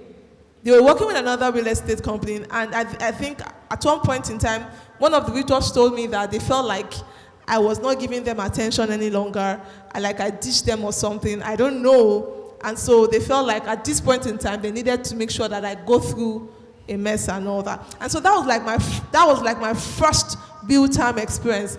And I think at a point, I told my husband that I think that I will appreciate God for that experience, sincerely, because it had made me understood the reality of what I'm doing and the impact of what I'm doing. Because at the end of the day, there's this word that just came to my mouth, which is when water is transparent, you can see the bottom net. But when it's mixed or colored, you can't see what is underneath. So I actually saw me for who I am, and I was able to now identify a few things about myself and see how courageous I was able to manage some things and what I need to put in place. And one time, Doctor reached out to me and I was asking me, how's your business and everything? At first, I didn't want to say so much, so I started telling him, I was like, no way, you can't even do that. I like, it's fine, sir, we'll move further. And he was like, no, we need to look at this point in time, we need to look at this time, we need to look at this. And you know, it would have been even worse if I didn't have mentorship. It would have been even worse if I didn't have somebody I was following, because there are some things, some measures I put into place that had to come to the table by the time questions were asked. And no, the AI whatsoever that was interviewing us in the police was like, no, you can't be blaming this lady. She had done her own business. She had given you papers. Why say, have you gone to confirm? Did you go to confirm to see if there was that or not? And no, but we say, no, you can't do that. Go and confirm. It's when you don't see property, you know, but I've done some things on ground that would have, you know, saved me for some things. And who I bought the land through was an elderly man who was able to call the community together and say, you need to show up for this girl and prove to them that she has the land. And they called the community land chairman together and they took them to the property. So I think those were this is one of my experience, you know, that I've had so far that has helped me again restructure my system. Awesome. Okay. Yes, Temo. Oh, okay. Here's the thing. The fact that you have a mentor and the fact that you have paid for several trainings doesn't mean that you won't still have challenges. You will still make mistakes. You paid for school fees and you will still face challenges. That's a fact. Because sometimes, because my other two panelists shared their story and it seemed like they did not lead with mentorship or with training, might make some of you listening think that by doing training, you would dodge challenges or you would escape from having to deal with problems. No. I started my journey with mentorship. Before I launched my business, I paid Dr. Olumide Emmanuel. I registered for his mentorship program. I understood the importance of allocation, survey. I understood the calculations, the fact that when I'm buying the land, the people I'll need to pay. I understood verification. But yet, when I was acquiring my first land,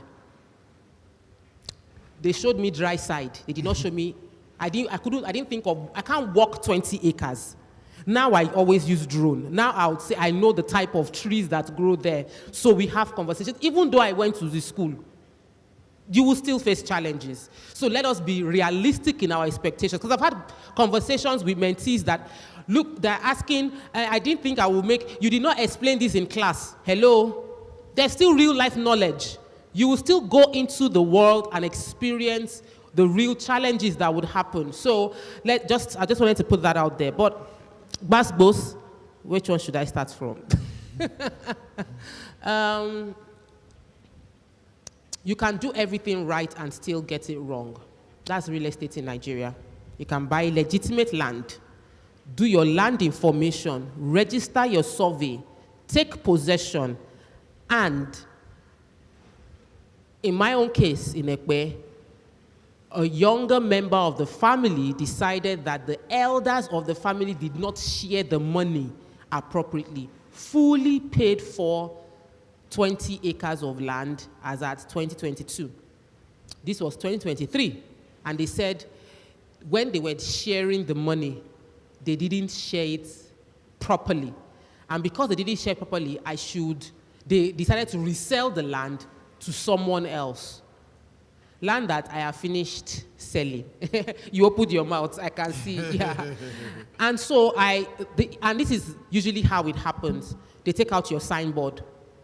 So if you get to your land, you no longer see your signboard, and your possession is being questioned, then you know there's a problem. So I saw that my signboard was taken, and they said, no, it's Breeze. I put another one again.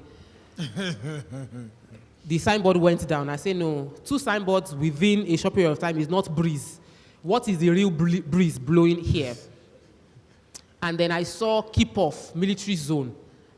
Was like, you will start seeing the warning signs, but sometimes we really spiritualize things. I just went praying and just felt they will resolve themselves. My agent that I bought through was like, it's internal family issues. They know the boy, this young boy is just disturbing the older ones. Don't worry, they will sort it out.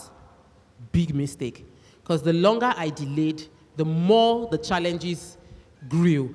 They were able to successfully sell that land to another company. Wow. The other company came in and felt, the land is free. I said, but you saw that the land was cleared and there was sand. They said somebody put it there. The guy put up his own signboard, which is why you should have relationships around your estate. You cannot buy a land and just be a stranger in your estates that you acquire. So within that area, I'm good friends with Forganizer, the person that has shop selling drinks. The moment before the signboard stood up in Ekpe, I had the picture on my phone. You must have information. The Bale, every land that I own, every Bale in that area, they collect food from me every year. Christmas, I send to them bag of rice, groundnut oil, drinks. You need those relationships. Because when this drama happened, the new person that bought my land paid the family like ×2 of what I paid. They were willing to just refund me small and shift me to somewhere else. Until the Baba was saying, Auntie, you share your benye. Often one rice. You see that your bag of rice? Don't joke with it. At a point in time, last year, I was like, 2 years ago, rice was very expensive. And this is me buying all these bags of rice to share. My staff were like, are we sure we want to buy this? And I say, please, we are going to continue to distribute the bags of rice. They do something. They help to ensure that the people you're dealing with have a soft spot for you. They are finished spending your money, but they ate your bag of rice just December. Easter, they will eat your bag of rice. Ileya is here, you send them credit. They remember. That's why when you are counting your profit as a developer, it is not one-off, you are flexing. You are still spending money on that property for life as long as your customers have not come to take possession and they are building. So here I was, somebody else had bought my land, cleared the land, sharp guy, started fencing. But I have relationships. So I have picture, I saw the brand, I Googled it, I saw on Instagram that BRG people were selling. I called the CEO of BRG. These land people are selling. Ematao is my land. What's going on? What's the issue? I had instituted a legal case with the Lagos State Land Grabbers Unit. I had taken it to leverage. I have leverage. I cannot enter police station in Lagos and somebody there will not know me. So we need to understand who we are. When I talk to my customers, I said, guys, it's not like land will not have issues, but my land, there are two things at play. One, I have God. Two, I know people. So you need to understand the leverage you have. If you don't have God, which you should not be not having God, because really, what are you doing? And you don't have people, your first journey is to be knowing people, building strategic relationships, because you cannot do real estate in this country. It's a man-no-man country. It's a power play country. You need to know people. You need to enter places where conversations are like, on self-recognized, let her go. Let him go, because they know you. And it might be easy for you to think it's because I'm on TV. Dr. Stephen is not a TV presenter, but she builds relevance. So somebody can sit down and think, it's TMO, it's because she's been on TV. Yes, that's part of my leverage. If you don't have TV, hold your own. Yeah. Some people is their church. They used service in church to build level of relevance that Redeem knows them everywhere. Just from that church. Some in camp, winners, they were youth leaders. People know them. And by virtue of that, they built relationship with people that when the problems come, they have people to call. Because those problems will come. So as you are buying the land, buy the relationships. Invest in the relationships. You are paying Dr. Stephen for mentorship. It's not just because you want to learn how not to buy land that is bad. It's so that when you have issues, you can call him, he will pick your phone. You are buying and investing in relationships. They are very, very key. So when that issue happened, I had exhausted legal options, because legal options in Nigeria can be very slow. Yeah. Until I had a conversation. I was at NIA, this think tank in Doha. Everybody was having fun. Me, I just heard the information that somebody was unalived on my land. There was a fight. And in that fight, somebody was unalived. And it was a family member that was loyal to me. So family was looking to me that our person went to fight and defend your position. And the crisis led to him being unalived. He has wife and children. Who's going to take care of wife and children? Rep 360. And so I was supposed to be having fun in Qatar. That's why sometimes you see us traveling. Oh, my people. While the trip was going on, I had to open up to people there. This is what I'm dealing with. The man said, they have brought Ajagungbale to your land. You are using lawyer and using... You better go and find a bigger Ajagungbale. Who is the Ajagungbale there? I told them the name. They said, don't worry, I will give you someone.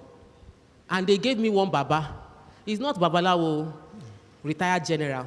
Ajagungbale in Lagos. If I mention people that know him. Don't worry, I will not say anything more than that. You need to know people so that they will give you the right numbers, because that was what settled the case. The miracle that God did for me through prayer was to link me to the right Ajagungbale to fight for my land for me. They called a family meeting and everybody settled. You need to invest in people, because even when you do all things right, things can still go wrong on your property. The people you know is how God will bail you out of the crisis. Thank you. Hey. Zephaniah, you are the last. I think I'm going to be sharing a part that is a bit unique to our own industry, construction. We are big on construction. One thing I've seen as a gap in the real estate industry is that people are not able to connect that gap between vision and execution. A lot of things are there to speak about: funding, the team, the professionals that are going to do the project. If you want to talk about the side that concerns me a lot, talk about architecture. Architecture is a tool, can be used as a business tool. And one of the things people don't pay attention to when it gets to that place is that they don't see that even when you have a good land and you don't have good architecture, that land can become less performing. And when you have a bad land, a bad property with good architecture, it can be improved. Another thing we don't pay attention to when it comes to the industry is the team, the artisan. Those guys, they are the meanings of the industry. Yeah. And if you don't really know how to work with those people, they will frustrate your project, they will frustrate the timeline, they are even going to frustrate the quality. Instances like we have project where we say, okay, this is our timeline, we want to meet this time frame. You might have an artisan who tells you we'll meet tomorrow by 8 a.m. and that 8 a.m. rings in his ear as if you told him 2 p.m. So they come at any time. And another thing is that if you want to build a great team, if you want to build a great business, you need a great team. What is the level of education or expertise of the artisan you want to use to do the project? And that is where we largely need to invest in educating the artisans. Because most of the time, the vision that we are sharing, the skyscrapers, this design we want to build, apart from the professionals, it is the artisans that are going to be used to achieve that task. And that is one of that part we are not paying attention to in our industry in Nigeria. If you pay attention to construction, you see most people are going outside of Nigeria to get skilled labor to do the project. Yeah. Tilers, if you need quality tilers, you need to go outside. If you need people who are going to do quality interior, you need to start outsourcing. So, and these are the areas where most people are not talking about. So to round up this section because of time, if you really want that industry to thrive, one thing is sacrosanct in business, in branding, that you can sell Agbalumo for champagne price if you know how to do the branding. And same thing, you can sell that same champagne for Agbalumo price if you get the branding wrong. So architecture is a powerful tool that you can need to get your real estate development right. Come on. Can we clap for all of them? I wish we have more time, but we still have 2 more speakers, and powerful speakers actually. Celebrate our speakers for coming. Let's take pictures.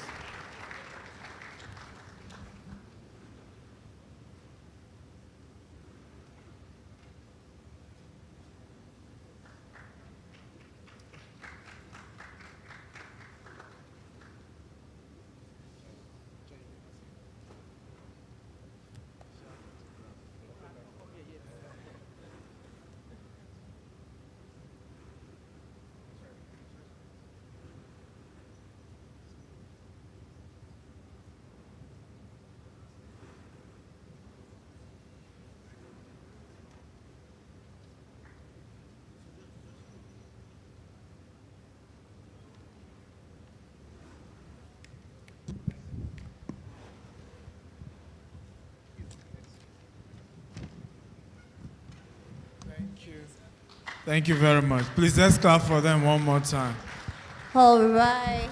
We can do it better if you gained insightful lessons from that session. Give them a round of applause. All right, so to lead us on innovation and infrastructure in modern real estate development, let's welcome engineer Chidomere Undubisi. Let's do it better, let's do it better. Let's give it up for the billionaire mechanic. Technical.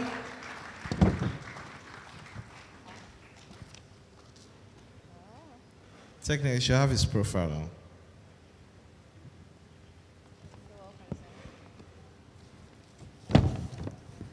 The billionaire mechanic. They don't have his profile. Okay, it's okay. Let's just. He is the founder and he's a Forbes Business Council member, award-winning entrepreneur and investor.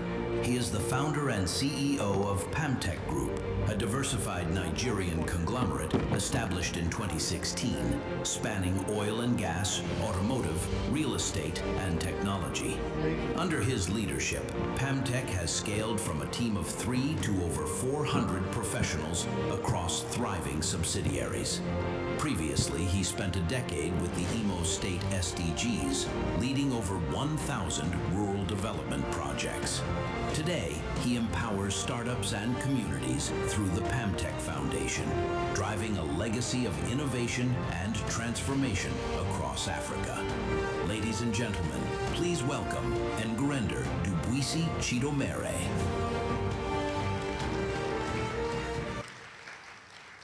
Okay, welcome. So you were into oil and gas and automobile, and you came and jammed our industry. So what led you to diversify into real estate? Okay, before I start, I would like to say congratulations to you. Thank you. 18 years in business is not a small feat. Please, a round of applause for the GTEX team. We are just 10 years, Pamtech is just 10 years, and seeing GTEX doing 18 years and they are still powering, I think we are tapping from the anointing. One thing is to start a business, scale the first year, the 5th year, then you get to the 10th year. Yeah. But moving towards 15, 20, I mean, you now need grace, right? Yeah. So thank you and congratulations. Thank you very much. Yes. Moving into the real estate wasn't something I intended doing, but you know, Nigeria will force you to solve problems, right? We're playing big in the oil and gas. Pamtech started 2016, and we started with oil and gas, where we distribute petroleum products, and it grew fast. In less than 5 years, we had over 30 trucks, and we are consuming millions of PMS. In fact, we became the biggest consumer of PMS in Imo State. Wow. As we were distributing to other filling stations. Then came another problem, the automobile challenges, where the then Governor Rochas demolished the cluster of mechanics. Then I had some cars. I used to take them to Port Harcourt to fix. I said, this problem. Okay, I studied mechanical engineering. Why don't I fix it? So I started on that note also. Autoland came in. And we said, businesses we do it differently. All our businesses are innovated. We like creating like God. Just like God will create a human being and you won't see anyone looking the same. And we said, that's the model we use. Whatever business we create, we must innovate like God. We must create it differently. It must not look like any other business. And we did the Autoland, while others were doing corrective maintenance, we were doing preventive maintenance. So we don't want your car to spoil on the road, so we give you information that will help you utilize your car well. But in any case your car gets bad, who will you call? Is a person that has educated you on how to keep your cars on the road. And that was a journey we started, built media, auto parts, expanded. But a giant came into the market. Dangote came into the market. Immediately Dangote came into the market, he started disrupting the oil and gas industry. And oil and gas industry is a deep pocket business. Deep pocket business because we're running in billions. And the disruptor or the giant that came in is someone you cannot outprice when it comes to pricing. Even in trucking, you cannot out-truck him. Because I know I had over 30 trucks. But this is a giant coming into the industry with over 4,000 trucks. And it's that he's going to even distribute at a free cost. In fact, I started thinking, okay, God, Dangote has come to disrupt this, and there's nothing I can do. I need to move into another industry I can also disrupt. And looking at the industry. So looking at... so they disrupt you want to disrupt others. Yes. So another business with that deep pocket abilities was real estate.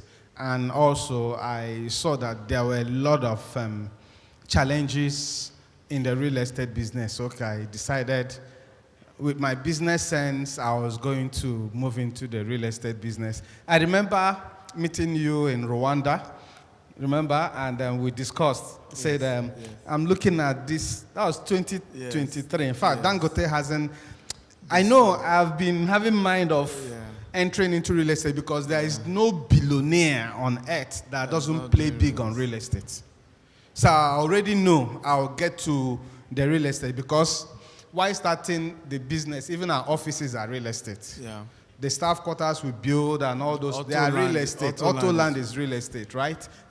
But now coming into becoming a developer, someone that is bringing shelter, someone that is doing something different. I said, okay, we're going to play it big. And that was when we now said, okay, between Port Harcourt and Owerri, because Pantech Auto Land is in Port Harcourt and actually is the biggest automobile workshop in South. Wow. Yes. And when it comes to the workshop also, we are the most visible workshop in Nigeria, right?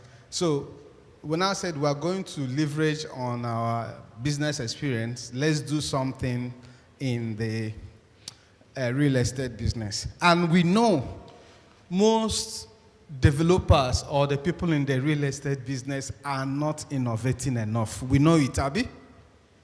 Do we agree? Yes. Sorry if you're offended as a realtor or a real estate person. We have this traditional mindset that if you're going to do real estate is to build properties, build a duplex and do what? And sell. Or get a land and sell.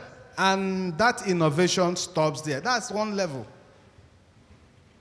And when we decided to say, okay, we're going to real estate business, I told my team that all our businesses we've done, we always had an identity. And what is that identity we're going to build in the real estate business? So we're going to play this game.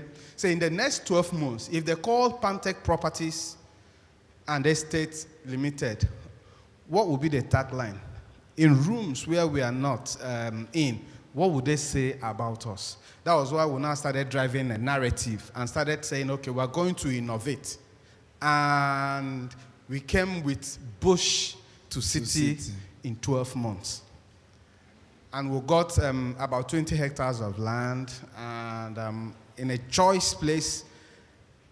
And I think I'm yet to see some of the real estate people who did it on reverse. Normally, the real estate people I've followed, I've watched, what they do is they start with the easiest selling point, which is to sell land. Well, Right? you, because you're a billionaire mechanic, I'm billionaire petroleum. So we didn't start real estate selling the easiest part of it. We started selling the toughest, the hardest part of it. And I can tell you, it's quite challenging. But why? I remember when Doug visited, he said, how did you get this particular type of land? Yeah. Because the land in question is not a land of 10 million, it's not a land of 20 million. The land we are working on is not a land of even 50 million naira. So you could imagine having over 140 plots of land you're developing, and you said you're not going to sell land. When I started, I said I'm not going to sell land because most of the realtors, they sell beautiful graveyards. They sell cemetery. And what do I mean by that?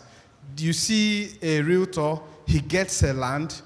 On his mind is just to fence it, put gate, and sell the land, and everything will go silent. In months and in years, there is no life, there is no economy, nothing changes in that property, but he has collected money and he zooms off. So you can have your investment there buried for 5 years, 10 years. Everybody will looking at who will first to come and develop, who will first to come and develop. Meanwhile, the realtor has taken money and he doesn't want to plant life into the land. And we said, no, we're not going to do that. I'm not going to sell this land to people who will give me money and abandon it and wait when the property rises. If I'm doing land banking, I'll tell you this is land banking because I will always want to sell vitamin C to who needs it and not sell vitamin C to person that needs Panadol Extra. Do we get that? Yeah. So this is bush to city in 12 months. You buy any investment you make, we're utilizing your money, and we're making sure in 12 months, your money should start yielding interest. Your money should start yielding interest. And that's what we have planned.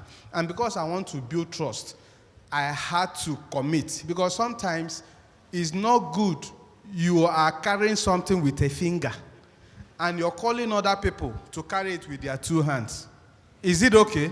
No. It's not okay.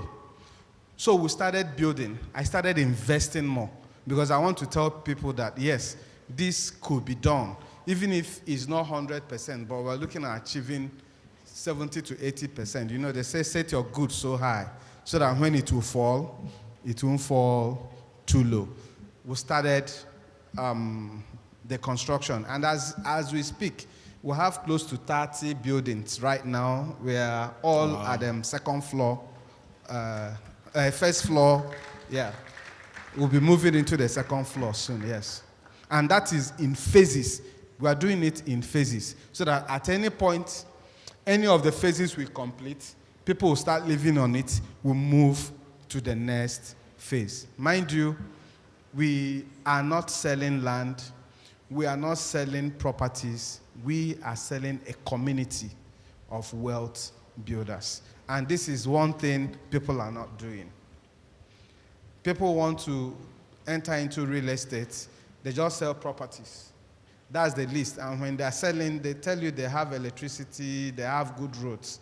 We are not selling that. We did a kind of innovation. There's something we did, Doc. You see, when we talk about innovation, people think innovation is invention. You must start something new. No, there is nothing new. Yeah. It's improving on what exists. Yes. Everything that ever, God has created everything. They say there is nothing new on earth. But you can transform from one form to another. You can innovate. True. So, people don't understand innovation. What we do with innovation is to bring this sector, bring this sector, bring this sector, and rearrange them to give a different value entirely. Now, let me break it down for you. For our automobile, we didn't just do only mechanic. What did we do? We brought 2 sectors together. We brought mechanic and we brought media. We joined them. And that has made Pamtech Autoland great.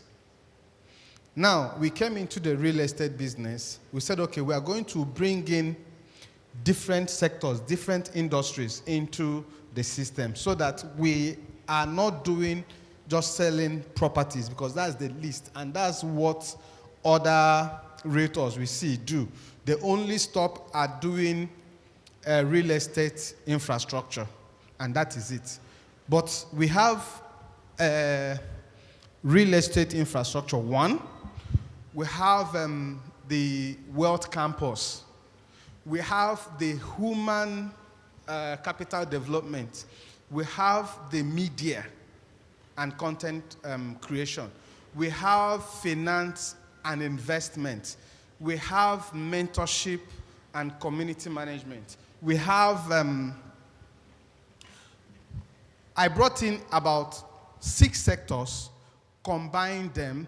That's why the OH City Garden is the first wealth integrated residential community. Gang.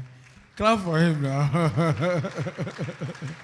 So you're not coming just to sleep. You're coming to sleep, learn, grow, and earn and make money. We have what we call the Wealth Campus.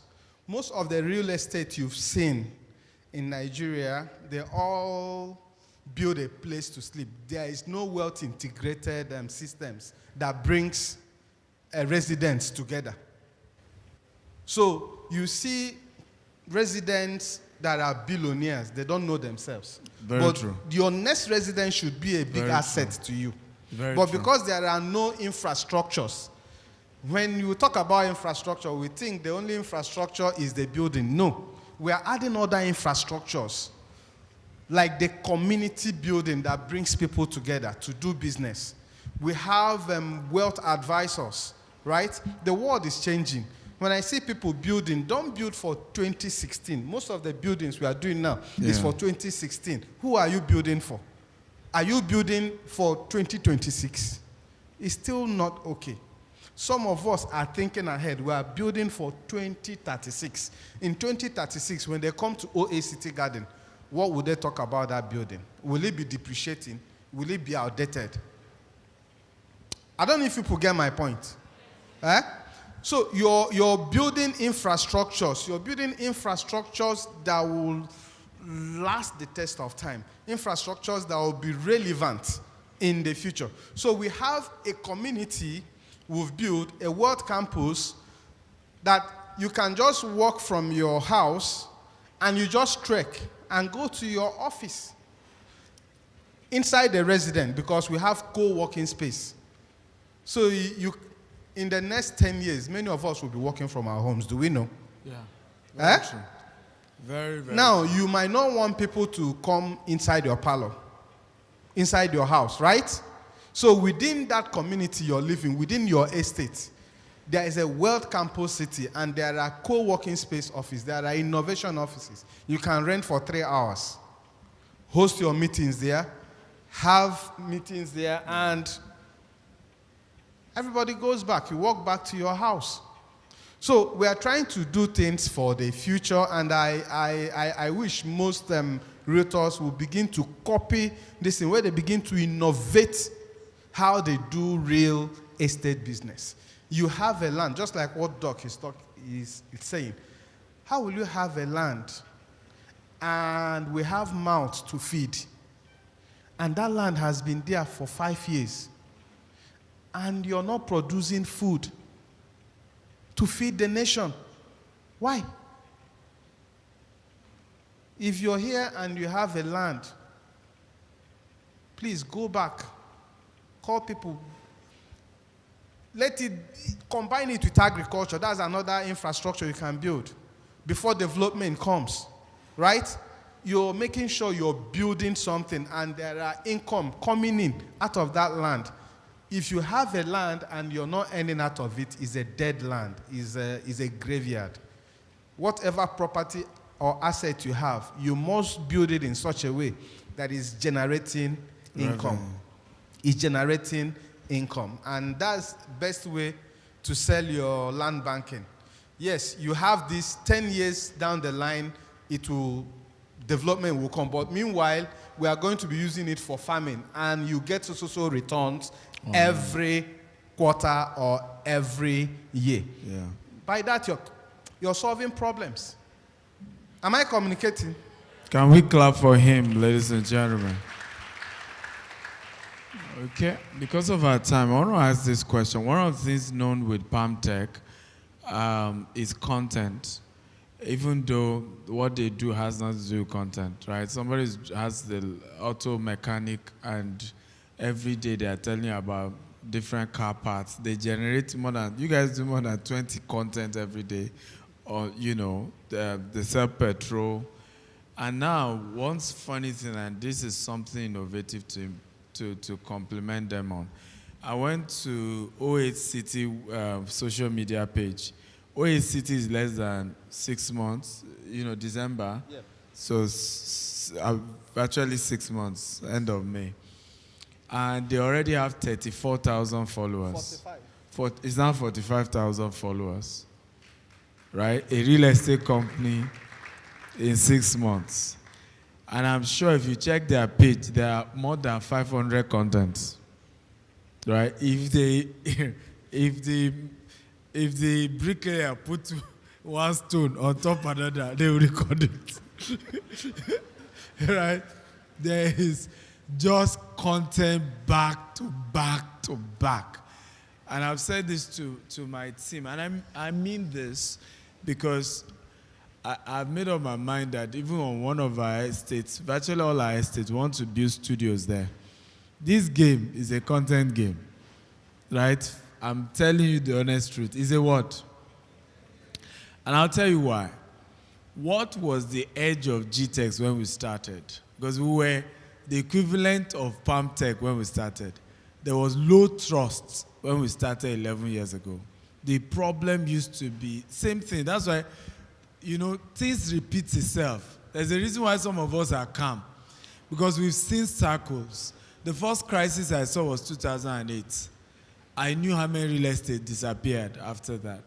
The next was when we were starting. It was also trust issues, right? And we then used technology. We're the first to start streaming our location in Nigeria, right? Facebook had just started then and all of that. We'll just stream. We'll bring Ibe, Laura, and we'll stream. This was 11 years ago. And it helped. But you see, sometimes, and I want to encourage those of you who are here, growth can also be dangerous. The day you have 100 employees, you lose your company. Many people don't know what's coming. When you start having large number, because they are larger than you, divisionaire. Right? So if you're not careful, am I making sense at all? Their culture will superimpose your own culture. So I said to the team, I said, when we started, we were heavy on media, heavy on content, but we lost that. So we are going back to heavy content because when you are in a low trust business, what should you use? Transparency is how you earn the trust. We call it operational. I did a course in Harvard called operational transparency. You go back and show back to back your processes so that people can say, oh, if it's this straightforward, then I trust them. Then I can count on the process. So I want to talk briefly about this content thing because you see agents coming to say, buy the land, or God, there's commission. And now our industry is a BBL community now, you know. So it's even gone beyond. Someone say, oh, is that not it? Am I lying? I was with, you know, the president of Redan. And then we had some other developer who was with us. And he was saying that he traveled to US, came back, and he just noticed a new staff. So I was saying, when did you employ this person? I said, it's not new staff. It's so. I said, what? Everything has changed. You know what I'm talking about. And I now told him, I said, obviously our sales will grow. He said, how did you know? He said, she became the best. Prior to that time, she was not selling. Now she became the best marketer of the company. So for those of you who are not doing BBL, right? What do you need to use to grow your business? It's content. And I want to talk briefly about how people can be innovative, they can be creative. At some point, children went to sites, they were selling the household, right? So can you explain more about how we can be creative and innovative with content to sell real estate? Thank you, Doc. At this point, if Son of the Prophet wants to join me, come and join me. Teach us content. We want to hear from you guys. Right, go ahead, sir. You know, I always tell people, sell your vision first. For real estate people, sell your vision before you pour concrete. Hey, did you hear that? Create content with your chippings, with your cement, before you start making yourselves. Now, if you are following me, you will know that earlier November, during site acquisition, we started telling our stories. I'll go with my prodigal sons. I'll tell stories of how we have this land and they went and took the property and they want to sell. And asking me, why do I want to enter into real estate without telling them? Subtly, we are telling people we're about entering into the real estate business. Yeah. While we are clearing the bush, we are making content around it. Ask it subtly. We are not selling anything, but invariably we are building trust. Yeah. Showing them acquisition, meeting the community people, clearing, having discussions with the team of architects, you know. In fact, engaging the community, there are so many people on my timeline that contributed. We do designs and we publish, say suggest. You know, this thing we try to build and not tell people to buy when they are not part of it. Mm-hmm. When you make your audience part of what you're doing, they feel part of that business. Once they feel part of that business, they will empty their pockets for you. And these things are done through content. These things are done through content. If you are in business, you must be a media business first before your business. I don't know if people got that. Be a media business first before your business. If they put media and your business, please choose media. God chose media first. Without media, we wouldn't have known there is God. And God doesn't play with media. The gospel is being transported through media. And most of you are running away from one industry that powers everything. We are joking with social media. Social media has made more billionaires than many other industries have ever. Sometimes we say this content is hard, but your everyday life is a content. True. And most times we do it in such a way we want to be perfect. Who told you you need to be perfect? Listen, when you package too much, you become a machine. And people don't trust machines. Wow. So when they see you, you're too perfect. You're no longer a human being. And people will find it difficult to connect with you. Yeah. But when they see your vulnerabilities, when they see you as human, you're authentic, they begin to relate with you. They begin to love you. They know you're not packaging anything, that this is you. And they take you for who you are. And some of those things you're hiding because your office doesn't look like it, because your workshop or your land doesn't look like it, you don't want to tell the stories. You're missing because they are following you. Yeah. And they are seeing the downside. Yeah. They are seeing the wrong things. When you improve, they are the people that will start clapping because they followed you when you were nobody. They followed you when you were using one plastic table as your, right? As your office table. Don't be ashamed, except you don't want to build something great. But if you want to build something great, embrace the shame. Market your business shamelessly. Let people get to know you. And don't be afraid of, if they know I'm doing this now, bills will come. That's where you need to build that maturity. Yes, billionaire mechanic. I receive hundreds of DMs begging for money. If I answer all of them, I'll be broke. Right? So you use your discretion. It's your money. You decide. True. People are not going to decide how you spend it. Yeah. And they wouldn't influence your emotions. So don't look at what people would say. Yeah. And you now put your leg on the pedal that stops you from heading to my. you're heading to Umahia because of what people will say. You pause. You will stay stagnated. I know many people who will not post, aggressively do content because they are scared that people will be borrowing, asking them to give them money. But that one is normal. That one is normal. Right? That's Tell them normal. your limit, you've crossed your limit. Sorry. You can't. And that's discipline. That's discipline.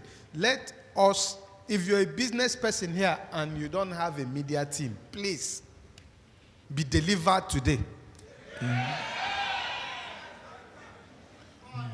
Now, let me tell you people, you people don't understand what media team is. I'm not sure there is any business here that has research and development department.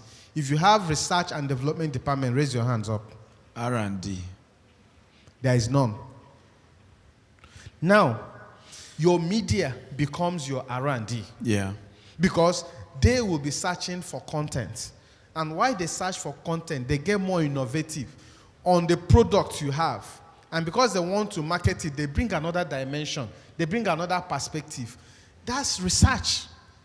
And because you're not coming online to sell, most of us come online, they want to sell.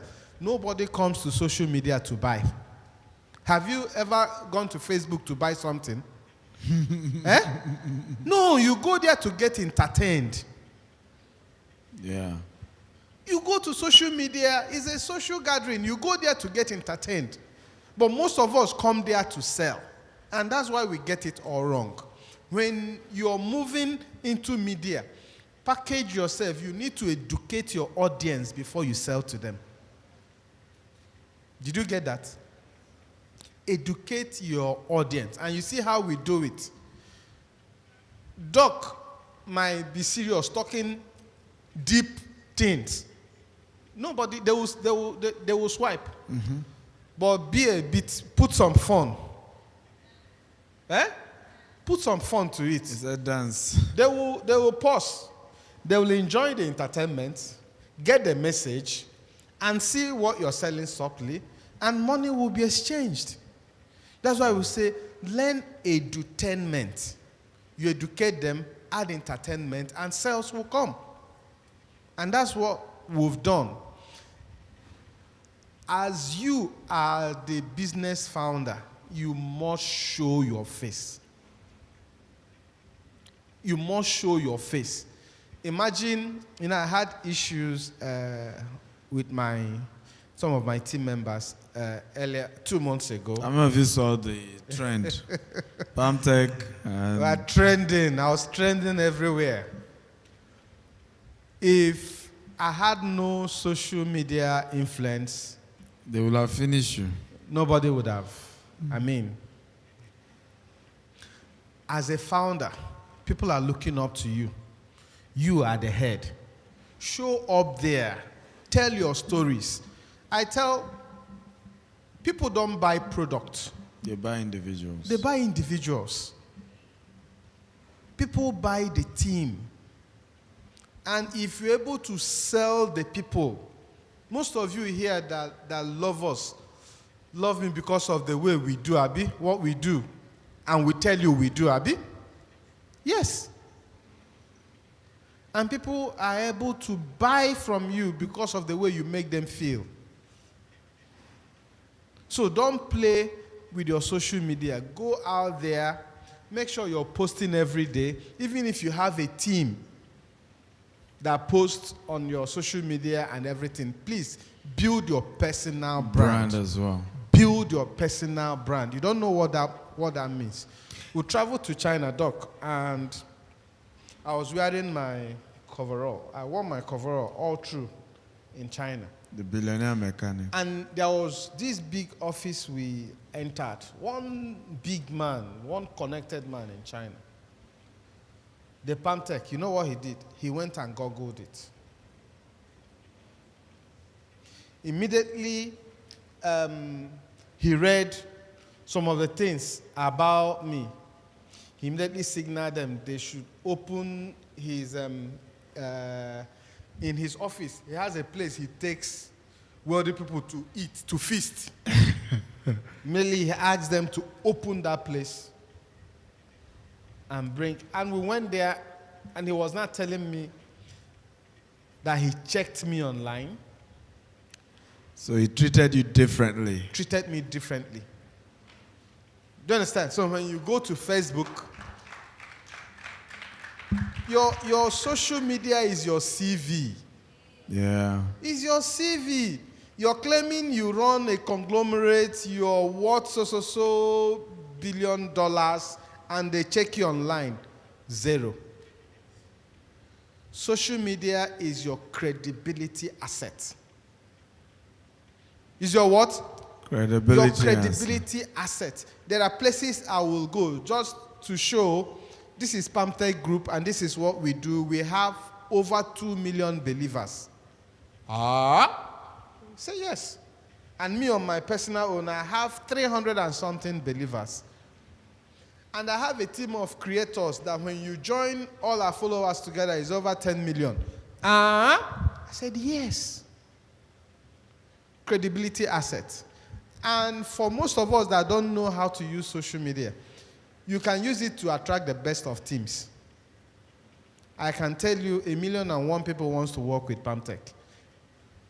And it's at our discretion to choose. Yeah. But if they don't know you, they won't desire to come work with you. Right? Is your sales funnel. You can use it to even get funding. True. So why are we playing with one of the greatest tools in business? Okay. Visibility is a great tool. Yeah. If you're not visible, your business won't be visible. Come on, let's put our hands together for him. And by the way, we're on a challenge where we have encouraged, we've been doing a Realtor life sites training. How many of you were part of the life site training? We did Abuja, we did Lagos. The next one is Ekpe and Ijebu-Ode tomorrow. Yeah, you can clap if you're excited. And we're in all of those classes, we're insisting you do minimum 3 videos. And if you sell in 72 hours, you get ₦1 million. Even today, we're doing a raffle draw. We're giving somebody ₦1 million. I don't know if you invited 5 people for today's event. Nobody. I was supposed to do a raffle draw and give you ₦1 million. Chai. Nobody. Jehovah. You see the issue now? You see what we are saying now? It's an issue. Because if you call yourself a realtor, you are not doing content. Oh yeah, what's your advantage? What exactly is your advantage? How do you really sell? You're a real estate developer, you're a real estate agent, you are not chunking out content. I hope you all turn up tomorrow. You have opportunity to create at least 3 content on site, live on site, and you have to push it out. These things, give you compound interest and help. But before we go, son of the prophet, what do you have for us on content? Thank you very much, sir. One of the major things that most people do not understand, I'll come from the standpoint of being even a Christian, is like Billionaire Mechanic has actually said, Jesus was the first content creator officially, right? And then let me share this instance.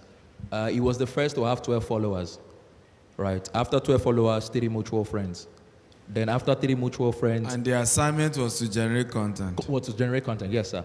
And then when he went to the mountaintop, let's call that mountaintop hub, whereby he's sharing his content. And when he got there, because of the magnitude of the work he needed to do, then the next thing he said was to sub for them by buying data for them. In that quote, what we call as that is, the bread and the fishes.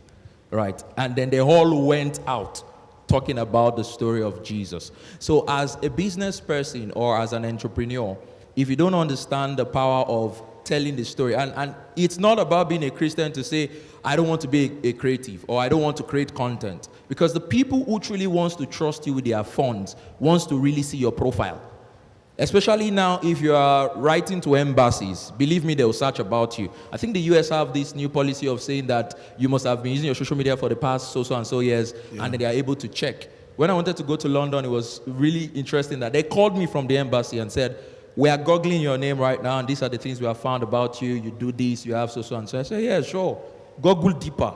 I own the entire front page of Google, right? So if there was not that point whereby you are showing up every single day, keep dropping the content, keep saying it out there as much as you want to, your business is going to be there, but it might not be known, right? Well, like Dr. Wale said, there's always the advantage and the disadvantage of it, right? But for the benefit of this is the advantage of creating content that we're talking about. And it's very important that once you create the content and create and drop those things with time, because there are times whereby this thing has to fly.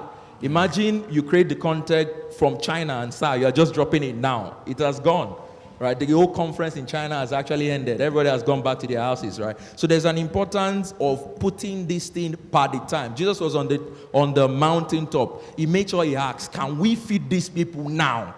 He didn't say, oh, you know what happened? We will go, you wait behind and feed them, right? So there's an importance to creating your content by the time that you're creating it so that it can also trend and you can convert it to, as your funnel to, making funds in your business. And, sorry, sir. But hold on. How many of you have posted a content about this conference? You've been here since morning. How many of you? You see, less than half of us. And you're here. And nothing grows your credibility than saying, hey, I was at this conference with Dr. Stephen, a great speaker, I'm learning. Your investors want to know that. They want to know you are growing.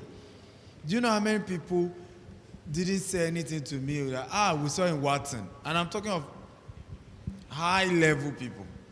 Other things they didn't see, but they saw Watson.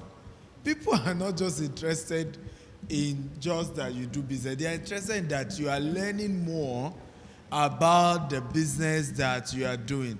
Am I making sense at all? So you will attract more customers by pushing your story. I was at this conference. I'm learning this. You should do a whole review of being at this event. It's important. Yes, sir. I was trying to add to what Barry said. The disadvantage sometimes is good, right? You see, when light shines upon you, it starts revealing some cracks you don't see. Yeah. And when you start revealing some cracks, you are now attending that perfection. So sometimes you are afraid, I don't want this to show. You won't fix it. Mm-hmm. Mm-hmm. But because the light is on you, those cracks are seen. What happens is that you do what? You fix it immediately. And see, business is about creating community. And you cannot create a community without content. It is content that brings the community together. And when you have a community that shares the same values and the same vision, you can sell anything to them. Thank you so much. Come on, guys. Let's give them a round of applause. I wish we can continue, but we still have 2 sessions. Please, once again, a round of applause. Let's take pictures.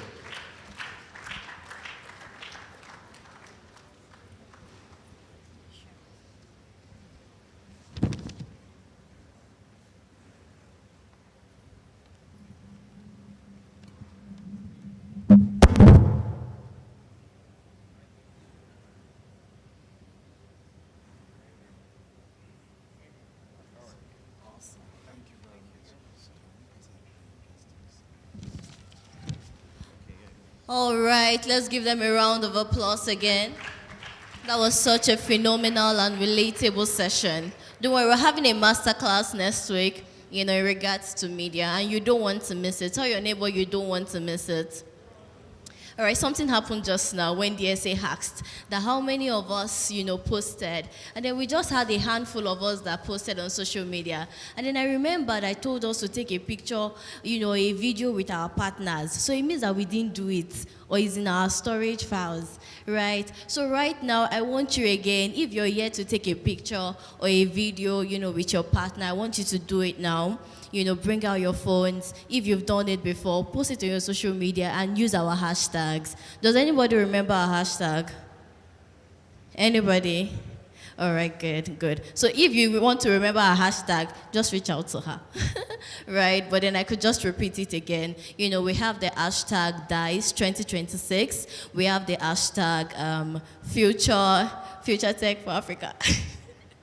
All right, so maybe in the next session, you know, I'm going to repeat each of them again. So now we're going to be moving. We have just 2 sessions to go, the panel session and, you know, a keynote session, right? So teaching us on real estate investment, what every investor must watch out for is Mrs. Stephanie Wang, Mr. So this is a global conference. So we have a Cameroonian, we have a South African, we have a Nigerian on this panel. So Ms. Stephanie Wang and Mr. Ungolemuzulu Lindikosi, we have them joining us online. And on seat here, we have Mrs. Bola Adeyeloja. Please let's clap for them as we welcome them on stage. We also have Mr. Francis Ode. So they'll be joining us virtually and they'll be projecting from the screen in front of you. Technical, over to you. Let's celebrate them, please. One more time, let's clap for... I must specially commend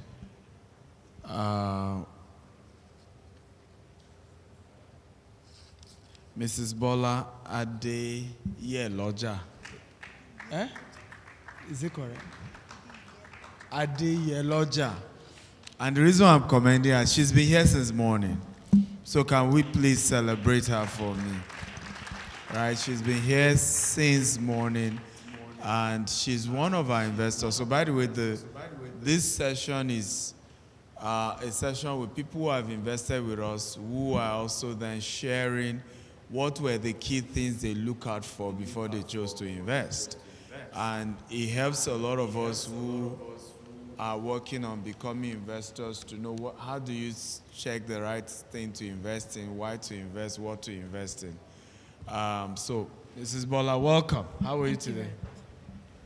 I'm very good, thank you. Right. And thank you so much for having me today. You're welcome. So you want to tell us about yourself and what you do? Okay, my name is Adebola Adeyeloja Olusanya. I run my own business. I'm in medical laboratory equipment sales. So I set up laboratories and then I sell equipment and consumables to medical labs. Okay, Yes. so basically laboratory equipment, and that's what you sell. Are the online people here? What were you waiting for all this while now? You had time to set that up. What was this? So pull it up now. What's the issue? But you should have told them to put on their video earlier now. Can they hear me? Right? If you guys can put on your video.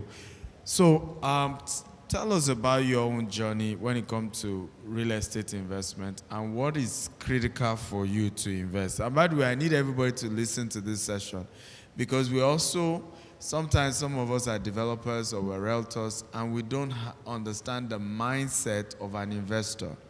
Right, so here we are to listen to the mindset of an investor. How does an investor think? What are they looking for? So please go ahead. Okay, thank you very much.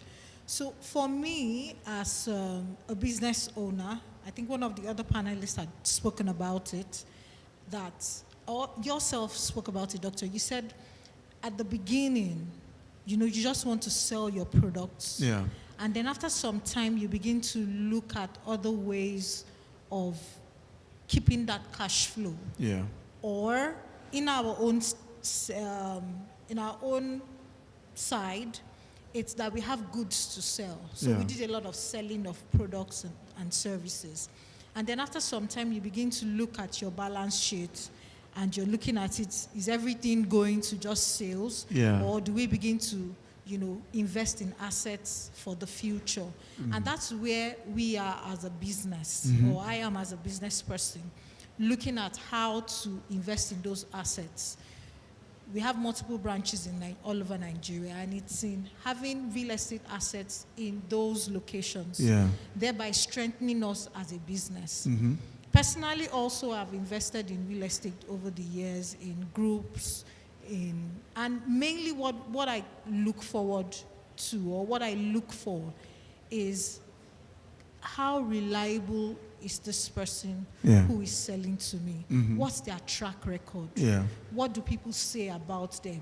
So I probably have had lots of real estate companies come to me and say, we have land, we have this, buy, pay this amount and something. But the thing is, who has bought from you? Who can I trace you to? Where are you? Where are you located? Are you physically somewhere? What do other people have to say about you? What are the experiences of other people that have done business with you? Yeah, that have done business with you. And so that really is one of the core things. Even before looking at where is the land located and what kind of documents and co are on the land. But first of all, who are you as a real estate? People don't buy product, they buy individuals. So one of the things you want to work on, like she's saying, is developing your own brand and your own personality, because that's what they're checking first before they even now check the product. We have Stephen from Cameroon. Stephen, how are you today? We can't see you from here, but can you hear me? I'm fine, sir. Thank you so much, and good evening to everybody that is online, and good evening to people inside. Okay, Stephen, I'm aware you and George are supposed to come, but George had flight delay and all of that, but welcome. So, Stephen, you are a Cameroonian who decided to invest in Nigeria. You bought property from GTEx. What exactly will make you want to invest in Nigeria? You're not even a Nigerian. What for you was the major issue? Why you investing in Nigeria? Okay, thank you so very much, sir. The very first fact, or the very first drive for me was you. You are the one who owned the property, and I have seen you succeeded, and I have seen the way you use your strategy to invest, like to give out good properties that are on strategic locations. Because one thing I learned from you is you don't just sell land, and you don't just buy land anyhow. You buy it strategically, and anybody who buys from you is very sure that the property is going to appreciate in the nearest future. So that was the very first thing that got me, and I had to buy my properties from GTEx there in Nigeria. And apart from that, I have been your mentee for some time, and I have been attending your trainings. I've been attending all the events that you always organize, and all that I have learned from you and I have practiced has taken me from, I could say, from bottom to somewhere almost at the top. I'm saying almost at the top because I still have a lot of aspiration and a lot of goals that I look forward to achieve in the nearest future. And it has been a very interesting session for me because I have bought a property not just from a foreign country as a Cameroonian, but I've bought for somebody that I trust so much. I have seen your results in the industry. So for me, it was you and your results. So. Can we clap for her?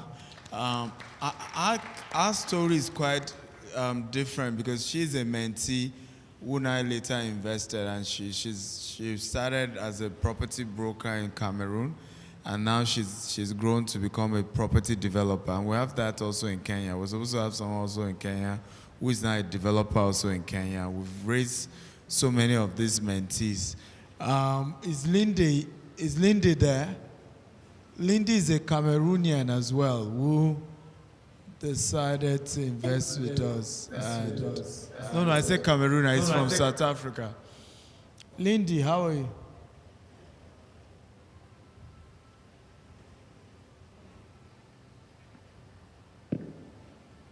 Lindy, are you there? Okay, let's keep going. So what do you, in your own opinion, what do you think is the biggest mistakes that investors, realtors or developers make that irritate investors? What are the things that you think that they do that you just say, this is not professional, this is not something I'm looking for? Okay, thank you very much. In my experience and opinion, it's that a lot of realtors promise what they cannot deliver. Yeah. I know we have discussed, a lot of the panelists have discussed this over and over again. It's that promising what you can't deliver. Yeah. We all have different kinds of stories of, oh, this property is going to be ready by this time, and it's not so, or I'm giving you this land, I'm going to do this, this, and this before I hand over to you. Yeah. And they actually cannot fulfill it. You know, and sometimes that's also what people, probably more like myself, who also want to invest, are looking at. Your offer is so fantastic, I know it cannot be true. Yes. Too good to be true. It's too good to be true. And generally, if you're a business person, if you have developed something, if you have grown something, when you see something that is too good to be true, you know that it is definitely too good to be true. Yeah. And so you begin to move away. Awesome. I wish we have more time, but we have to cut it short now. But can we help me celebrate them? Yes. Please put your hands together. Please do it better, better, better, better. Thank you. Let's take a picture, man, before you go. Also, I would like those of us at the back, if we can move forward. We're taking the last session, and we're done for the day. If you have any empty seat in front, please move. Where are the cameramen? And I could see some people walking behind. If you're hesitating, fine, but if not, please move forward.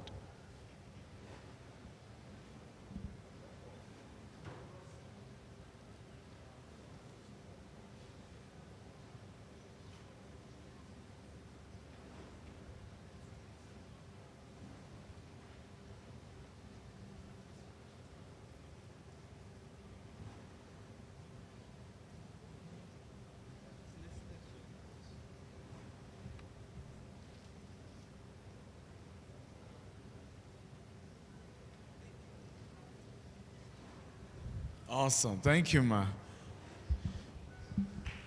Please, let's clap for her, please. It's not easy being an investor, being here since morning, and she's part of this panel. So, because of time, we're moving straight to the last session for today. Mr. Izu. I saw him behind. Can someone help me get Mr. Izu? Perhaps he's outside. Technical, do you have his profile? Jamio. Okay, speaking of some offers, we had some offers that were given earlier today. Remember, it's the anniversary week, and we have some offers that are available. Dr. Steven has graciously given a mentorship offer. If you are interested in that, we have a booth over there on the right. You can reach out to his team, and they'll help you to make those payments. Also, we have some real estate offers as well. We have our teams. They are wearing a tag saying Wealth Advisor. Remember, you can get discounts in any of our properties today. After today, I cannot guarantee you're going to get any discounts. Behind there is over there is our booth. You can also reach out to Wealth Advisors working around our flyers, and they're here to attend to you. All right, also, we had an incentive prepared for the first 20%, who walked into the room today. So that's going to be announced, at the end of the session. So technical, can we have Mr. Hizo's profile?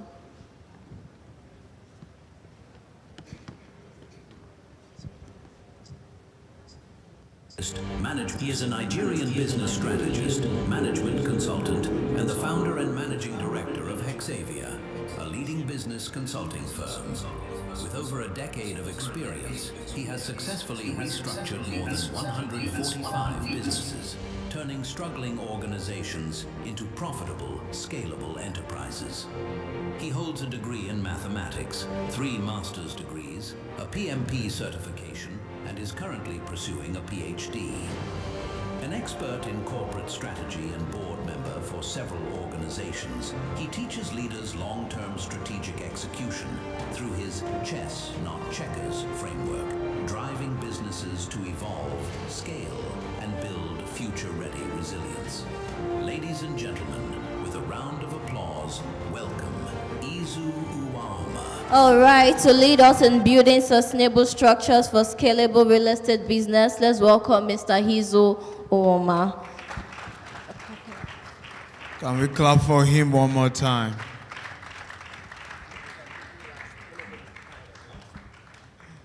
Well, you have energy anyway. Do you have a mic? So Izu is a long friend, running to decades. He's a management consultant, and he's one of the beautiful minds you can ever find in this continent. So please, with a special round of applause, Izu Uwama.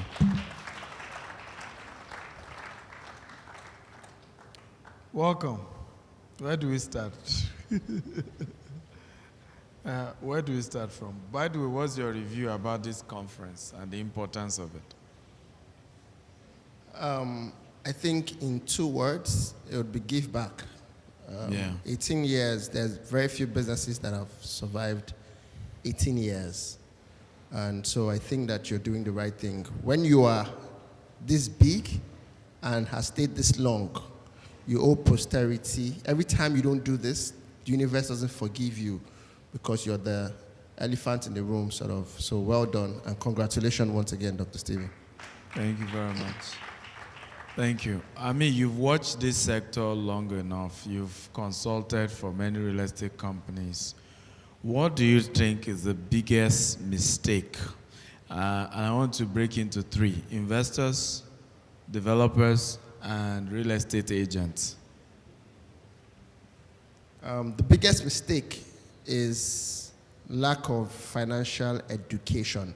And I'm not talking about all these personal finance things. I'm talking about core corporate finance and accounting.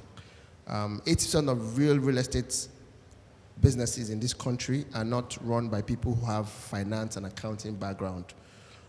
So even most of the time, the highest you can get is a civil engineer. And anybody that read science courses like me know that you don't teach finance and accounting core in engineering, so they get into trouble. So you hear somebody talks about, oh, he just bought a property, acres, and he's selling, and he has a price on it.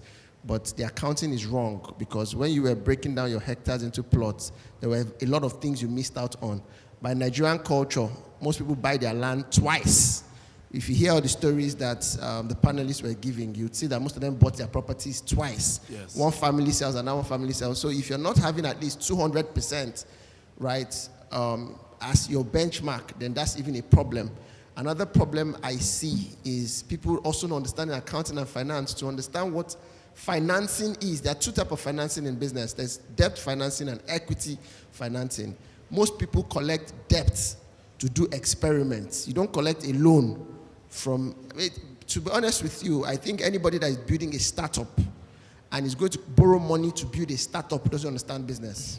And this is even beyond real estate. Yeah. The reason for that is because the concept of entrepreneurship is very experimental. You collect a bank loan to expand a business, not to start a business.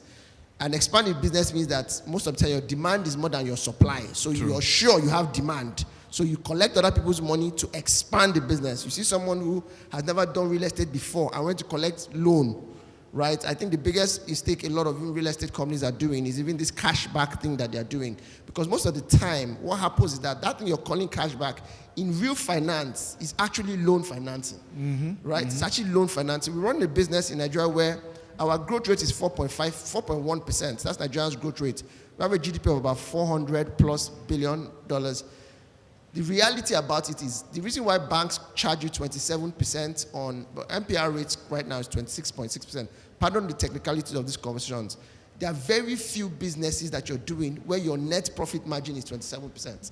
So when you take a bank loan at 27% to do a business where the profit margin is less than 20%, you're definitely going to get into trouble. Yeah. Right? So that's some of the fundamental problems. People don't have accounting background. I always tell people in this country that people you must have as friends. Have a tier 1 accountant as a friend. 2, have a lawyer as a friend.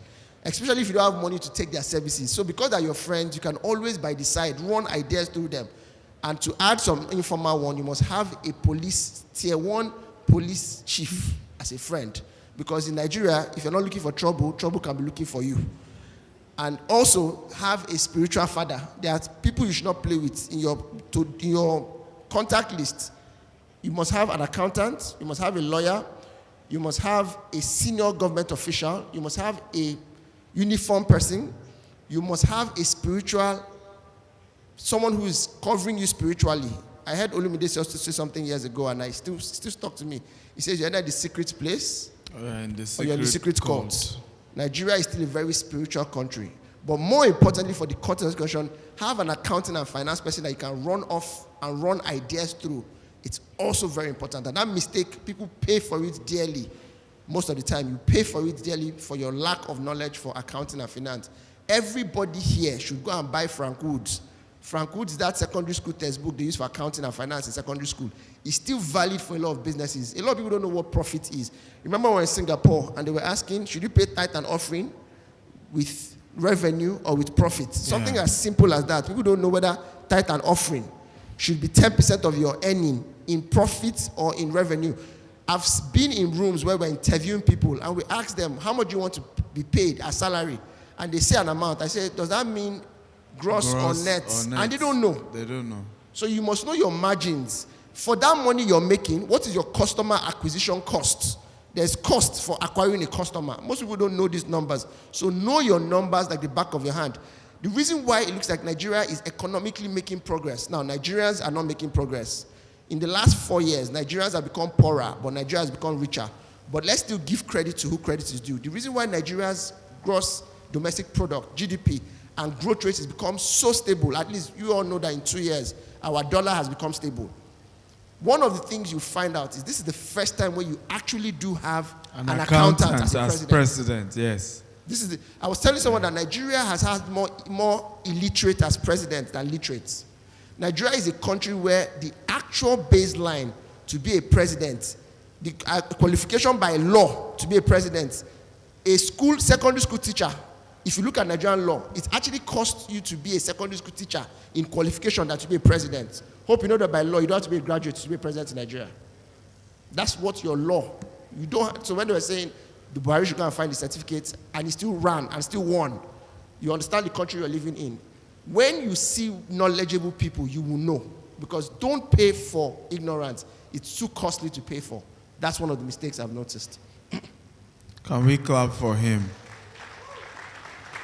Is this helpful? Right? Because, I agree with you. And do you know this conversation is even to the staff level? You see staff giving ridiculous discounts to customers and don't know that they are killing the business. And then later they will say, stupid company, they're not paying salary. How would they have been able to pay your salary? You never consider profit margin. Same thing with Realtor. You say, this real estate company is selling too expensive. Are you aware that many of the real estate companies that are dead today were the cheapest? You all praise them for being cheap. But they never factored in cost of sustaining. There's a different thing to acquire land. It's a different cost to preserve the land. Yet TMO shared her story. I mean, you know here. Now, all those processes she took from the legal move to even having to go to Doha, it wasn't free to afford Doha. Right? To the people, the Baba, even the Baba that now helped her. You think all of it is free, eh? So if she had just charged a minimal fee on that land, would she not have lost her own personal money and the investors' money? Are we learning here? So you are not even helping the customer and say, oh, it's cheap land I'm selling. No. It's the easiest way to run Ponzi in real estate is to tell me that you are doing affordable housing. You're already giving me a Ponzi sign, right? Or the cheapest line. Because we all know there are costs that will keep coming. It won't stop. Am I making sense at all? So if you don't charge properly so that you can stand and protect the investment of your clients, then you will innocently lose their money, okay, and be playing victim. And sometimes realtors are the problem. You as a realtor, you get 10% on anything you sell. So why are you trying to sell the cheapest one? I always say that the lowest form of intelligence in any business is when price is your competitive advantage. It shows that you, the seller, you don't get brain. Because if you are really smart, there are a lot of other things. It's just like Palm Tech. Have you noticed in all this conversation, of all the businesses he said he's doing, he never mentioned that it's the cheapest. Did you notice? Not in selling petrol that he was selling, not in auto land, not in the 08 city that he's doing. If I remember when he was mentioning the price of his house that he will sell, some of the people around me were looking and say, in this Port Harcourt. Okay, but people are buying.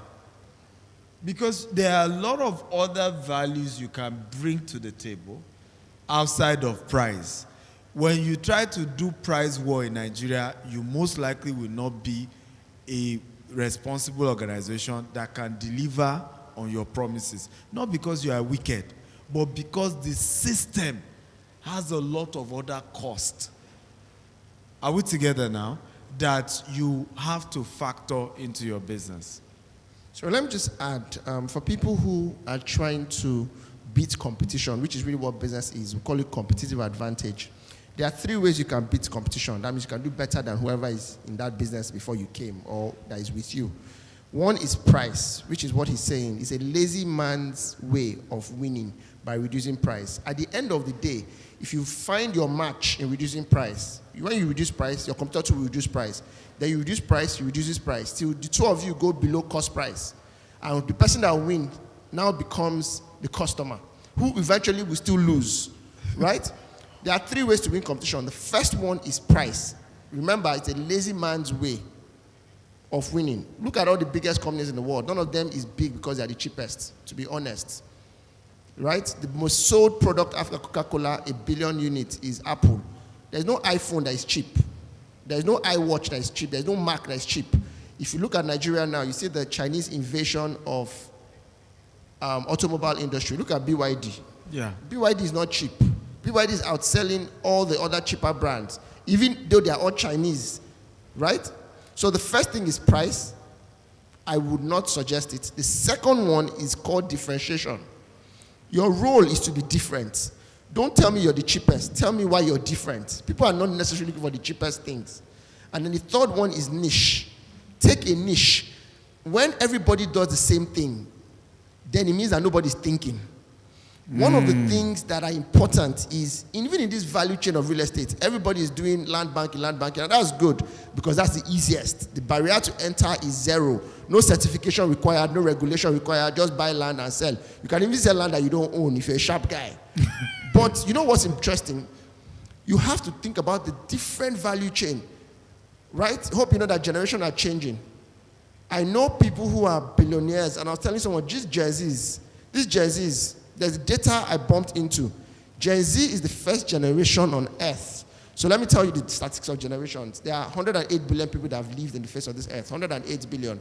And 8 billion of that 108 billion people are alive. So there are 8 billion people alive, 100 billion people dead.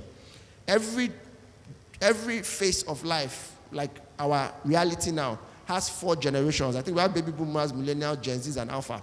This is the first time where one generation is less intelligent than the generation before them. Yep. This is the history since God created Earth. And Gen Zs, please don't drag me on social media. But data is saying that Gen Zs are not exactly in IQ higher than millennials. But you know what's funny? This is the first generation that they say are not intelligent that are having the most intense level of prosperity. But here's what's strange. The Gen Zs are not interested in buying houses and living in them. Go to the shortlet and see how many Gen Zs are living from one shortlet to another. Your real estate dynamics is changing. I was telling someone that as big as Lagos is, the number of mortuary cemetery in Lagos is not more than 10. The whole of Lagos, 18 million people. The whole of Lagos. Look, the amount of, if you've ever gone to Ikoyi Vault to bury somebody, you will know that we are not thinking. Yeah. There's actually more money owning a cemetery. Look, if you set up a cemetery in VI or Lekki, you know they do cemetery from all of Lekki till the first cemetery you find is after Aja. Yeah. If you set up a cemetery, you know people are very emotionally attached to people they love when they die. People would pay. You see the small square meters they give you just to put a coffin. People would pay 10 times. Ikoyi Cemetery is full. Atan Cemetery is full. We are not thinking creatively in terms of what real estate can be. You know why I'm having this question? There are 3 ways to fight competition. while everybody is fighting price, can you take a niche? That's what you call differentiation. So somewhere along the line, I think that one of the most important things in such conferences is to make you to think differently. The market is huge. The second problem I'm having is everybody is forced in Lagos to do real estate. Abuja, Port Harcourt. The data is showing you something different. Absolutely. Each city, Absolutely. each state in Nigeria has real estate potentials. I mean, some people are from Asaba here and Warri. I was telling someone that Delta is the only state in Nigeria. People don't know that Delta is actually one of the most liquid states in Nigeria. Yeah. No other state has more millionaire per square capital than Delta State. Yes. Delta State is the only state that has 2 airports. Correct me if I'm wrong. True. There's Warri Airport, there's Asaba Airport. We are all clustering ourselves in this small city called Lagos. Lagos is actually the state with the smallest amount of square capitals in land. In other words, Lagos is the smallest state in Nigeria. So while everybody is, look at what Pamtech did. Took Owerri and conquered Owerri. Moved to Port Harcourt. Am I right? Mm-hmm. Take a small section and look, like I always say, bad example, but no matter how bad a book is written, there's something to learn from that book. If you want to learn how to take territories, look at what these terrorists are doing. Boko Haram and all these guys, they've left Lagos, they've left Abuja, they've left Port Harcourt. They go to uncontested places. Yeah. And they take those places. They are collecting tax in some of those places. Take some uncontested places. Umuahia is big. You'll be shocked that there are some small areas in these cities that are bigger than the whole of Lagos. I was telling someone that there are states in Nigeria where you do 5 hours, you've not left that state on road. Lagos, there's no part of Lagos to take away traffic that you cannot meet in 5 hours. From Badagry to the end of Shangotedo, you can do it in 3 hours, right or wrong? True. Lagos is not big. Take other territories. And shout out, I'm talking to Stephen, because Stephen, I'm talking about Ogago. He's done that. He's taken, don't leave your small city till you've conquered it. When you conquer it, then you now move to the bigger cities. Everybody's clustering themselves in this Lagos. Realtor is trying to sell land to Realtor. There's something fundamentally wrong somewhere. So that's my own advice on this pricing thing. And you know what he said is funny. It wasn't with me when I met Obi Kubana. Obi Kubana said the same thing. He said there is no miracle I could do in Abuja in real estate that nobody else has not done. He said, so I went to Asaba to do something that nobody has ever done in Asaba. And he said, I've cashed out. So, as they were talking, as Blessing and Stephen were talking, I was just saying, I said, go enter Warri. Right? Because if we can get a big land and really go heavy, right, that's where the money is. There's a story also Dr. Olumide was sharing with me, true story. These guys are in Ibadan, right? And they were telling Dr. Olumide that they've done 25 billion naira. Ibadan. He said, how to say, wait, me that I'm mentoring you, self. Wait, what are you people? Ibadan. What exactly what's going on? So I'm suspecting, by the way, I'm speaking for Zephaniah in this, where is his village again? Shaki. I suspect there's something Shaki that, because the guy will not agree to leave Shaki. Everything Shaki, Shaki. So there must be something. But what he's saying is true. We all need to begin to look at other areas. You know, I went viral on this symmetry thing. Some people were abusing me over it, over that symmetry real estate is more profitable, okay, than even your residential. People were abusing me and all that. But it's the truth. There's more money in it, right? Because everybody don't want to die. But all of us will patronize the symmetry one day. Not one of us will escape it. Right? It's one business we all patronize. So why not go into it? It has a lot of money. Are you aware Ikoyi Symmetry is over 100 million? Yes, for 1 vault. A few square meters, not the whole plot. Yes, just one plot can give you like 50 burial grounds. A plot of 6 feet by 4 feet. Right? 100 million. That's if it hasn't increased now. That's the old price. Right? So I know of people, and I'm being top people, right? There's a case when they were even telling me a governor already has his own, right? And one bought 2, and he will sell 1 later when he's broke.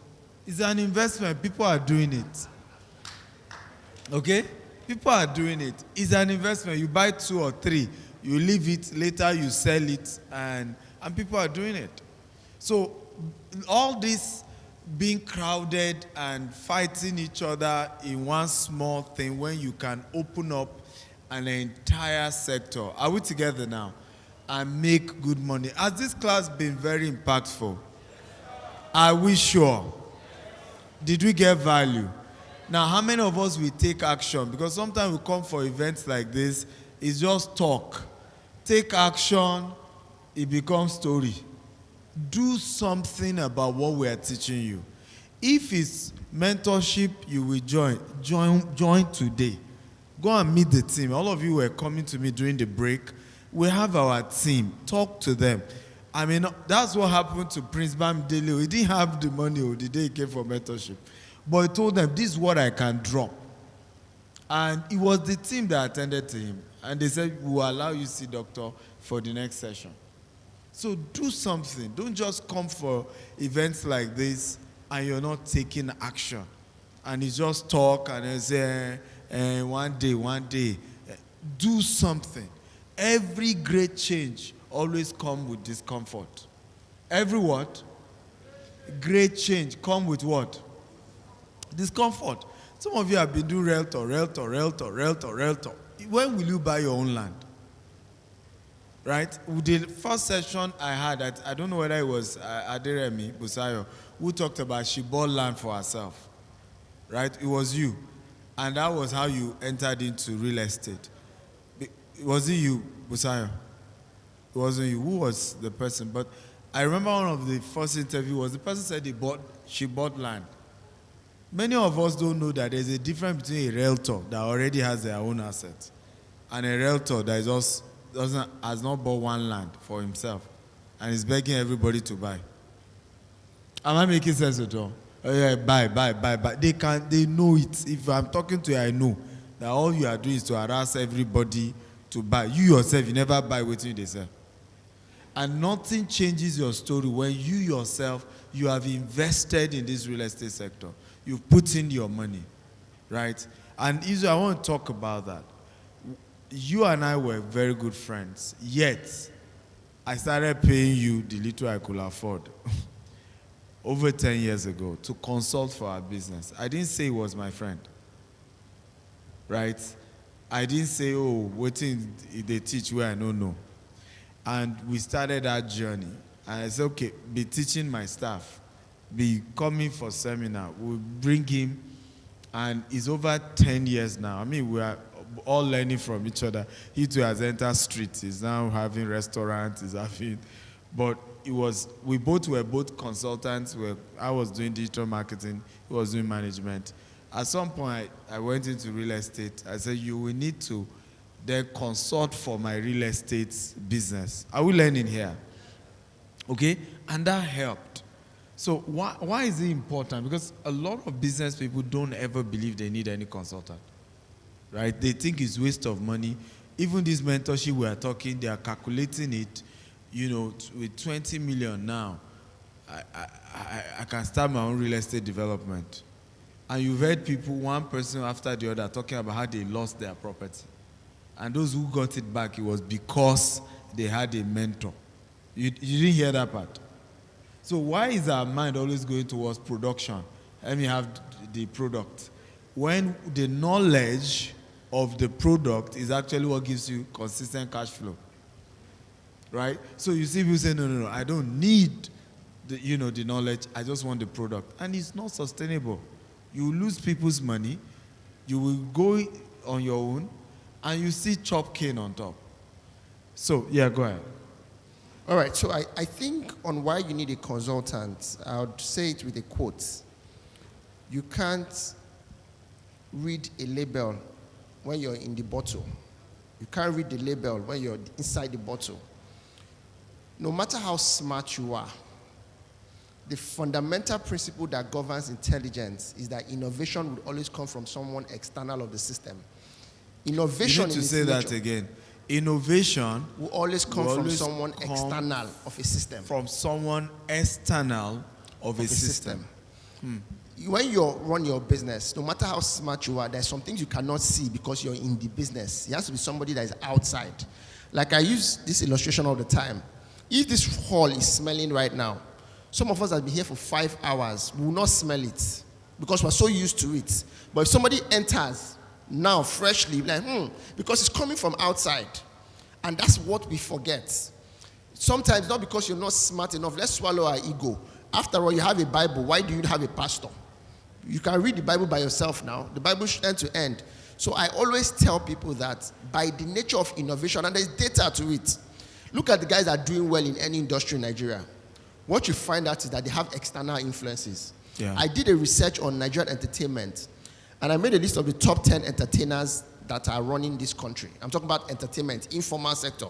The Burna Boys, the Wizkids, the Davidos, the Fowls, the Tiwa Savage. You know what I figured out? Out of the 10, 8 of them at some point went out of Nigeria, stayed there for a while and came back.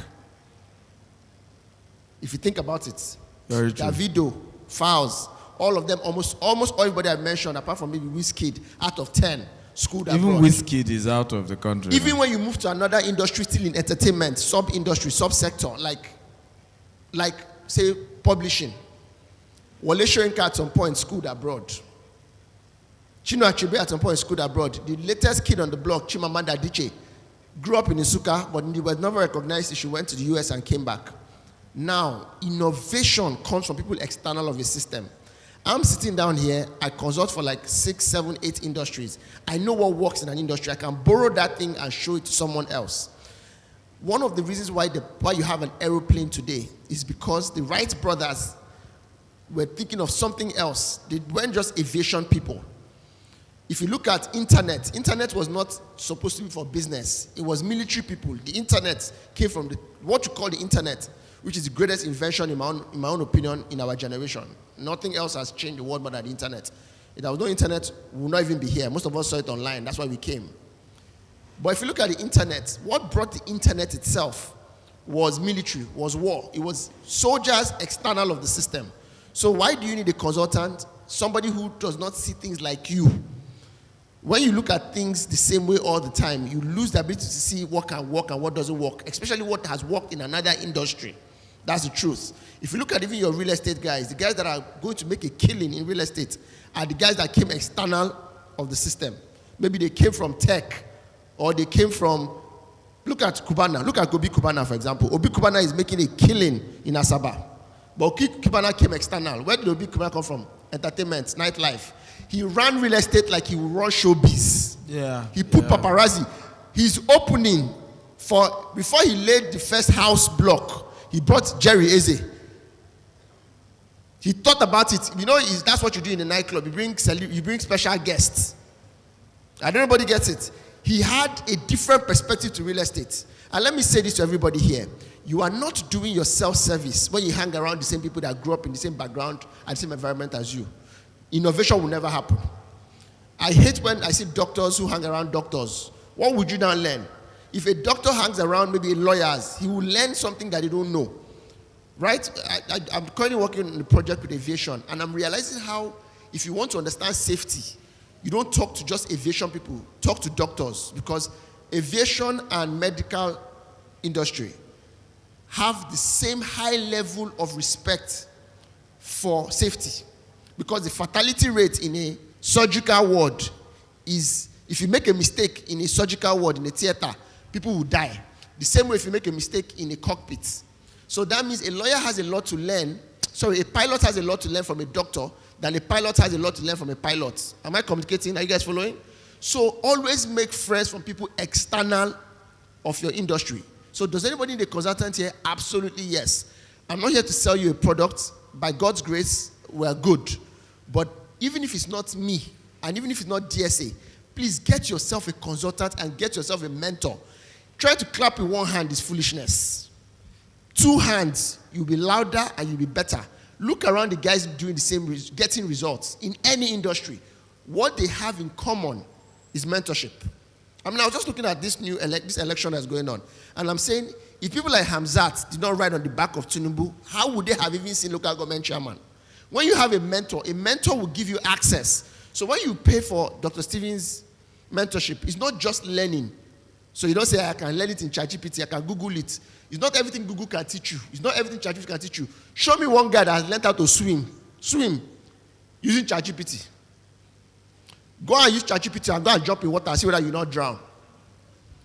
Right? My children are learning how to swim now. My wife said that they can watch it on YouTube. I said, which YouTube? I said, baby, you cannot swim. That's why you're saying this. YouTube cannot teach you how to swim. It's like riding a bicycle. This thing called business, I'm telling you, you cannot read on a book. Somebody must have chopped cane and is vulnerable to share that experience with you so you don't chop cane. If it took him 18 years to make, let me say, $10 million, because you're his mentee, it should not take you 18 years. Because you have learned, you have divided his effort and multiplied his results. Please, guys, get a mentor all around us. This morning, I woke up with Dangote's podcast, and I realized why that guy is where he is. Yeah. He did not grow up with his father, he grew up with his uncle, who was the richest man in Nigeria, in Africa as of the time when he was 10 years old. You see what mentorship can do? Can you guys see what mentorship can do? I look at people like Davido. Davido at age 10 was hanging around people like Don Jazzy. Mm-hmm. Or do we talk about people like Rotimi Amechi and Wike who hang around Ada George and Peter Odili? Or you want to talk about even your president, Bola Ahmed Tinubu, who hung around MK Abiola? Mentorship is the easiest hack. It is zero payment on education. Hey. And I'm hoping that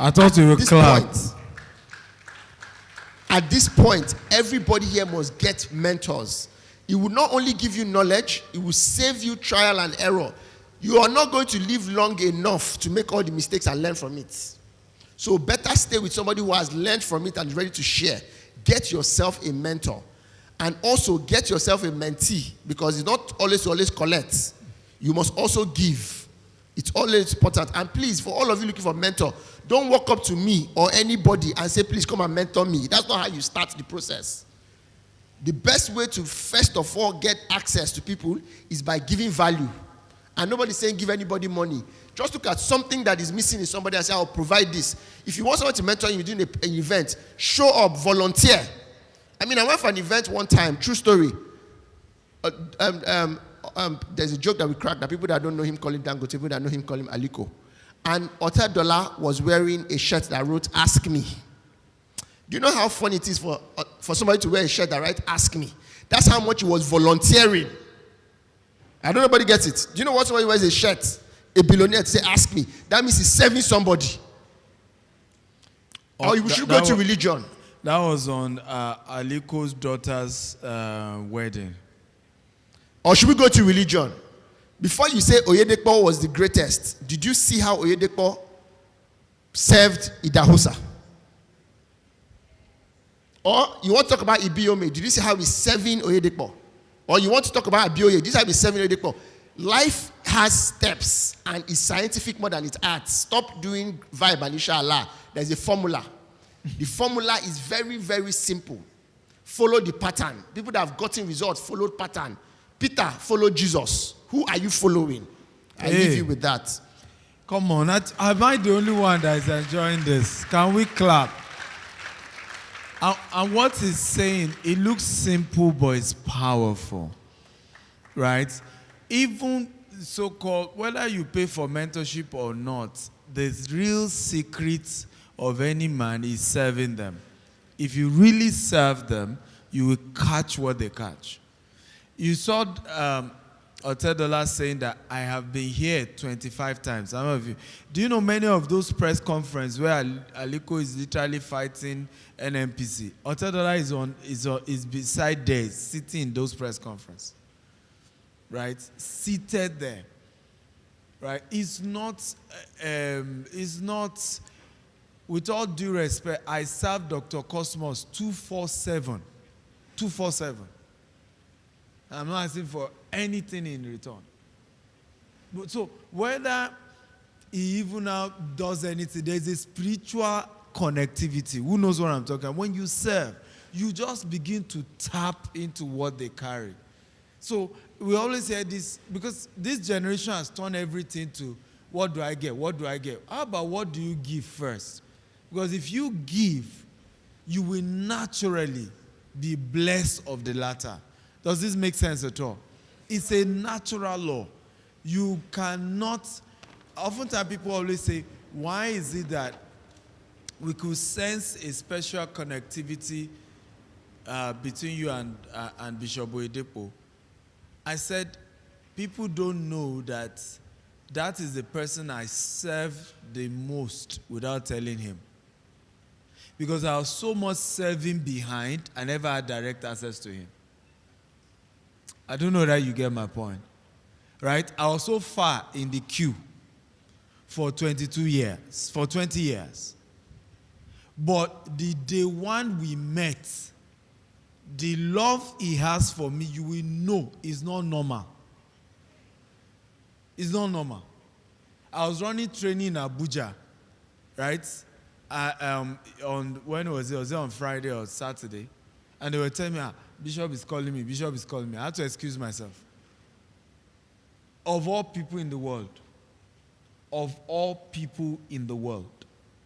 But when you serve people, are we together now? It's spiritual. Even the day you finally connect, they know, something tells them, this person is your own. I always say to people, I say that I know people I'm sent to. There are people who come to me and say, I believe you are my mentor. But there are some people that I know I am their mentor. Now, some by themselves are straight away, but I know they do well under me. So, business, again, is very spiritual. I want to encourage you, even when you have a mentor, it's not a destination, it's a journey. It's not a what? It's a what? Journey. It's a journey. So you want to keep at it. I watch life. This wasn't somebody saying it. Archbishop Idahosa was saying it. He said, my son, Oyedepo, bought a private jet. So you can imagine since when Bishop has had private jet. Right? See, hear this. And you will know your mentor after you have built the relationship. You will see that their heart is always such that they are the ones reaching out to you. Has anybody experienced that? Like, they are the ones reaching out. Have you experienced that? That's how you will know your real mentor. It's not even you. Sometimes they are the ones that will just call you. They are literally calling to do things for you, involving you in things, without you even asking for it. Because their heart connect. And our bishop said, when Bishop Oyedepo bought the plane and said, oh, come and pray, he was like, don't worry. He said, Bishop said, I'll send the jet. He said, no, I will come, right, by myself, right, he said, I will send the jet. He said, no, don't send the jet. I will come. And he took commercial plane to go and pray for a jet. According to our bishop, he said, this week we're to hold, what's his name? Osborne, T.L. Osborne. And I called Oyedepo. I said, your jet will be what we'll use to carry T.L. Osborne. He said, Bishop said, it's yours for as long as you want it. For as long as you want it. Now, Bishop Oyedepo shared this with me. He said, when he started paying, right, the entire workers of Idahosa University to support his mentor, he never had a vision of owning a university of his own. He volunteered to be paying staff salary. He didn't have a vision of owning his own university. It was just, my mentor has a university, the burden is too much. I will listen, right? I will be paying the workers. Even after Bishop died, Bishop Oyedepo kept paying that salary for years until the university could stand on their own. Who else do you know that has 2 universities? 2. Right? And for information, it's more than that. I won't mention the numbers, but it's more than that coming on. So do you see that business is spiritual? And I'm taking time to share this because this is the only part, this is the only industry that doesn't do this. Politicians, they are loyal. You see what is going on, and they have their instrument of dealing with disloyalty. When I see one for Lagos, I be una no see am. They have it. True of us. Pastors, even River State, first ever governor of a ruling party that will not get a return. First ever. We saw the same thing with pastors, like he was sharing now, right? This person submitted to this person, and this one, and the relationship is like bond. Why don't we have the same in business? And all of us are complaining.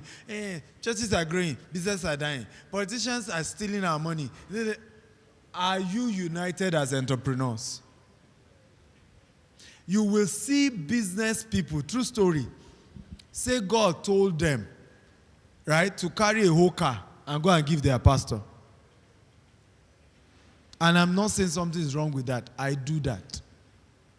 Right?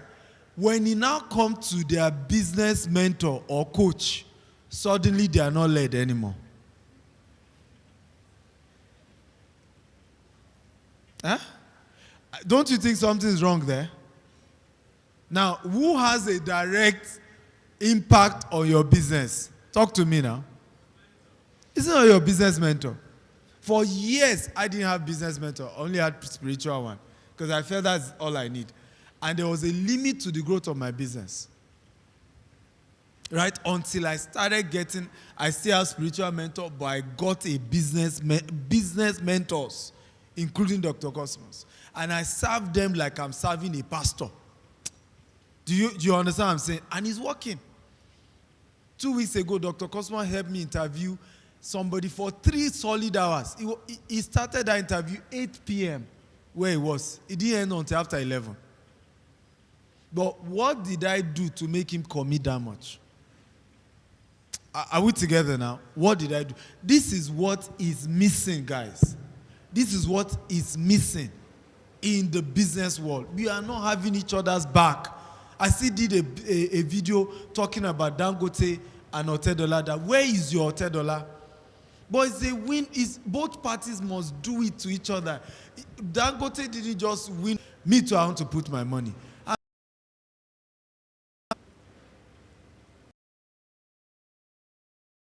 How many people have you what? Done that for? So finally, from my end, and I'll have Izu wrap up. If you are serious about growing business and building a long-lasting business, you must build your tribe. You must build your tribe. You must build your ecosystem. You must be loyal to your tribe. You must have their back and they have yours. Right?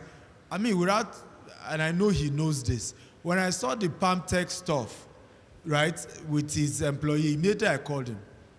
And immediately I called the 2 staff involved. Right? And I told them, I said, look, I hope you know the rules of this game. Right? If your guy is angry with you, he has the right to be angry. You can't reply. They say, we know too, we know. You can't reply. It doesn't matter who's there, but who are the people? Did the people ever pay your salary? The people taunting you, do they care? I don't know whether you understand what I'm saying. That is how you grow businesses. You have each other's back. Not the one that you see something happen, say, hey, let's drink, where's popcorn? Movie time. Okay, let's even sow discord to bring the business down better, to create more chaos. That is not how you grow businesses. And until we grow businesses in Nigeria, we will not solve unemployment. We're all deceiving ourselves. Government won't create jobs. It's still all of us here that we need to create the job. Are we together now? It's still those of you here that needs to create the job. And that's why if somebody is going through challenge in their business, you better sit them down and help them. Let's create your tribe. Create your tribe and be loyal. And there's always a cost to being a member of a tribe and defending a tribe and being part of a tribe. There is also a tax to it. It comes with a cost. Sometimes a cost of humility. Sometimes a cost of buying some things at a higher price. I bought some things from people who are in my tribe that I paid more money for. But it was okay. I was okay with it. I don't know whether you understand what I'm saying. Because it was part of contributing to the what? To the tribe. I am building a tribe. And many of the people you saw here today, if you notice, every one of them have something to do with GTEx. Do you notice that? So it was intentional because I'm building my own tribe as well. And I've realized that this life is too lonely for you to leave it as an orphan. Build your tribe and support, be loyal, and defend her. Okay, Izu. And Dr. Stephen, I don't think I'd ever... Yeah, clap well, please. I don't think I ever got a chance to say this to you privately, so I'll just say this publicly. There are very few people who are close to me. As Dr. Stephen, he jokingly said, and he says that all the time, that I'm like the co-founder of GTEx, even though I'm not on the CAC. But one of the most important things is I've hung around GTEx for 18 years. One thing I've learned is somebody who does not abuse closeness. Even as close as we are with Dr. Stephen, for 10 years straight, Dr. Stephen paid us consulting fees. Put your hands together for him. Now let me say this. When he talked about tribe, there's something we do, and we don't know that is witchcraft. You know, witchcraft have left villages. They're now in the boardroom. When people get close to you, and because they are close to you, they should change your price. Yeah. When they should be the one promoting you. It's not that they don't have the money. Now, let me say this, and let me say this publicly. In the life cycle of your business, there are 3 things you must do in the life cycle of your business. 1, you must create a great product and a great brand. You must create a great product and a great brand. Most of us create great product and we don't create great brand. So the product works, but people don't know it. That means there's no brand. Or the product works, but they understate it. You must create a great product and a great brand. And why I'm using brand is that as you grow, your product will change. When GTEx started, can you guys hear the name? GTEx. I mean, I can almost write an autobiography of GTEx with my full chest because I was there from day one, right? The office in, Ogba. If they showed you before and after, you will not believe that that's the GTEx. But you know one of the things I learned? GTEx started as an SMS company, sending bulk SMS. Today, they have pivoted into Sassy Holdings. Your product will change. If you look at all these brands, Samsung, Nokia, what they started doing is not what they are doing. Some of these telecoms companies, when they started, they were building bridges. Some were selling fruits. But build a brand so that when your business changes, the brand will still stay. Dangote started as a guy importing flour. Today, I didn't even know that Dangote has sold his flour business. There's no Dangote flour. Yeah. Right? He's now doing petrol. What he built was not the product, it was the brand. Now, second thing he must build is distribution. And distribution is so important. 4 years ago, I and my wife started a food brand. So when he was talking about the restaurant, he was right. I told him this morning, we spoke yesterday night, we speak quite often, and when we speak, sometimes it takes 2 hours to long calls. And I was telling him that I was in Port Harcourt last week, I'm going back to Port Harcourt again. He said, why are you going to Port Harcourt? I said, I opened a new branch in Port Harcourt, a new restaurant. I'm going back to open another restaurant. In 3 years, we opened 11 outlets. But when people asked us, and you can clap, and when people ask, why are we building stores? I said, I'm not building stores, I'm building distribution channels. I just realized that if I was to write a book today, I would have 11 bookshops to put it, because it's my restaurant. I can create a space and put bookshops there. Dangote was not just building product, he was building distribution. Today, as we speak, he's the biggest owner of trucks in the whole of Africa. People don't even know that he owns equity in Sino Truck. Right? The roads that you're applying, he built most of those roads. Oshodi, Bagada Express, it's Dangote that built it. And he built it his own cement because he sells cement. He's built distribution. Whether we like it or not, we're going to wake up one morning and Dangote will be supplying petrol and diesel to our households. He's built distribution. The third thing you must build in the lifestyle of your business ecosystem, and that's where we're going to with this conversation. I'll end with this. At the end of the day, when you become a serial entrepreneur, because you're going to build different businesses, the reason why you're not going to build different businesses is that if you don't have structure. It's the structure that GTEx is building is the reason why Dr. Stephen can travel all around. Ask yourself, how many of you can leave your business for 1 month and travel and come back and meet that business? If you haven't built a business where you can leave your business and jump around, not jump to Galavant, but jump to open new opportunities, then you don't build structure. The ultimate goal of your life is not to build wealth. Wealth is not the end. Else you'll be successful, but you end up as a successful. Hey. Right? You will be successful, but you'll be a successful. The ultimate goal is not wealth. Wealth makes you a successful. But what makes you successful is actually you being able to build freedom. Location freedom, to be wherever you want to be. Time freedom, to wake up and do what you want to do whenever you want to do it. There's a level you build in your wealth to, where when you show up late, people apologize that they came too early. But my point here is you must build financial freedom, location freedom, and time freedom. And to do that, you must have an ecosystem. Take home assignment for everybody here. Your team, what is the adjective that you call your team? You know, when you're from Holland, they call you Dutch, right? In Xavier, our company, we call ourselves Xavians. The people that work for you, what is the tribe? Because some of those people, when they leave, if they don't bang the door, you will be the investor in their businesses. Today, I sit on multiple boards of companies. I was telling my wife that I turned 42 weeks ago, and I was telling my wife that after 10 years from now, 50, anything I want to do will be out of passion, because my passive income should be bigger than my active income. When your investments are bigger than your active income, then you've made that financial freedom. What I'm driving at is you want to build the type of business where all these your team members, when they leave and they set up their own, you become the biggest investors in those businesses. Hope you know that Apple, which is the biggest company in the world, couldn't have become the biggest company if his mentor Hewlett of Hewlett-Packard, HP used to be the best company back then. Now, today, Apple is bigger than HP. We all know HP. The most brilliant thing was how HP held, that's Hewlett, held Apple close, Steve Jobs. Please make sure that you create an alumni for people that leave your team. Because some of them, it is better to own 10% of their businesses than to own 100% of something that if you're not there will not work. A few years ago, I was on Moment to More. I used to be on Moment to More in my 20s. Mo Abudu. And Mo Abudu said something to me years ago. He said it's better to own something it's better to own 10% of something that makes sense than 100% of nonsense. And one of the most important things you must do, you must build an ecosystem. All the biggest brands we are seeing, they are all ecosystems. The Dangote Group is an ecosystem. You enter a shop, before you know, you have bought sugar, bought flour, in a building that was built by Dangote Cement. And when you're going back, you enter your car, buy a fuel that was Dangote. Do you guys see it? At the end of the day, he's built a whole ecosystem. I was talking to somebody about the second richest man in the world. His name is Bernard Arnault. He's a French guy. He owns Louis Vuitton. He owns Gucci.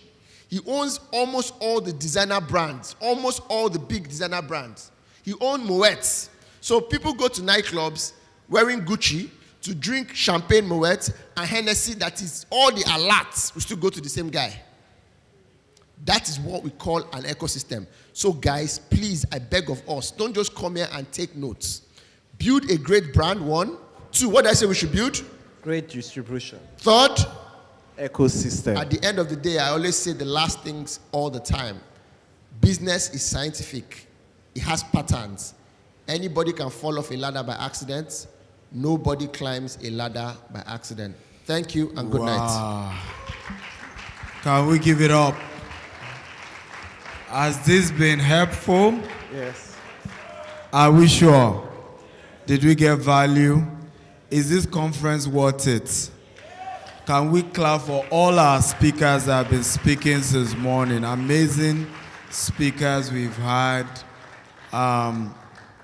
I think we're wrapping up now. I'm just doing a press conference. If you want to hang around for it, that's fine. Just an 18-year press conference. I hope some of our speakers will still stand around for the press conference. Just a few minutes with press people.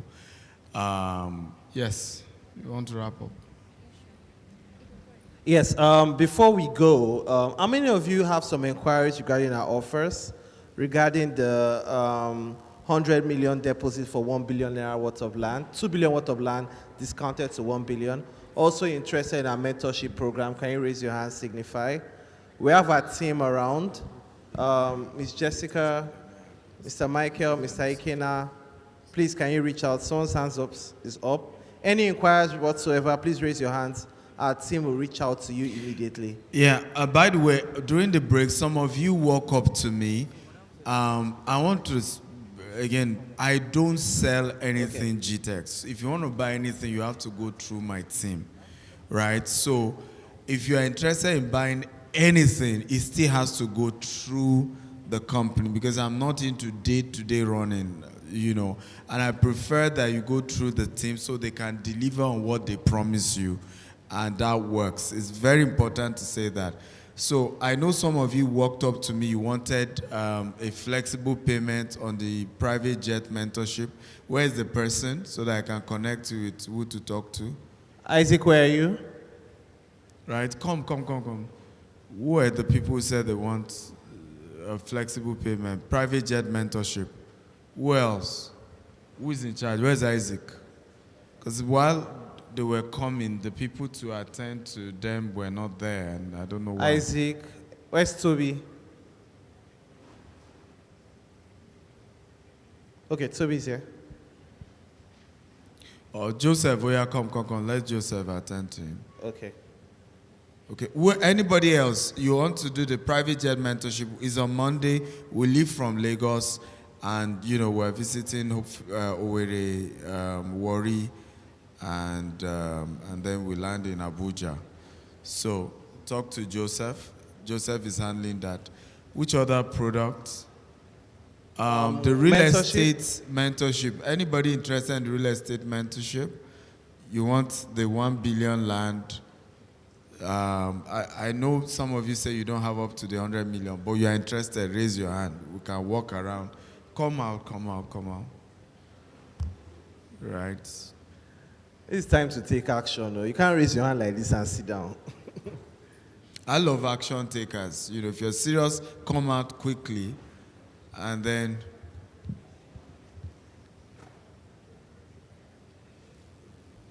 so what's your name? Adejumo, right? And you want to go into real estate development, right? Who else? What's your name? Adura Agbemi. Adura Agbemi. You want to go into real estate development? Yeah? What do you say? Russell Arize. Russell Arize. You want to go into real estate development? Yeah? Eniola Aziz. Eniola Aziz. You want to go into real estate development? I think some people are there. Please, can you come here? Is it for real estate development? Yeah. What's your name? Jumobi Daniel. Chibomi Daniel, yeah? Okay, Yanolua. Okay? Yanolua. Okay, so first of all, this is unique for me because it's a new beginning for us. And we're going to that new beginning of, we're not interested in selling land directly. We want to raise developers. And those developers sell the lands, right? And I'm sentimentally attached to starting something. Because for me, it's like GTEx 2.0, right? And what I need is sense of seriousness, sense of commitment. Two things. Even if you don't have 100 million to pay now, you have to deposit something today. You have to give them a timeline to do the rest, right? And then we start the journey. I will hold a session with you guys and even break down how you can raise the rest of the money. Is that okay? So do we have a deal? Michael, Ikena, please so can you attend it's your to them? commitment today that confirms that you are serious. I think there was somebody else that has already done that as well. He made some commitment, and I'm going to have a meeting with you guys, and your journey starts today, okay? Somebody also paid that way for me by allowing me pay, in installment, and today, and I was serious about my life, and you can see how far I've come as well. So congratulations to you all. I hope you will do your own part. I'm committed with my part. And I like that we have one female in the team. Eh?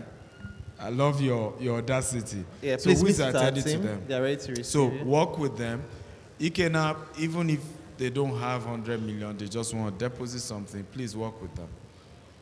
Okay? Any other product? Two other The announcements. For those of you interested in our anniversary dinner as well, it's strictly by invitation, but if you want to be a part of it, the ticket is 100,000. You can reach out to Olabisi. Where's Olabisi? So this Saturday, 4 p.m., Eco Hotel Sky Lounge is our anniversary dinner. It's going to be a great time. It's food and music and awesome time. If you want to be part of it, meet Olabisi. Where's Olabisi? I think she's at the back. Why is she at the back? Finally, my one-on-one mentorship. Who are those who said they were interested? I sent some of them to Isaac. My one-on-one mentorship. Who are those interested? You can come outside. Have you paid? Oh yeah, please come. Who else? One-on-one mentorship. The group one-on-one mentorship. Who is interested? The group one-on-one mentorship. Okay.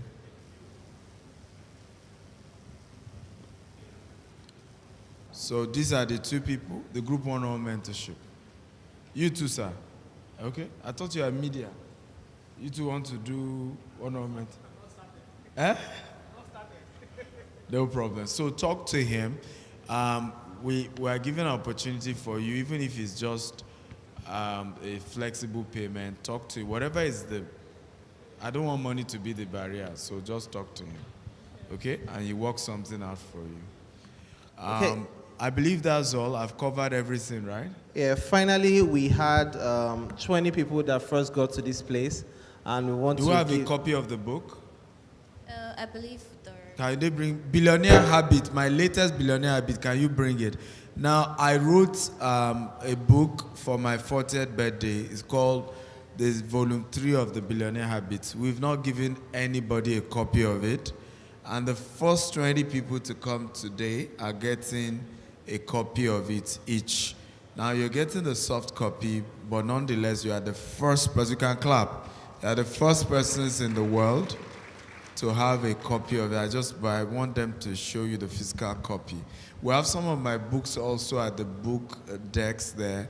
Get some of them. Start your journey. You may not be able to afford $20,000 mentorship or whatever the price is, but start with books. My YouTube channel, I know we're streaming on YouTube. We've had, I think I said now, over 500 viewers who have watched the YouTube. In fact, the YouTube audience and Facebook audience were larger than those in the hall.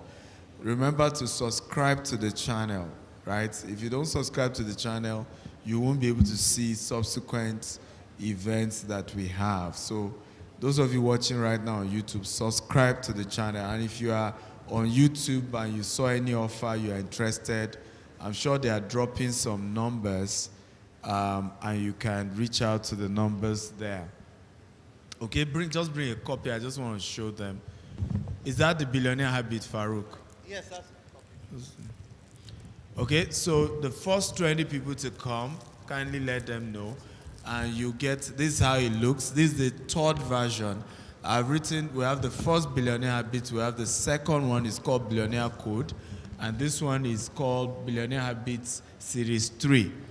Okay, and it's life and business lesson that has shaped my life in 40 years, right? Nobody here has read this. This is latest, because we just launched it on my 40th, but we didn't have printed copies. So first 20, you get the soft copy sent to you. Make sure you get the soft copy before you leave. But if you want to buy, you can go to the books at the back, and you can get a copy. Once again, thank you, everybody. God bless you. I appreciate you. Down. Yes, right. Please, can we have pictures? Yes. All right, to do the closing charge, we're going to be welcoming Mrs. Akintayo.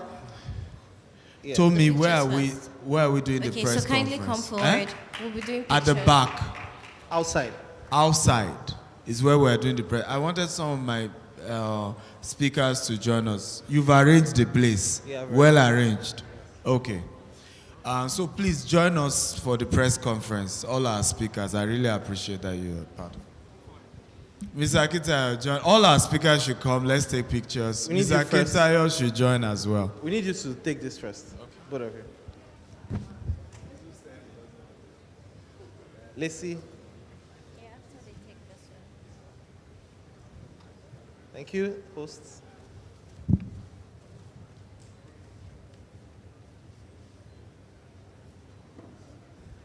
Please, can you quickly?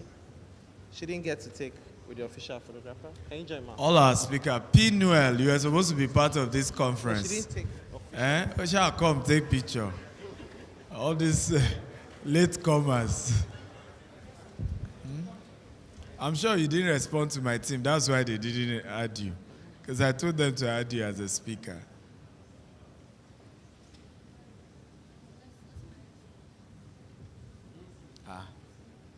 Engineer Suki, you left your wife. She's more committed to this brand than you, Seth. We can throw you away, but we can't throw her away. Today I'm project that some of our clients invested in, live here in Dubai, and I'm happy because this project is about 70 or 80% done, and very soon the project will be handed over.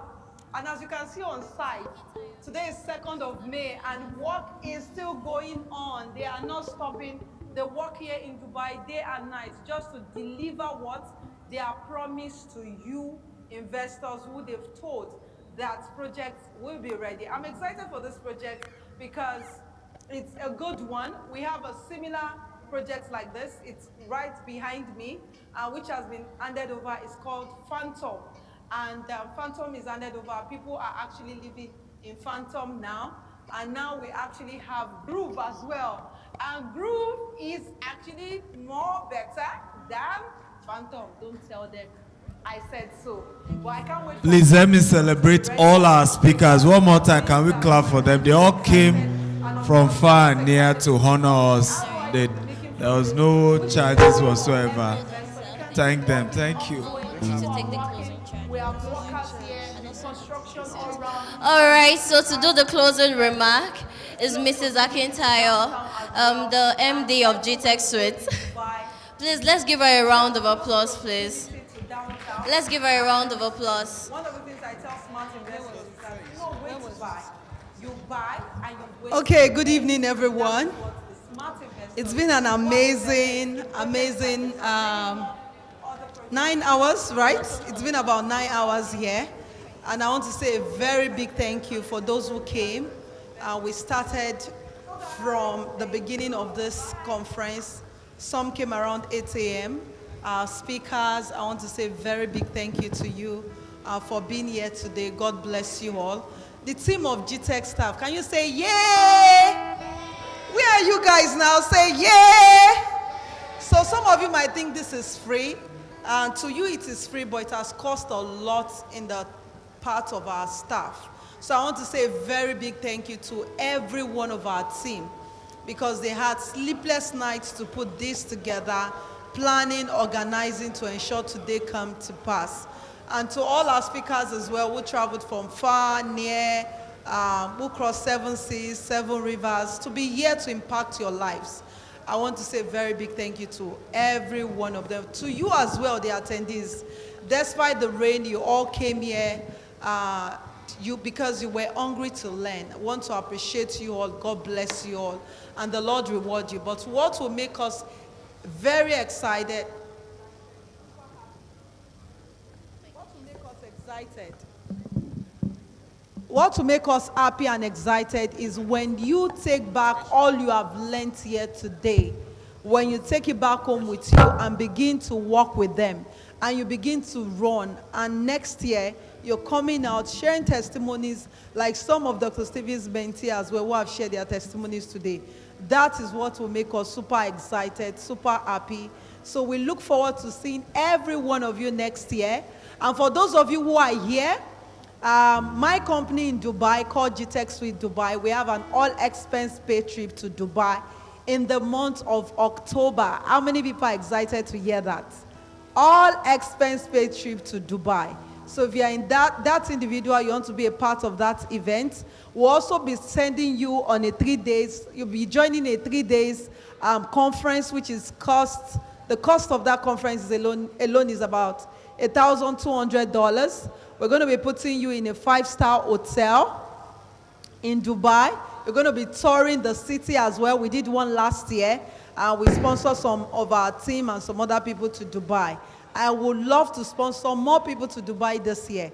All you need to do is either to buy a property from us, worth about 3 million dirhams, or you actually refer clients cumulatively, they buy a property worth 5 million dirhams from us. If you want to know more about that, you can ask our team. They'll give you more information about it. And the good part is that your client does not need to pay up all the money at once. 24% down payment is what your client needs to pay to qualify on this all expense paid trip. We also have a trip to Zanzibar this year, so whichever one you want to be a part of, you can join. Once again, thank you so much. Our amazing compare, the beautiful woman, the handsome man, Mr. Farouk, and Miss Lacey. Thank you so much. God bless you. The Lord honor you. We appreciate you and we love you all. And see you all at the top and see you next year. Thank you. All right, with a round of applause, let's celebrate Mrs. Akintayo. All right, so quick announcement. As we are going, please let's be reminded of the 4-day Realtors Inspection Challenge. We had it since 2 weeks. We had in Lagos, Ibadan Expressway. We had at Abeokuta. Last week we were at Abuja with Dr. Stephen on site with every realtor. So tomorrow we'll be having an amazing time with him also at one of our sites. It's called Sedios Farm City, Ekpe, and Ijebu-Ode. So we have buses that will be conveying people to those locations tomorrow. Please, if you live around Iyanoworo or before Iyanoworo, please meet us at Iyanoworo BRT bus stop by 7 a.m. Those living around Ogba and its environs, meet us at Omole Phase 1. And those on the island, you meet us at Ikoyi, Mojisola Estates. So if you are on the group, please stay tuned. Yes, if you're on the group, please check.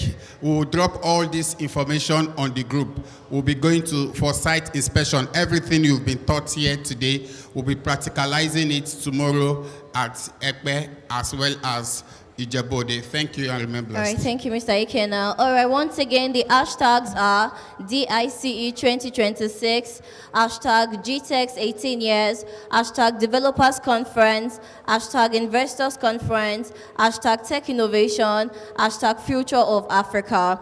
And then I'm going to be reading the 20 participants that qualifies for the gifts. Number 1, we have Vivian Peacemaker. Vivian Peacemaker. So when I call your name, all you need to do is to go to the book stand at the back where we're exhibiting and then meet with the person there to give you your incentive. So we have Vivian Peacemaker. Number 2, we have Esther Inkem. Esther Inkem. Number 3, we have Ofulue Favor.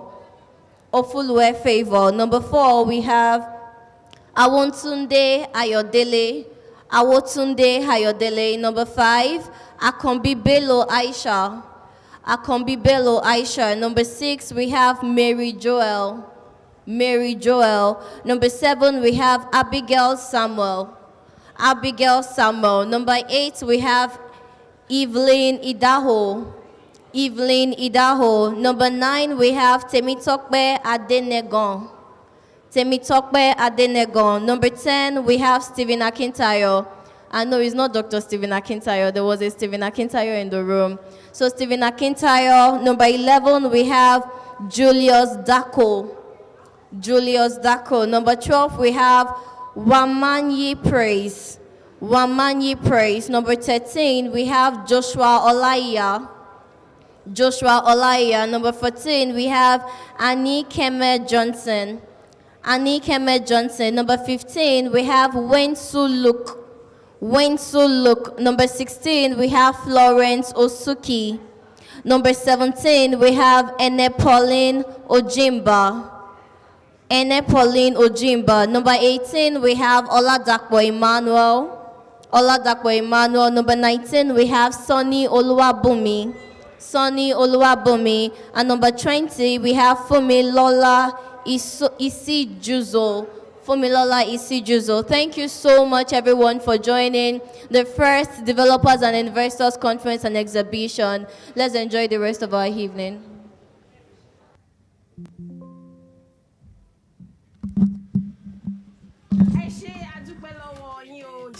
I really appreciate you.